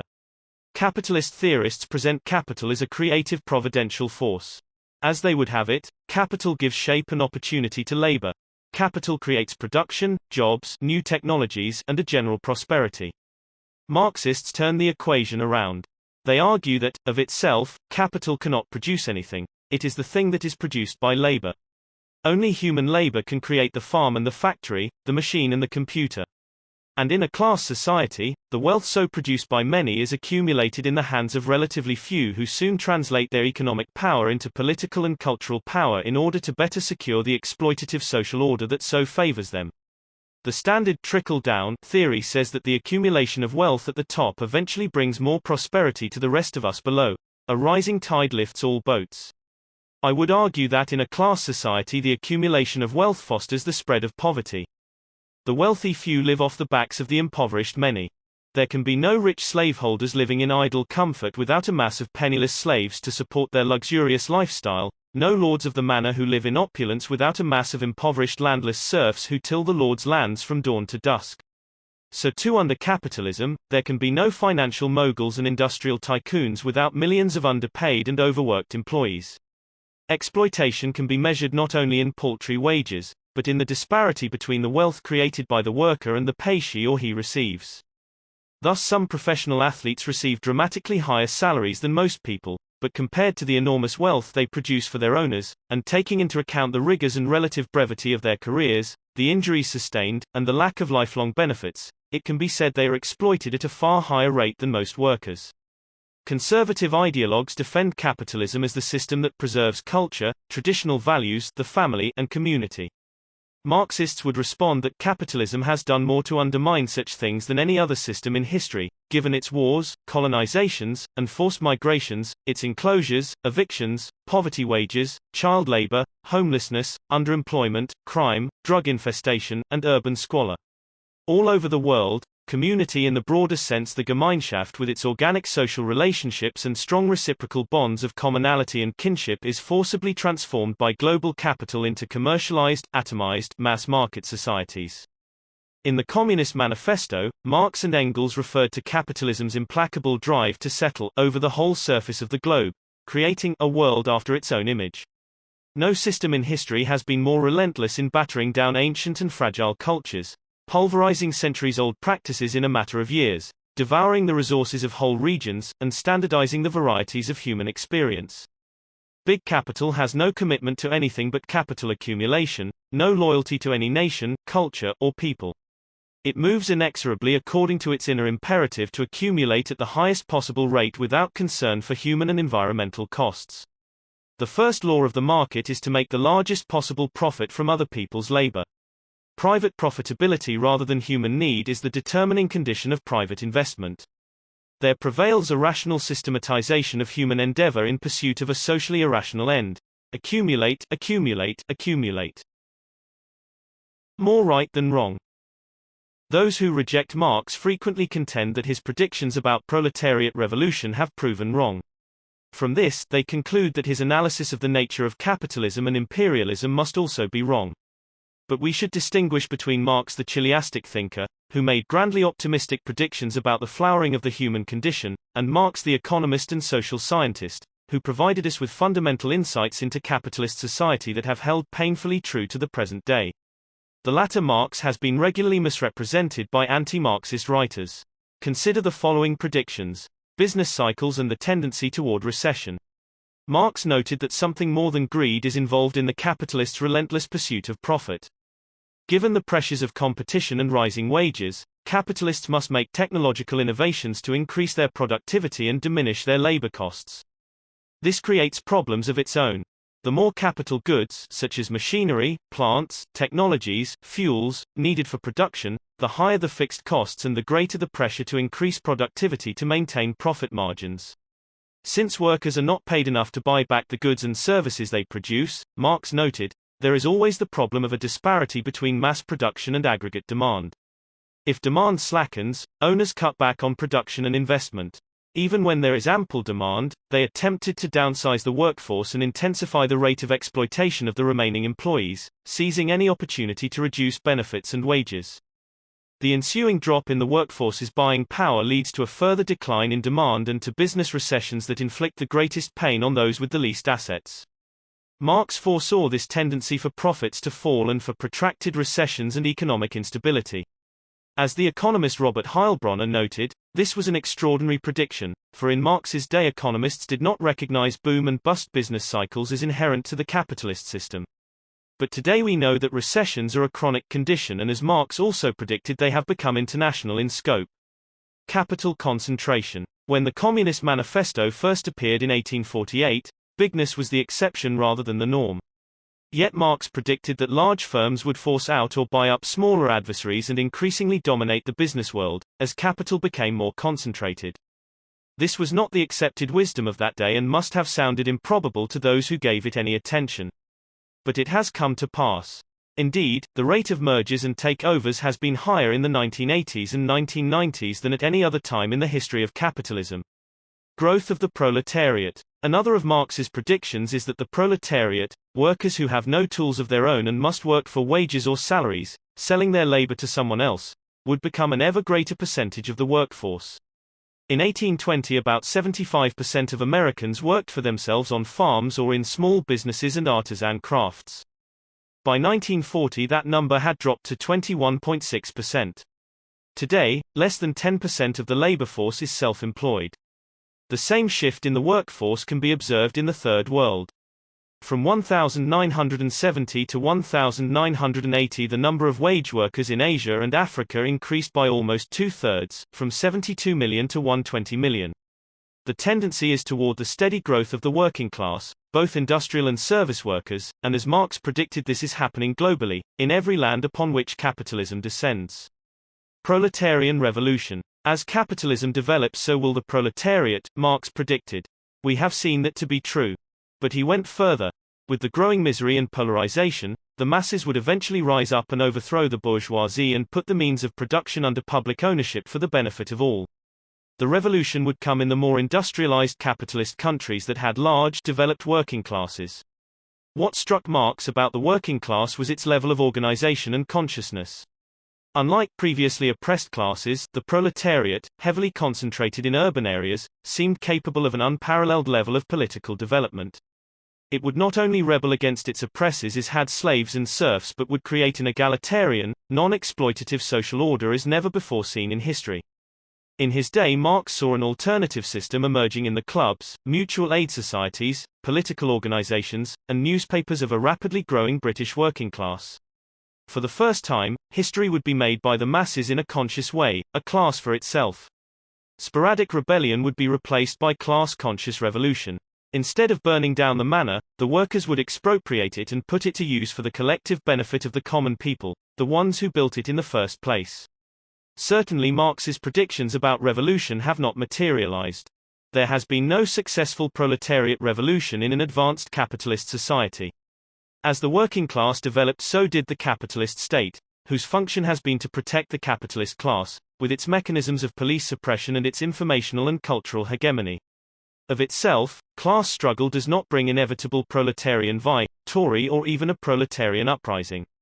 Oppressive social conditions may cry out for revolution, but that does not mean revolution is forthcoming. This point is still not understood by some present-day leftists. In his later years, Marx himself began to entertain doubts about the inevitability of a victorious workers' revolution.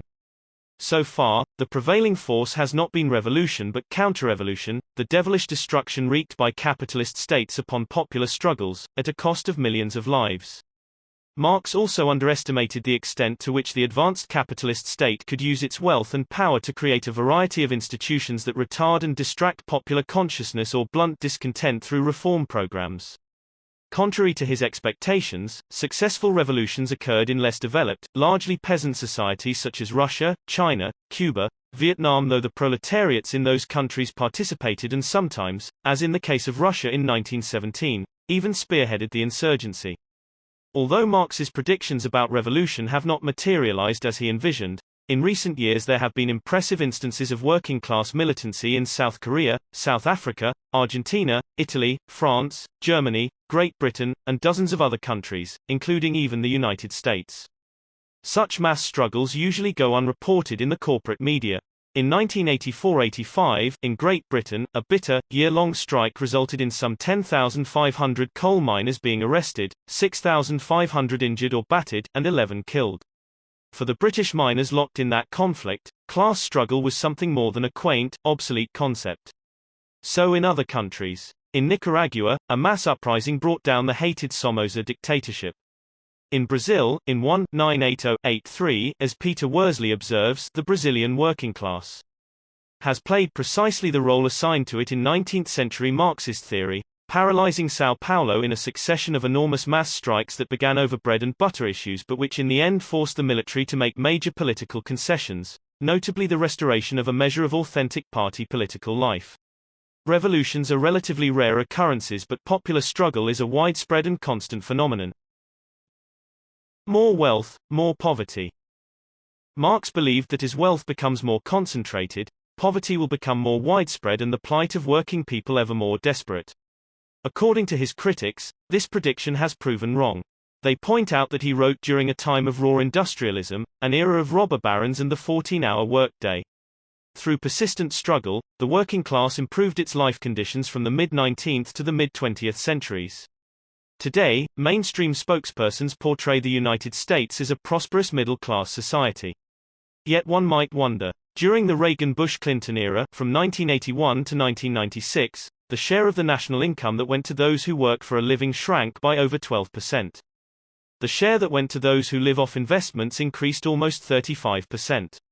Less than 1% of the population owns almost 50% of the nation's wealth.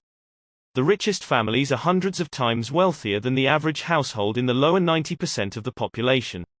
The gap between America's rich and poor is greater than it has been in more than half a century and is getting ever greater.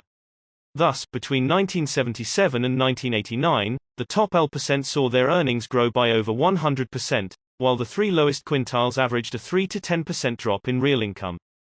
The New York Times, June 20, 1996, reported that income disparity in 1995 was wider than it has been since the end of World War II.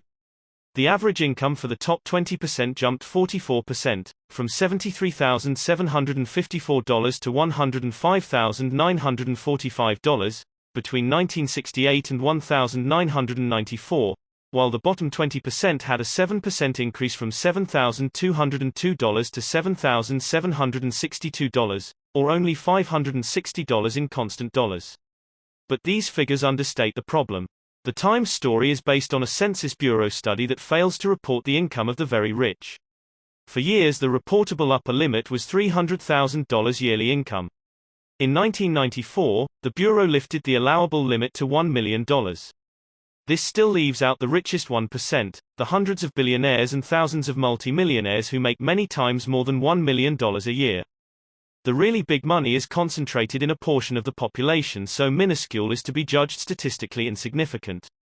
But despite their tiny numbers, the amount of wealth they control is enormous and bespeaks an income disparity 1,000 times greater than the spread allowed by the Census Bureau figures.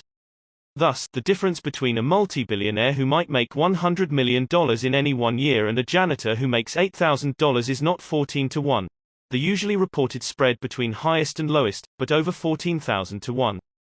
Yet the highest incomes remain unreported and uncounted. In a word, most studies of this sort give us no idea of how rich the very rich really are. The number living below the poverty level in the United States climbed from 24 million in 1977 to over 35 million by 1995. People were falling more deeply into poverty than in earlier times and finding it increasingly difficult to emerge from it. In addition, various diseases related to hunger and poverty have been on the rise. There has been a general downgrading of the workforce. Regular employment is being replaced by contracted labor or temporary help, resulting in lower wages with fewer or no benefits. Many unions have been destroyed or seriously weakened. Protective government regulations are being rolled back or left unenforced, and there has been an increase in speed-ups, injuries, and other workplace abuses.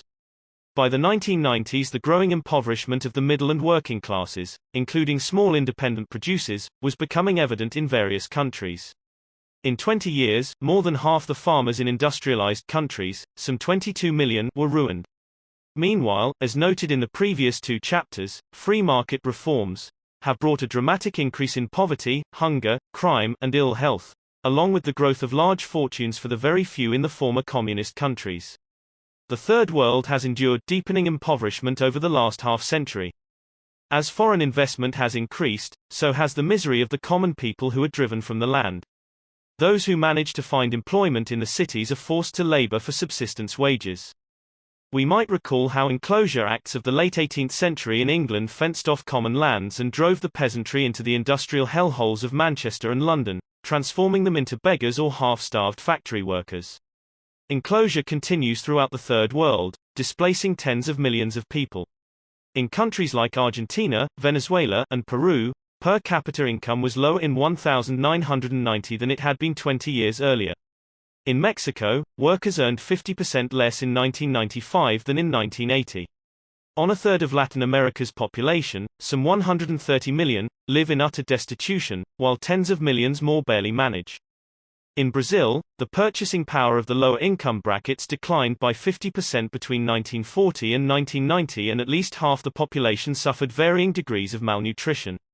In much of Africa, misery and hunger have assumed horrendous proportions. In Zaire, 80% of the people live in absolute penury. In Asia and Africa, more than 40% of the population linger at the starvation level. Marx predicted that an expanding capitalism would bring greater wealth for the few and growing misery for the many.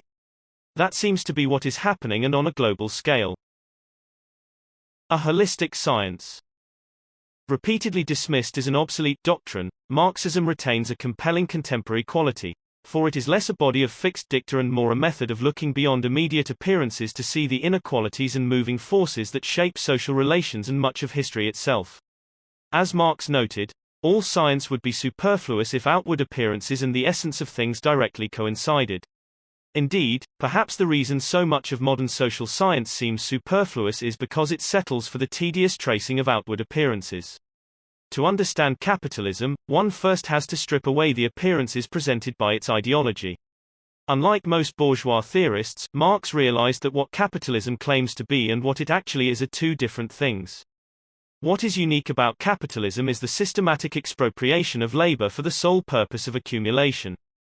Capital annexes living labor in order to accumulate more capital. The ultimate purpose of work is not to perform services for consumers or sustain life and society, but to make more and more money for the investor irrespective of the human and environmental costs. An essential point of Marxist analysis is that the social structure and class order prefigure our behavior in many ways.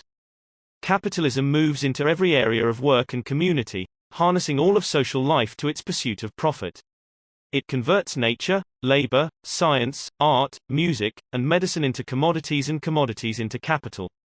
It transforms land into real estate, folk culture into mass culture, and citizens into debt-ridden workers and consumers.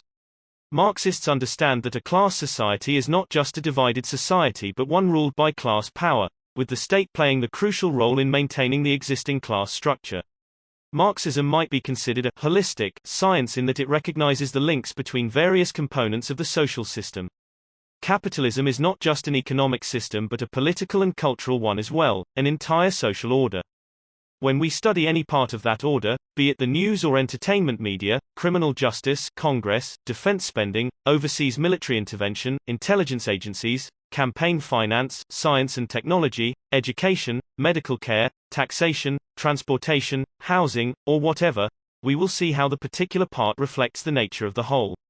Its unique dynamic often buttresses and is shaped by the larger social system, especially the system's overriding need to maintain the prerogatives of the corporate class. In keeping with their system-sustaining function, the major news media present reality as a scatter of events and subjects that ostensibly bear little relation to each other or to a larger set of social relations. Consider a specific phenomenon like racism. Racism is presented as essentially a set of bad attitudes held by racists. There is little analysis of what makes it so functional for a class society. Instead, race and class are treated as mutually exclusive concepts in competition with each other. But those who have an understanding of class power know that as class contradictions deepen and come to the fore, racism becomes not less but more important as a factor in class conflict. In short, both race and class are likely to be crucial arenas of struggle at the very same time. Marxists further maintain that racism involves not just personal attitude but institutional structure and systemic power. They point out that racist organizations and sentiments are often propagated by well-financed reactionary forces seeking to divide the working populace against itself, fracturing it into antagonistic ethnic enclaves. Marxists also point out that racism is used as a means of depressing wages by keeping a segment of the labor force vulnerable to super-exploitation. To see racism in the larger context of corporate society is to move from a liberal complaint to a radical analysis. Instead of thinking that racism is an irrational output of a basically rational and benign system, we should see it as a rational output of a basically irrational and unjust system. By rational, I mean purposive and functional in sustaining the system that nurtures it. Lacking a holistic approach to society, conventional social science tends to compartmentalize social experience. So we are asked to ponder whether this or that phenomenon is cultural or economic or psychological, when usually it is a blend of all these things. Thus, an automobile is unmistakably an economic artifact, but it also has a cultural and psychological component, and even an aesthetic dimension. We need a greater sense of how analytically distinct phenomena are often empirically interrelated and may actually gather strength and definition from each other. Marxists do not accept the prevalent view of institutions as just being there. With all the natural innocence of mountains, especially the more articulated formal institutions such as the church, army, police, military, university, media, medicine, and the like. Institutions are heavily shaped by class interests and class power. Far from being neutral and independent bastions, the major institutions of society are tied to the big business class. Corporate representatives exercise direct decision-making power through control of governing boards and directorships. Business elites usually control the budgets and the very property of various institutions, a control inscribed into law through corporate charters and enforced by the police powers of the state. Their power extends to the managers picked, the policies set, and the performances of employees.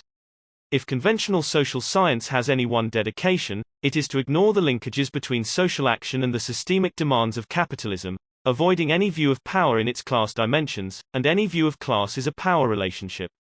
For conventional researchers, power is seen as fragmented and fluid, and class is nothing more than an occupational or income category to be correlated with voting habits, consumer styles or whatever, and not as a relationship between those who own and those who labor for those who own. In the Marxist view, there can be no such thing as a class as such, a social entity unto itself. There can be no lords without serfs, no masters without slaves, no capitalists without workers. More than just a sociological category, class is a relationship to the means of production and to social and state power. This idea, so fundamental to an understanding of public policy, is avoided by conventional social scientists who prefer to concentrate on everything else but class power realities. It is remarkable, for instance, that some political scientists have studied the presidency and Congress for decades without uttering a word about capitalism, without so much as a sidelong glance at how the imperatives of a capitalist politico-economic order play such a crucial role in prefiguring the political agenda. Social science is cluttered with community power studies that treat communities and issues as isolated autonomous entities. Such investigations are usually limited to the immediate interplay of policy actors, with little said about how issues link up to a larger range of social interests. Conservative ideological preconceptions regularly influence the research strategies of most social scientists and policy analysts. In political science, for instance, 1. The relationships between industrial capitalist nations and third world nations are described as a dependency and interdependency and as fostering a mutually beneficial development, rather than b. an imperialism that exploits the land, labor, and resources of weaker nations for the benefit of the favored classes in both the industrial and less developed worlds. 2. The United States and other democratic capitalist societies are said to be held together by a. common values that reflect the common interest, not by b. class power and domination. 3. The fragmentation of power in the political process is supposedly indicative of a fluidity and democratization of interest group pluralism, rather than b. the pocketing and structuring of power in unaccountable and undemocratic ways. 4. The mass propagation of conventional political beliefs is described as a political socialization and education for citizenship, and is treated as a desirable civic process, rather than b. an indoctrination that distorts the information flow and warps the public's critical perceptions. In each of these instances, mainstream academics offer version not as a research finding but as an a priori assumption that requires no critical analysis, upon which research is then predicated. At the same time, they disregard the evidence and research that supports version B. By ignoring the dominant class conditions that exercise such an influence over social behavior, conventional social science can settle on surface factualness, trying to explain immediate actions in exclusively immediate terms. Such an approach places a high priority on epiphenomena and idiosyncratic explanations, the peculiarities of specific personalities and situations.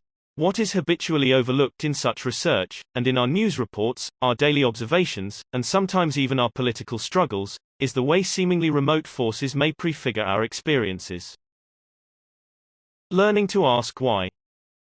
When we think without Marx's perspective, that is, without considering class interests and class power, we seldom ask why certain things happen.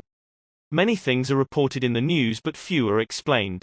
Little is said about how the social order is organized and whose interests prevail.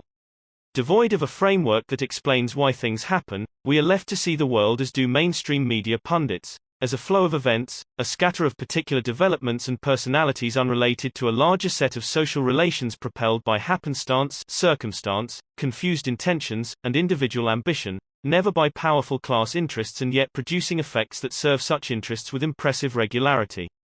Thus we fail to associate social problems with the socio-economic forces that create them, and we learn to truncate our own critical thinking. Imagine if we attempted something different. For example, if we tried to explain that wealth and poverty exist together not in accidental juxtaposition, but because wealth causes poverty, an inevitable outcome of economic exploitation both at home and abroad. How could such an analysis gain any exposure in the capitalist media or in mainstream political life? Suppose we started with a particular story about how child labor in Indonesia is contracted by multinational corporations at near starvation wage levels. This information probably would not be carried in right-wing publications, but in 1996 it did appear after decades of effort by some activists in the centrist mainstream press. What if we then crossed a line and said that these exploitative employer-employee relations were backed by the full might of the Indonesian military government? Fewer media would carry this story, but it still might get mentioned in an inside page of the New York Times or Washington Post. Then suppose we crossed another line and said that these repressive arrangements would not prevail were it not for generous military aid from the United States, and that for almost 30 years the homicidal Indonesian military has been financed, armed, advised, and trained by the U.S. national security state. Such a story would be even more unlikely to appear in the liberal press, but it is still issue-specific and safely without an overall class analysis, so it might well make its way into left liberal opinion publications like The Nation and The Progressive. Now suppose we pointed out that the conditions found in Indonesia, the heartless economic exploitation, brutal military repression, and lavish U.S. support exist in scores of other countries. Suppose we then crossed that most serious line of all, and instead of just deploring this fact we also asked why successive U.S. administrations involve themselves in such unsavory pursuits throughout the world. And what if then we tried to explain that the whole phenomenon is consistent with the U.S. dedication to making the world safe for the free market and the giant multinational corporations, and that the intended goals are to maximize opportunities to accumulate wealth by depressing the wage levels of workers throughout the world and preventing them from organizing on behalf of their own interests, and b. to protect the overall global system of free market capital accumulation. Then what if, from all this, we concluded that US foreign policy is neither timid, as the conservatives say, nor foolish, as the liberals say, but is remarkably successful in rolling back just about all governments and social movements that attempt to serve popular needs rather than private corporate greed? Such an analysis, hurriedly sketched here, would take some effort to lay out and would amount to a Marxist critique, a correct critique of capitalist imperialism. Though Marxists are not the only ones that might arrive at it, it almost certainly would not be published anywhere except in a Marxist publication. We crossed too many lines. Because we tried to explain the particular situation, child labor, in terms of a larger set of social relations, corporate class power, our presentation would be rejected out of hand as ideological. The perceptual taboos imposed by the dominant powers teach people to avoid thinking critically about such powers. In contrast, Marxism gets us into the habit of asking why, of seeing the linkage between political events and class power. A common method of devaluing Marxism is to misrepresent what it actually says and then attack the misrepresentation. This happens easily enough since most of the anti-Marxist critics and their audiences have only a passing familiarity with Marxist literature and rely instead on their own caricatured notions. Thus, the Roman Catholic pastoral letter on Marxist communism rejects the claim that structural, read, class, revolution can entirely cure a disease that is man himself, nor can it provide the solution of all human suffering. But who makes such a claim? There is no denying that revolution does not entirely cure all human suffering. But why is that assertion used as a refutation of Marxism? Most Marxists are neither chiliastic nor utopian. They dream not of a perfect society but of a better, more just life. They make no claim to eliminating all suffering, and recognize that even in the best of societies there are the inevitable assaults of misfortune, mortality, and other vulnerabilities of life. And certainly in any society there are some people who, for whatever reason, are given to wrongful deeds and self-serving corruptions. The highly imperfect nature of human beings should make us all the more determined not to see power and wealth accumulating in the hands of an unaccountable few, which is the central dedication of capitalism. Capitalism and its various institutions affect the most personal dimensions of everyday life in ways not readily evident. A Marxist approach helps us to see connections to which we were previously blind, to relate effects to causes, and to replace the arbitrary and the mysterious with the regular and the necessary. A Marxist perspective helps us to see injustice is rooted in systemic causes that go beyond individual choice, and to view crucial developments not as neutral happenings but as the intended consequences of class power and interest. Marxism also shows how even unintended consequences can be utilized by those with superior resources to service their interests. Is Marx still relevant today? Only if you want to know why the media distort the news in a mostly mainstream direction. Why more and more people at home and abroad face economic adversity while money continues to accumulate in the hands of relatively few. Why there is so much private wealth and public poverty in this country and elsewhere. Why US forces find it necessary to intervene in so many regions of the world. Why a rich and productive economy offers chronic recessions, underemployment, and neglect of social needs, and why many political office holders are unwilling or unable to serve the public interest. Some Marxist theorists have so ascended into the numbing altitudes of abstract cogitation that they seldom touch political realities here on Earth. They spend their time talking to each other in self-referential code, a scholastic ritual that Doug Dowd described as how many Marxists can dance on the head of a surplus value. Fortunately, there are others who not only tell us about Marxist theory but demonstrate its utility by applying it to political actualities. They know how to draw connections between immediate experience and the larger structural forces that shape that experience. They cross the forbidden line and talk about class power. This is why, for all the misrepresentation and suppression, Marxist scholarship survives. While not having all the answers, it does have a superior explanatory power, telling us something about reality that bourgeois scholarship refuses to do. Marxism offers the kind of subversive truths that cause fear and trembling among the high and mighty, those who live atop a mountain of lies. Chapter 9. Anything but class. Avoiding the C word. Class is a concept that is strenuously avoided by both mainstream writers and many on the left. When certain words are eliminated from public discourse, so are certain thoughts. Dissident ideas become all the more difficult to express when there are no words to express them. Class is usually dismissed as an outworn Marxist notion with no relevance to contemporary society. It is a 5-letter word that is treated like a dirty 4-letter one. With the C word out of the way, it is then easy to dispose of other politically unacceptable concepts such as class privilege, class power, class exploitation, class interest, and class struggle. These two are judged no longer relevant, if ever they were, in a society that supposedly consists of the fluid pluralistic interplay of diverse groups. The class denial of class. Those who occupy the higher circles of wealth and power are keenly aware of their own interests. While they sometimes seriously differ among themselves on specific issues, they exhibit an impressive cohesion when it comes to protecting the existing class system of corporate power, property, privilege, and profit. At the same time, they are careful to discourage public awareness of the class power they wield. They avoid the C word, especially when used in reference to themselves as in owning class, upper class, or moneyed class. And they like it least when the politically active elements of the owning class are called the ruling class. The ruling class in this country has labored long to leave the impression that it does not exist, does not own the lion's share of just about everything, and does not exercise a vastly disproportionate influence over the affairs of the nation. Such precautions are themselves symptomatic of an acute awareness of class interests. Yet ruling class members are far from invisible. Their command positions in the corporate world, their control of international finance and industry, their ownership of the major media, and their influence over state power and the political process are all matters of public record to some limited degree. While it would seem a simple matter to apply the C word to those who occupy the highest reaches of the C world, the dominant class ideology dismisses any such application as a lapse into conspiracy theory. The C word is also taboo when applied to the millions who do the work of society for what are usually niggardly wages, the working class, a term that is dismissed as Marxist jargon. And it is verboten to refer to the exploiting and exploited classes, for then one is talking about the very essence of the capitalist system, the accumulation of corporate wealth at the expense of labor. The C word is an acceptable term when prefaced with the soothing adjective middle.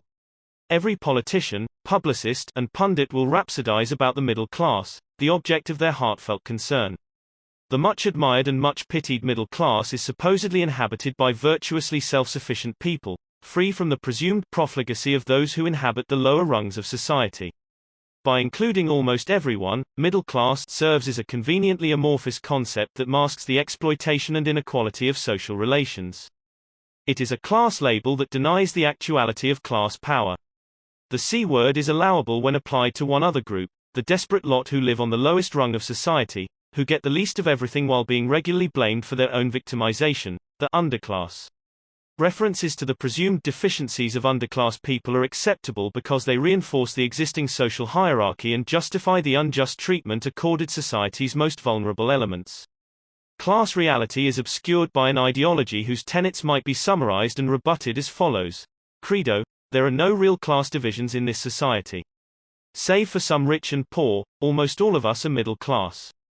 Response: wealth is enormously concentrated in the hands of relatively few in this country, while tens of millions work for poverty-level wages, when work is to be had. The gap between rich and poor has always been great and has been growing since the late 1970s. Those in the middle also have been enduring increasing economic injustice and insecurity. Credo: our social institutions and culture are autonomous entities in a pluralistic society, largely free of the influences of wealth and class power. To think otherwise is to entertain conspiracy theories. Response: great concentrations of wealth exercise an influence in all aspects of life, often a dominating one. Our social and cultural institutions are run by boards of directors, or trustees or regents, drawn largely from interlocking, non-elective, self-selecting corporate elites.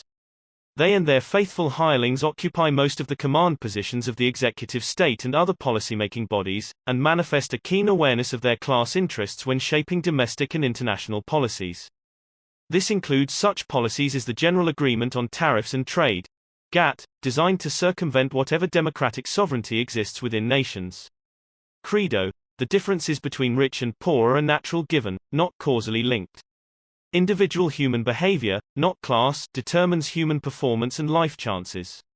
Existing social arrangements are a natural reflection of largely innate human proclivities. Response: all conservative ideologies justify existing inequities as the natural order of things, inevitable outcomes of human nature. If the very rich are naturally so much more capable than the rest of us, why must they be provided with so many artificial privileges under the law, so many bailouts, subsidies, and other special considerations at our expense. The naturally superior talents include unprincipled and illegal subterfuges such as price fixing, stock manipulation, insider trading, fraud, tax evasion, the legal enforcement of unfair competition, ecological spoliation, harmful products, and unsafe work conditions. One might expect naturally superior people not to act in such rapacious and venal ways. Differences in talent and capacity as might exist between individuals do not excuse the crimes and injustices that are endemic to the corporate business system. The ABC theorists. Even among persons normally identified as progressive, one finds a reluctance to deal with the reality of capitalist class power. Sometimes the dismissal of the C word is quite categorical. At a meeting in New York in 1986, I heard the sociologist Stanley Aronowitz comment, "When I hear the word class, I just yawn."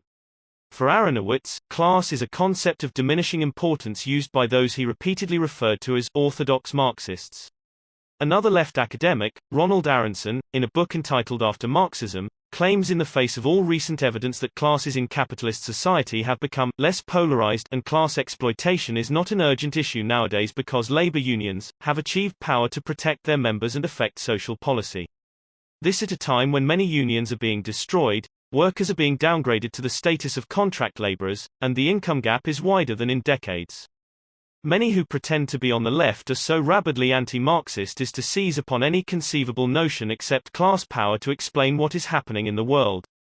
They are the anything but class, ABC, theorists who, while not allied with conservatives on most political issues, do their part in stunting class consciousness.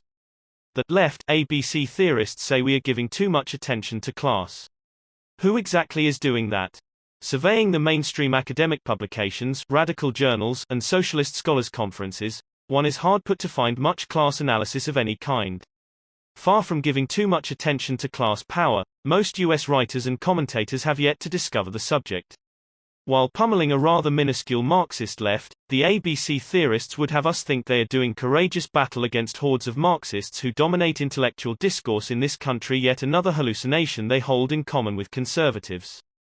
In their endless search for conceptual schema that might mute Marxism's class analysis, left ABC theorists have twaddled for years over a false dichotomization between early Marx, culturalistic, humanistic, good, and later Marx, dogmatic, economistic, bad. As Marxist scholar Bertel Oilman notes, this artificial counterpoising transforms a relatively minor development in Marx's work into a chasm between two ways of thinking that have little in common. Some ABC theorists labored hard to promote the writings of the late Italian Communist Party leader Antonio Gramsci as a source of cultural theory to counteract a Marxist class analysis. See, for instance, publications like Paul Picconi's Telos during the 1970s and early 1980s. Gramsci, they said, rejected the economistic views of Marx and Lenin and did not treat class conflict as a central concept, preferring to develop a more nuanced analysis based on cultural hegemony. So Gramsci was made into the Marxist who's safe to bring home to mother, as the historian T.J. Jackson put it. And as Christopher Phelps added, Gramsci has become safe, tame, denatured, a wisp of his revolutionary self. Academics seeking to justify their retreat into highly abstruse theories have created fanciful illusions about the counter-hegemonic activity. They have created a mythical Gramsci who holds views he never did, including an opposition to revolutionary socialist organization of the sort that he, following upon Lenin, held indispensable. Monthly Review, 11/95. Gramsci himself would have considered the representations made about him by ABC theorists is oddly misplaced. He never treated culture and class as mutually exclusive terms but saw cultural hegemony as a vital instrument of the ruling class.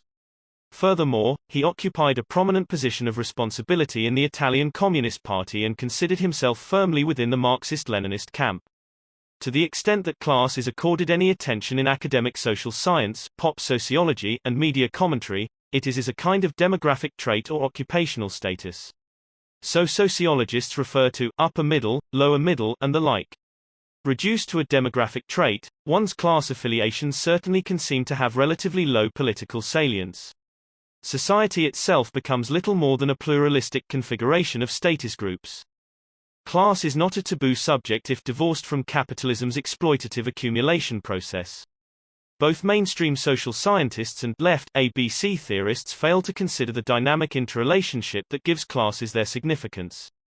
In contrast, Marxists treat class as the key concept in an entire social order known as capitalism, or feudalism or slavery, centering around the ownership of the means of production, factories, mines, oil wells, agribusinesses, media conglomerates, and the like, and the need if one lacks ownership to sell one's labor on terms that are highly favorable to the employer.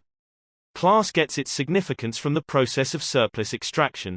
The relationship between worker and owner is essentially an exploitative one, involving the constant transfer of wealth from those who labor, but do not own, to those who own, but do not labor. This is how some people get richer and richer without working, or with doing only a fraction of the work that enriches them, while others toil hard for an entire lifetime only to end up with little or nothing. Both orthodox social scientists and left ABC theorists treat the diverse social factions within the non-capitalist class as classes unto themselves. So they speak of a blue-collar class, a professional class, and the like. In doing so, they claim to be moving beyond a reductionist, Marxist dualistic model of classes. But what is more reductionist than to ignore the underlying dynamics of economic power and the conflict between capital and labor? What is more misleading than to treat occupational groups as autonomous classes, giving attention to every social group in capitalist society except the capitalist class itself, to every social conflict except class conflict? Both conventional and left ABC theorists have difficulty understanding that the creation of a managerial or technocratic social formation constitutes no basic change in the property relations of capitalism, no creation of new classes. Professionals and managers are not an autonomous class as such. Rather, they are mental workers who live much better than most other employees but who still serve the accumulation process on behalf of corporate owners. Everyday class struggle. To support their view that class, in the Marxist sense, is passé, the ABC theorists repeatedly assert that there is not going to be a workers' revolution in the United States in the foreseeable future. I heard this sentiment expressed at 3 different panels during a Gramsci conference at Amherst, Massachusetts, in April 1987. Even if we agree with this prophecy, we might still wonder how it becomes grounds for rejecting class analysis and for concluding that there is no such thing as exploitation of labor by capital and no opposition from people who work for a living. The feminist revolution that was going to transform our entire patriarchal society has thus far not materialized, yet no progressive person takes this to mean that sexism is a chimera or that gender-related struggles are of no great moment. That workers in the United States are not throwing up barricades does not mean class struggle is a myth. In present-day society, such struggle permeates almost all workplace activities. Employers are relentlessly grinding away at workers and workers are constantly fighting back against employers. Capital's class war is waged with court injunctions, anti-labor laws, police repression, union busting, contract violations, sweatshops, dishonest clocking of time, safety violations, harassment and firing of resistant workers, cutbacks in wages and benefits, raids of pension funds, layoffs, and plant closings. Labor fights back with union organizing, strikes, slowdowns, boycotts, public demonstrations, job actions, coordinated absenteeism, and workplace sabotage. Class has a dynamic that goes beyond its immediate visibility. Whether we are aware of it or not, class realities permeate our society, determining much about our capacity to pursue our own interests.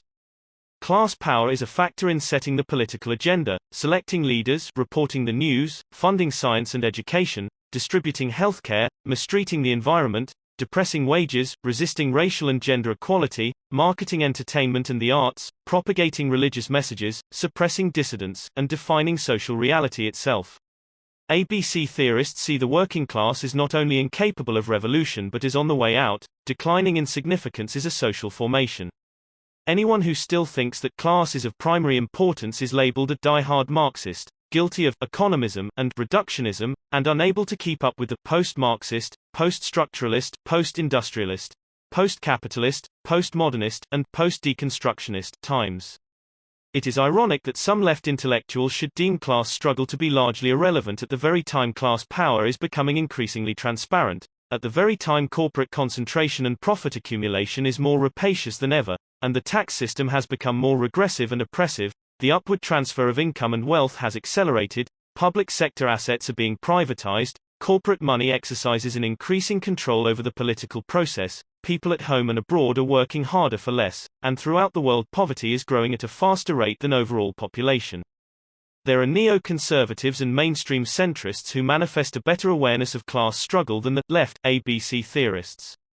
Thus, former managing editor of the New York Times A.M. Rosenthal sees the Republican Party's slash and burn offensive against social programs as not only a prescription for class struggle but the beginning of its reality. New York Times, 3 halves 195. Rosenthal goes on to quote Wall Street financier Felix Rohatyn, who notes that the big beneficiaries of our economic expansion have been the owners of financial assets, in what amounts to a huge transfer of wealth from lower-skilled middle-class American workers to the owners of capital assets and to the new technological aristocracy. Increasingly, working people see themselves as simply temporary assets to be hired or fired to protect the bottom line and create shareholder value. It says little for left ABC intellectuals when they can be outclassed by establishment people like Rosenthal and Rohatyn. Seizing upon anything but class, U.S. leftists today have developed an array of identity groups centering around ethnic, gender, cultural, and lifestyle issues. These groups treat their respective grievances as something apart from class struggle, and have almost nothing to say about the increasingly harsh politico-economic class injustices perpetrated against us all. Identity groups tend to emphasize their distinctiveness and their separateness from each other, thus fractionalizing the protest movement. To be sure, they have important contributions to make around issues that are particularly salient to them, issues often overlooked by others. But they also should not downplay their common interests, nor overlook the common class enemy they face. The forces that impose class injustice and economic exploitation are the same ones that propagate racism, sexism, militarism, ecological devastation, homophobia, xenophobia, and the like. People may not develop a class consciousness, but they still are affected by the power, privileges, and handicaps related to the distribution of wealth and want. These realities are not cancelled out by race, gender, or culture. The latter factors operate within an overall class society. The exigencies of class power and exploitation shape the social reality we all live in. Racism and sexism help to create super-exploited categories of workers, minorities and women, and reinforce the notions of inequality that are so functional for a capitalist system. To embrace a class analysis is not to deny the significance of identity issues but to see how these are linked both to each other and to the overall structure of politico-economic power. An awareness of class relations deepens our understanding of culture, race, gender, and other such things. Wealth and power. In order that a select few might live in great opulence, millions of people work hard for an entire lifetime, never free from financial insecurity, and at great cost to the quality of their lives. The complaint is not that the very rich have so much more than everyone else, but that their superabundance and endless accumulation comes at the expense of everyone and everything else, including our communities and our environment. Great concentrations of wealth give the owning class control not only over the livelihoods of millions but over civic life itself. Money is the necessary ingredient that gives the rich their immense political influence, their monopoly ownership of mass media, their access to skilled lobbyists and high public office. To those who possess it, great wealth also brings social prestige and cultural dominance, including membership on the governing boards of foundations, universities, museums, research institutions, and professional schools. Likewise, the absence of money is what makes the have-nots and have-littles relatively powerless, depriving them of access to national media and severely limiting their influence over political decision-makers. As the gap between the corporate rich and the rest of us grows, the opportunities for popular rule diminish. There is much discourse on how to balance freedom with security. History offers numerous examples of leaders who in the name of national security have been ready to extinguish what precious few liberties people might have won after generations of struggle. Challenges to the privileged social order are treated as attacks upon all social order, a plunge into chaos and anarchy.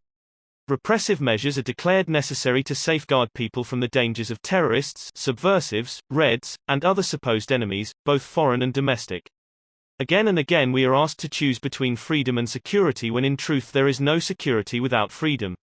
In both dictatorships and democracies, the agencies of national security, acting secretively and unaccountably, have regularly violated both our freedom and our security, practicing every known form of repression, corruption, and deceit. Once in control of the state, plutocratic interests can use a regressive taxation system to make the public pay for the agencies of repression that are essential to elite domination. Still, democratic governance can prove troublesome, inciting all sorts of popular demands and imposing restraints on big business's enjoyment of a freewheeling market. For this reason, the captains of capitalism and their conservative publicists support both a strong state armed with every intrusive power and a weak government unable to stop corporate abuse or serve the needs of the ordinary populace. Aside from the systemic imperatives that cause capitalism to accumulate without end, we must also reckon with the driving force of class greed. Wealth is an addiction. There is no end to the amount of money one might desire to accumulate. The best security to being rich is to get still richer, piling possession upon possession, giving oneself over to the houri sacra fames, the cursed greed for gold, the desire for more money than can be consumed in 1,000 lifetimes of limitless indulgence, wanting in nothing but still more and more money. Wealth buys every comfort and privilege in life, the fame of fortune, elevating the possessor to the highest social stratosphere, an expression of the aggrandizing self, an expansion of the ego's bound I, Ari, an extension of one's existence beyond the grave, leaving one feeling almost invulnerable to time and mortality.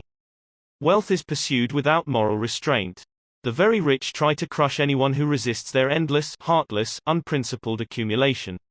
Like any addiction, money is pursued in that obsessive, amoral, single-minded way, revealing a total disregard for what is right or wrong, just or unjust, and indifference to other considerations and other people's interests and even one's own interests should they go beyond feeding the addiction. Capitalism is a rational system, the well-calculated systematic maximization of power and profits, a process of accumulation anchored in material obsession that has the ultimately irrational consequence of devouring the system itself and everything else with it. Eco-apocalypse, a class act. In 1876, Marx's collaborator, Friedrich Engels, offered a prophetic caveat: let us not flatter ourselves overmuch on account of our human conquest over nature. For each such conquest takes its revenge on us.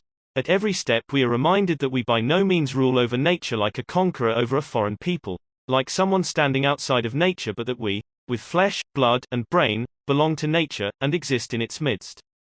With its never-ending emphasis on exploitation and expansion, and its indifference to environmental costs, capitalism appears determined to stand outside nature. The essence of capitalism, its raison d'être, is to convert nature into commodities and commodities into capital, transforming the living earth into inanimate wealth.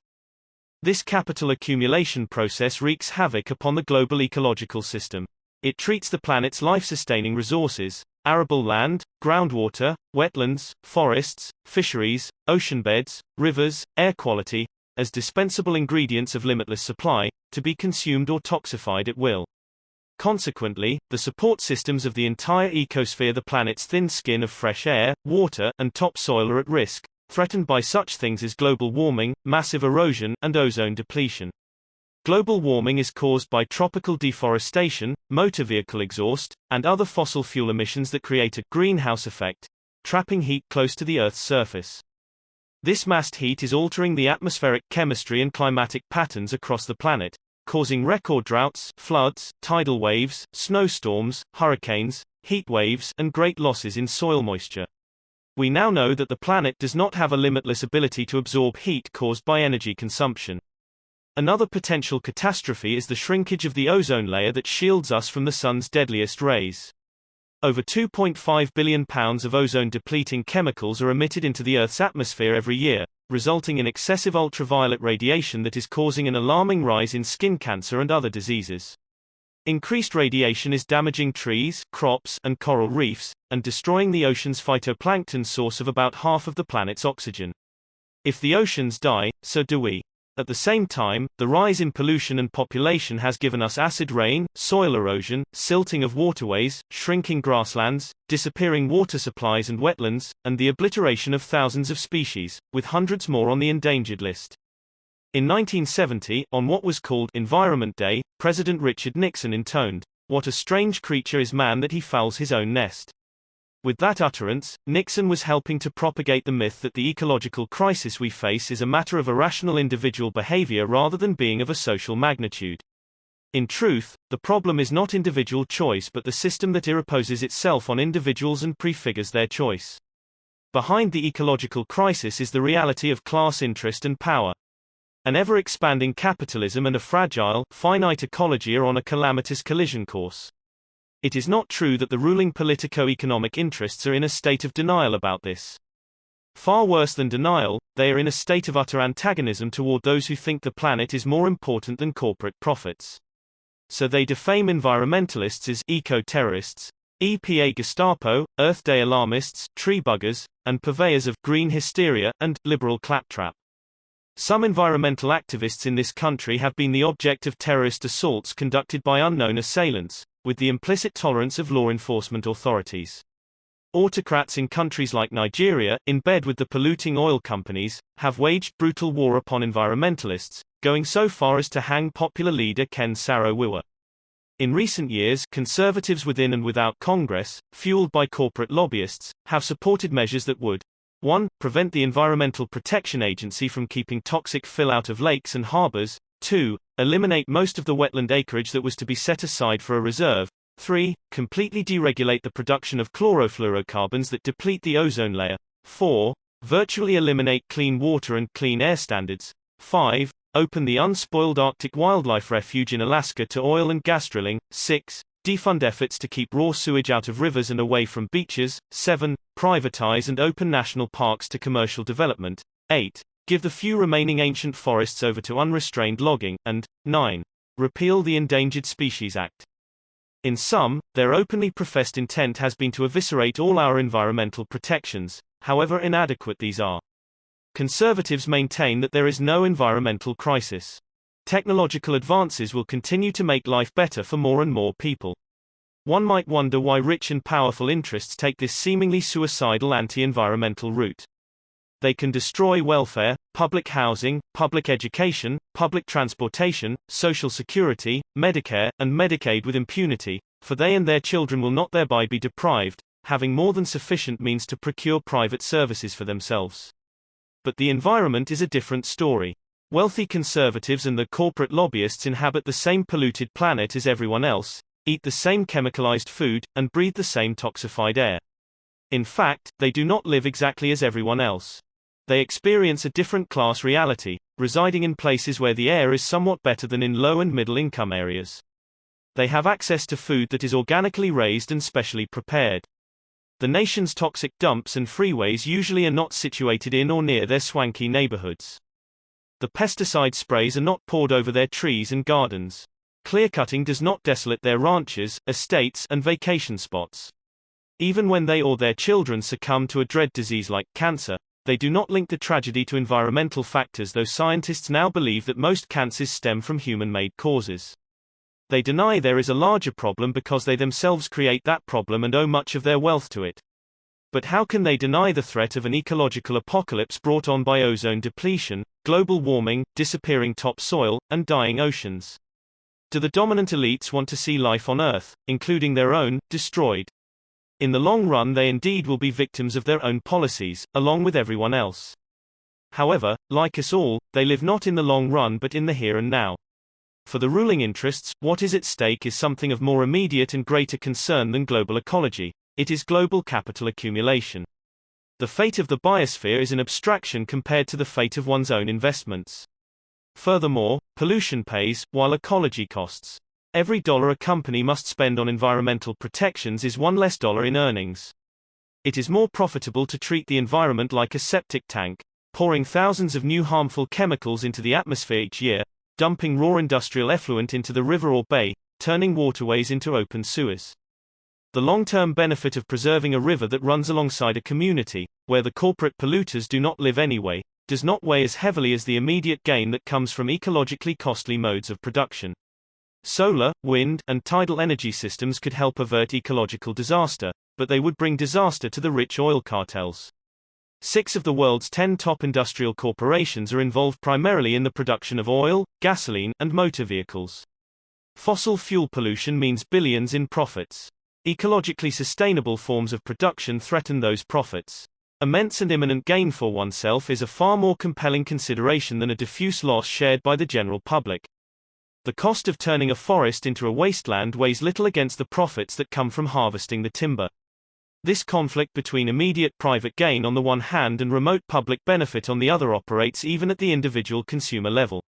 Thus, it is in one's long-term interest not to operate a motor vehicle, which contributes more to environmental devastation than any other single consumer item. But we have an immediate need for transportation in order to get to work, or do whatever else needs doing, so most of us have no choice except to own and use automobiles. The car culture demonstrates how the ecological crisis is not primarily an individual matter of man soiling his own nest. In most instances, the choice of using a car is no choice at all. Ecologically efficient and less costly electric car mass transportation has been deliberately destroyed since the 1930s in campaigns waged across the country by the automotive, oil, and tire industries. Corporations involved in transportation put America on wheels, in order to maximize consumption costs for the public and profits for themselves, and to hell with the environment or anything else. The enormous interests of giant multinational corporations outweigh doomsayer predictions about an ecological crisis. Sober business heads refuse to get caught up in the hysteria about the environment, preferring to quietly augment their fortunes. Besides, there can always be found a few experts who will go against all the evidence and say that the jury is still out, that there is no conclusive proof to support the alarmists. Conclusive proof in this case would come only when we reach the point of no return. Ecology is profoundly subversive of capitalism. It needs planned, environmentally sustainable production rather than the rapacious and regulated kind. It requires economical consumption rather than an artificially stimulated, ever-expanding consumerism. It calls for natural, low-cost energy systems rather than profitable, high-cost, polluting ones. Ecology's implications for capitalism are too horrendous for the capitalist to contemplate. Those in the higher circles, who once hired Blackshirts to destroy democracy out of fear that their class interests were threatened, have no trouble doing the same against eco-terrorists. Those who have waged merciless war against the Reds have no trouble making war against the Greens. Those who have brought us poverty wages, exploitation, unemployment, homelessness, urban decay, and other oppressive economic conditions are not too troubled about bringing us ecological crisis. The plutocrats are more wedded to their wealth than to the earth upon which they live, more concerned with the fate of their fortunes than with the fate of the planet. The struggle over environmentalism is part of the class struggle itself, a fact that seems to have escaped many environmentalists. The impending eco-apocalypse is a class act. It has been created by and for the benefit of the few, at the expense of the many. The trouble is, this time the class act may take all of us down, once and forever. In the relationship between wealth and power, what is at stake is not only economic justice, but democracy itself and the survival of the biosphere. Unfortunately, the struggle for democracy and ecological sanity is not likely to be advanced by trendy, jargonized, ABC theorists who treat class as an outmoded concept and who seem ready to consider anything but the realities of capitalist power. In this they are little different from the dominant ideology they profess to oppose. They are the ones who need to get back on this planet. The only countervailing force that might eventually turn things in a better direction is an informed and mobilized citizenry. Whatever their shortcomings, the people are our best hope. Indeed, we are they. Whether or not the ruling circles still wear black shirts, and whether or not their opponents are Reds, la lutte continua, the struggle continues, today, tomorrow, and through all history.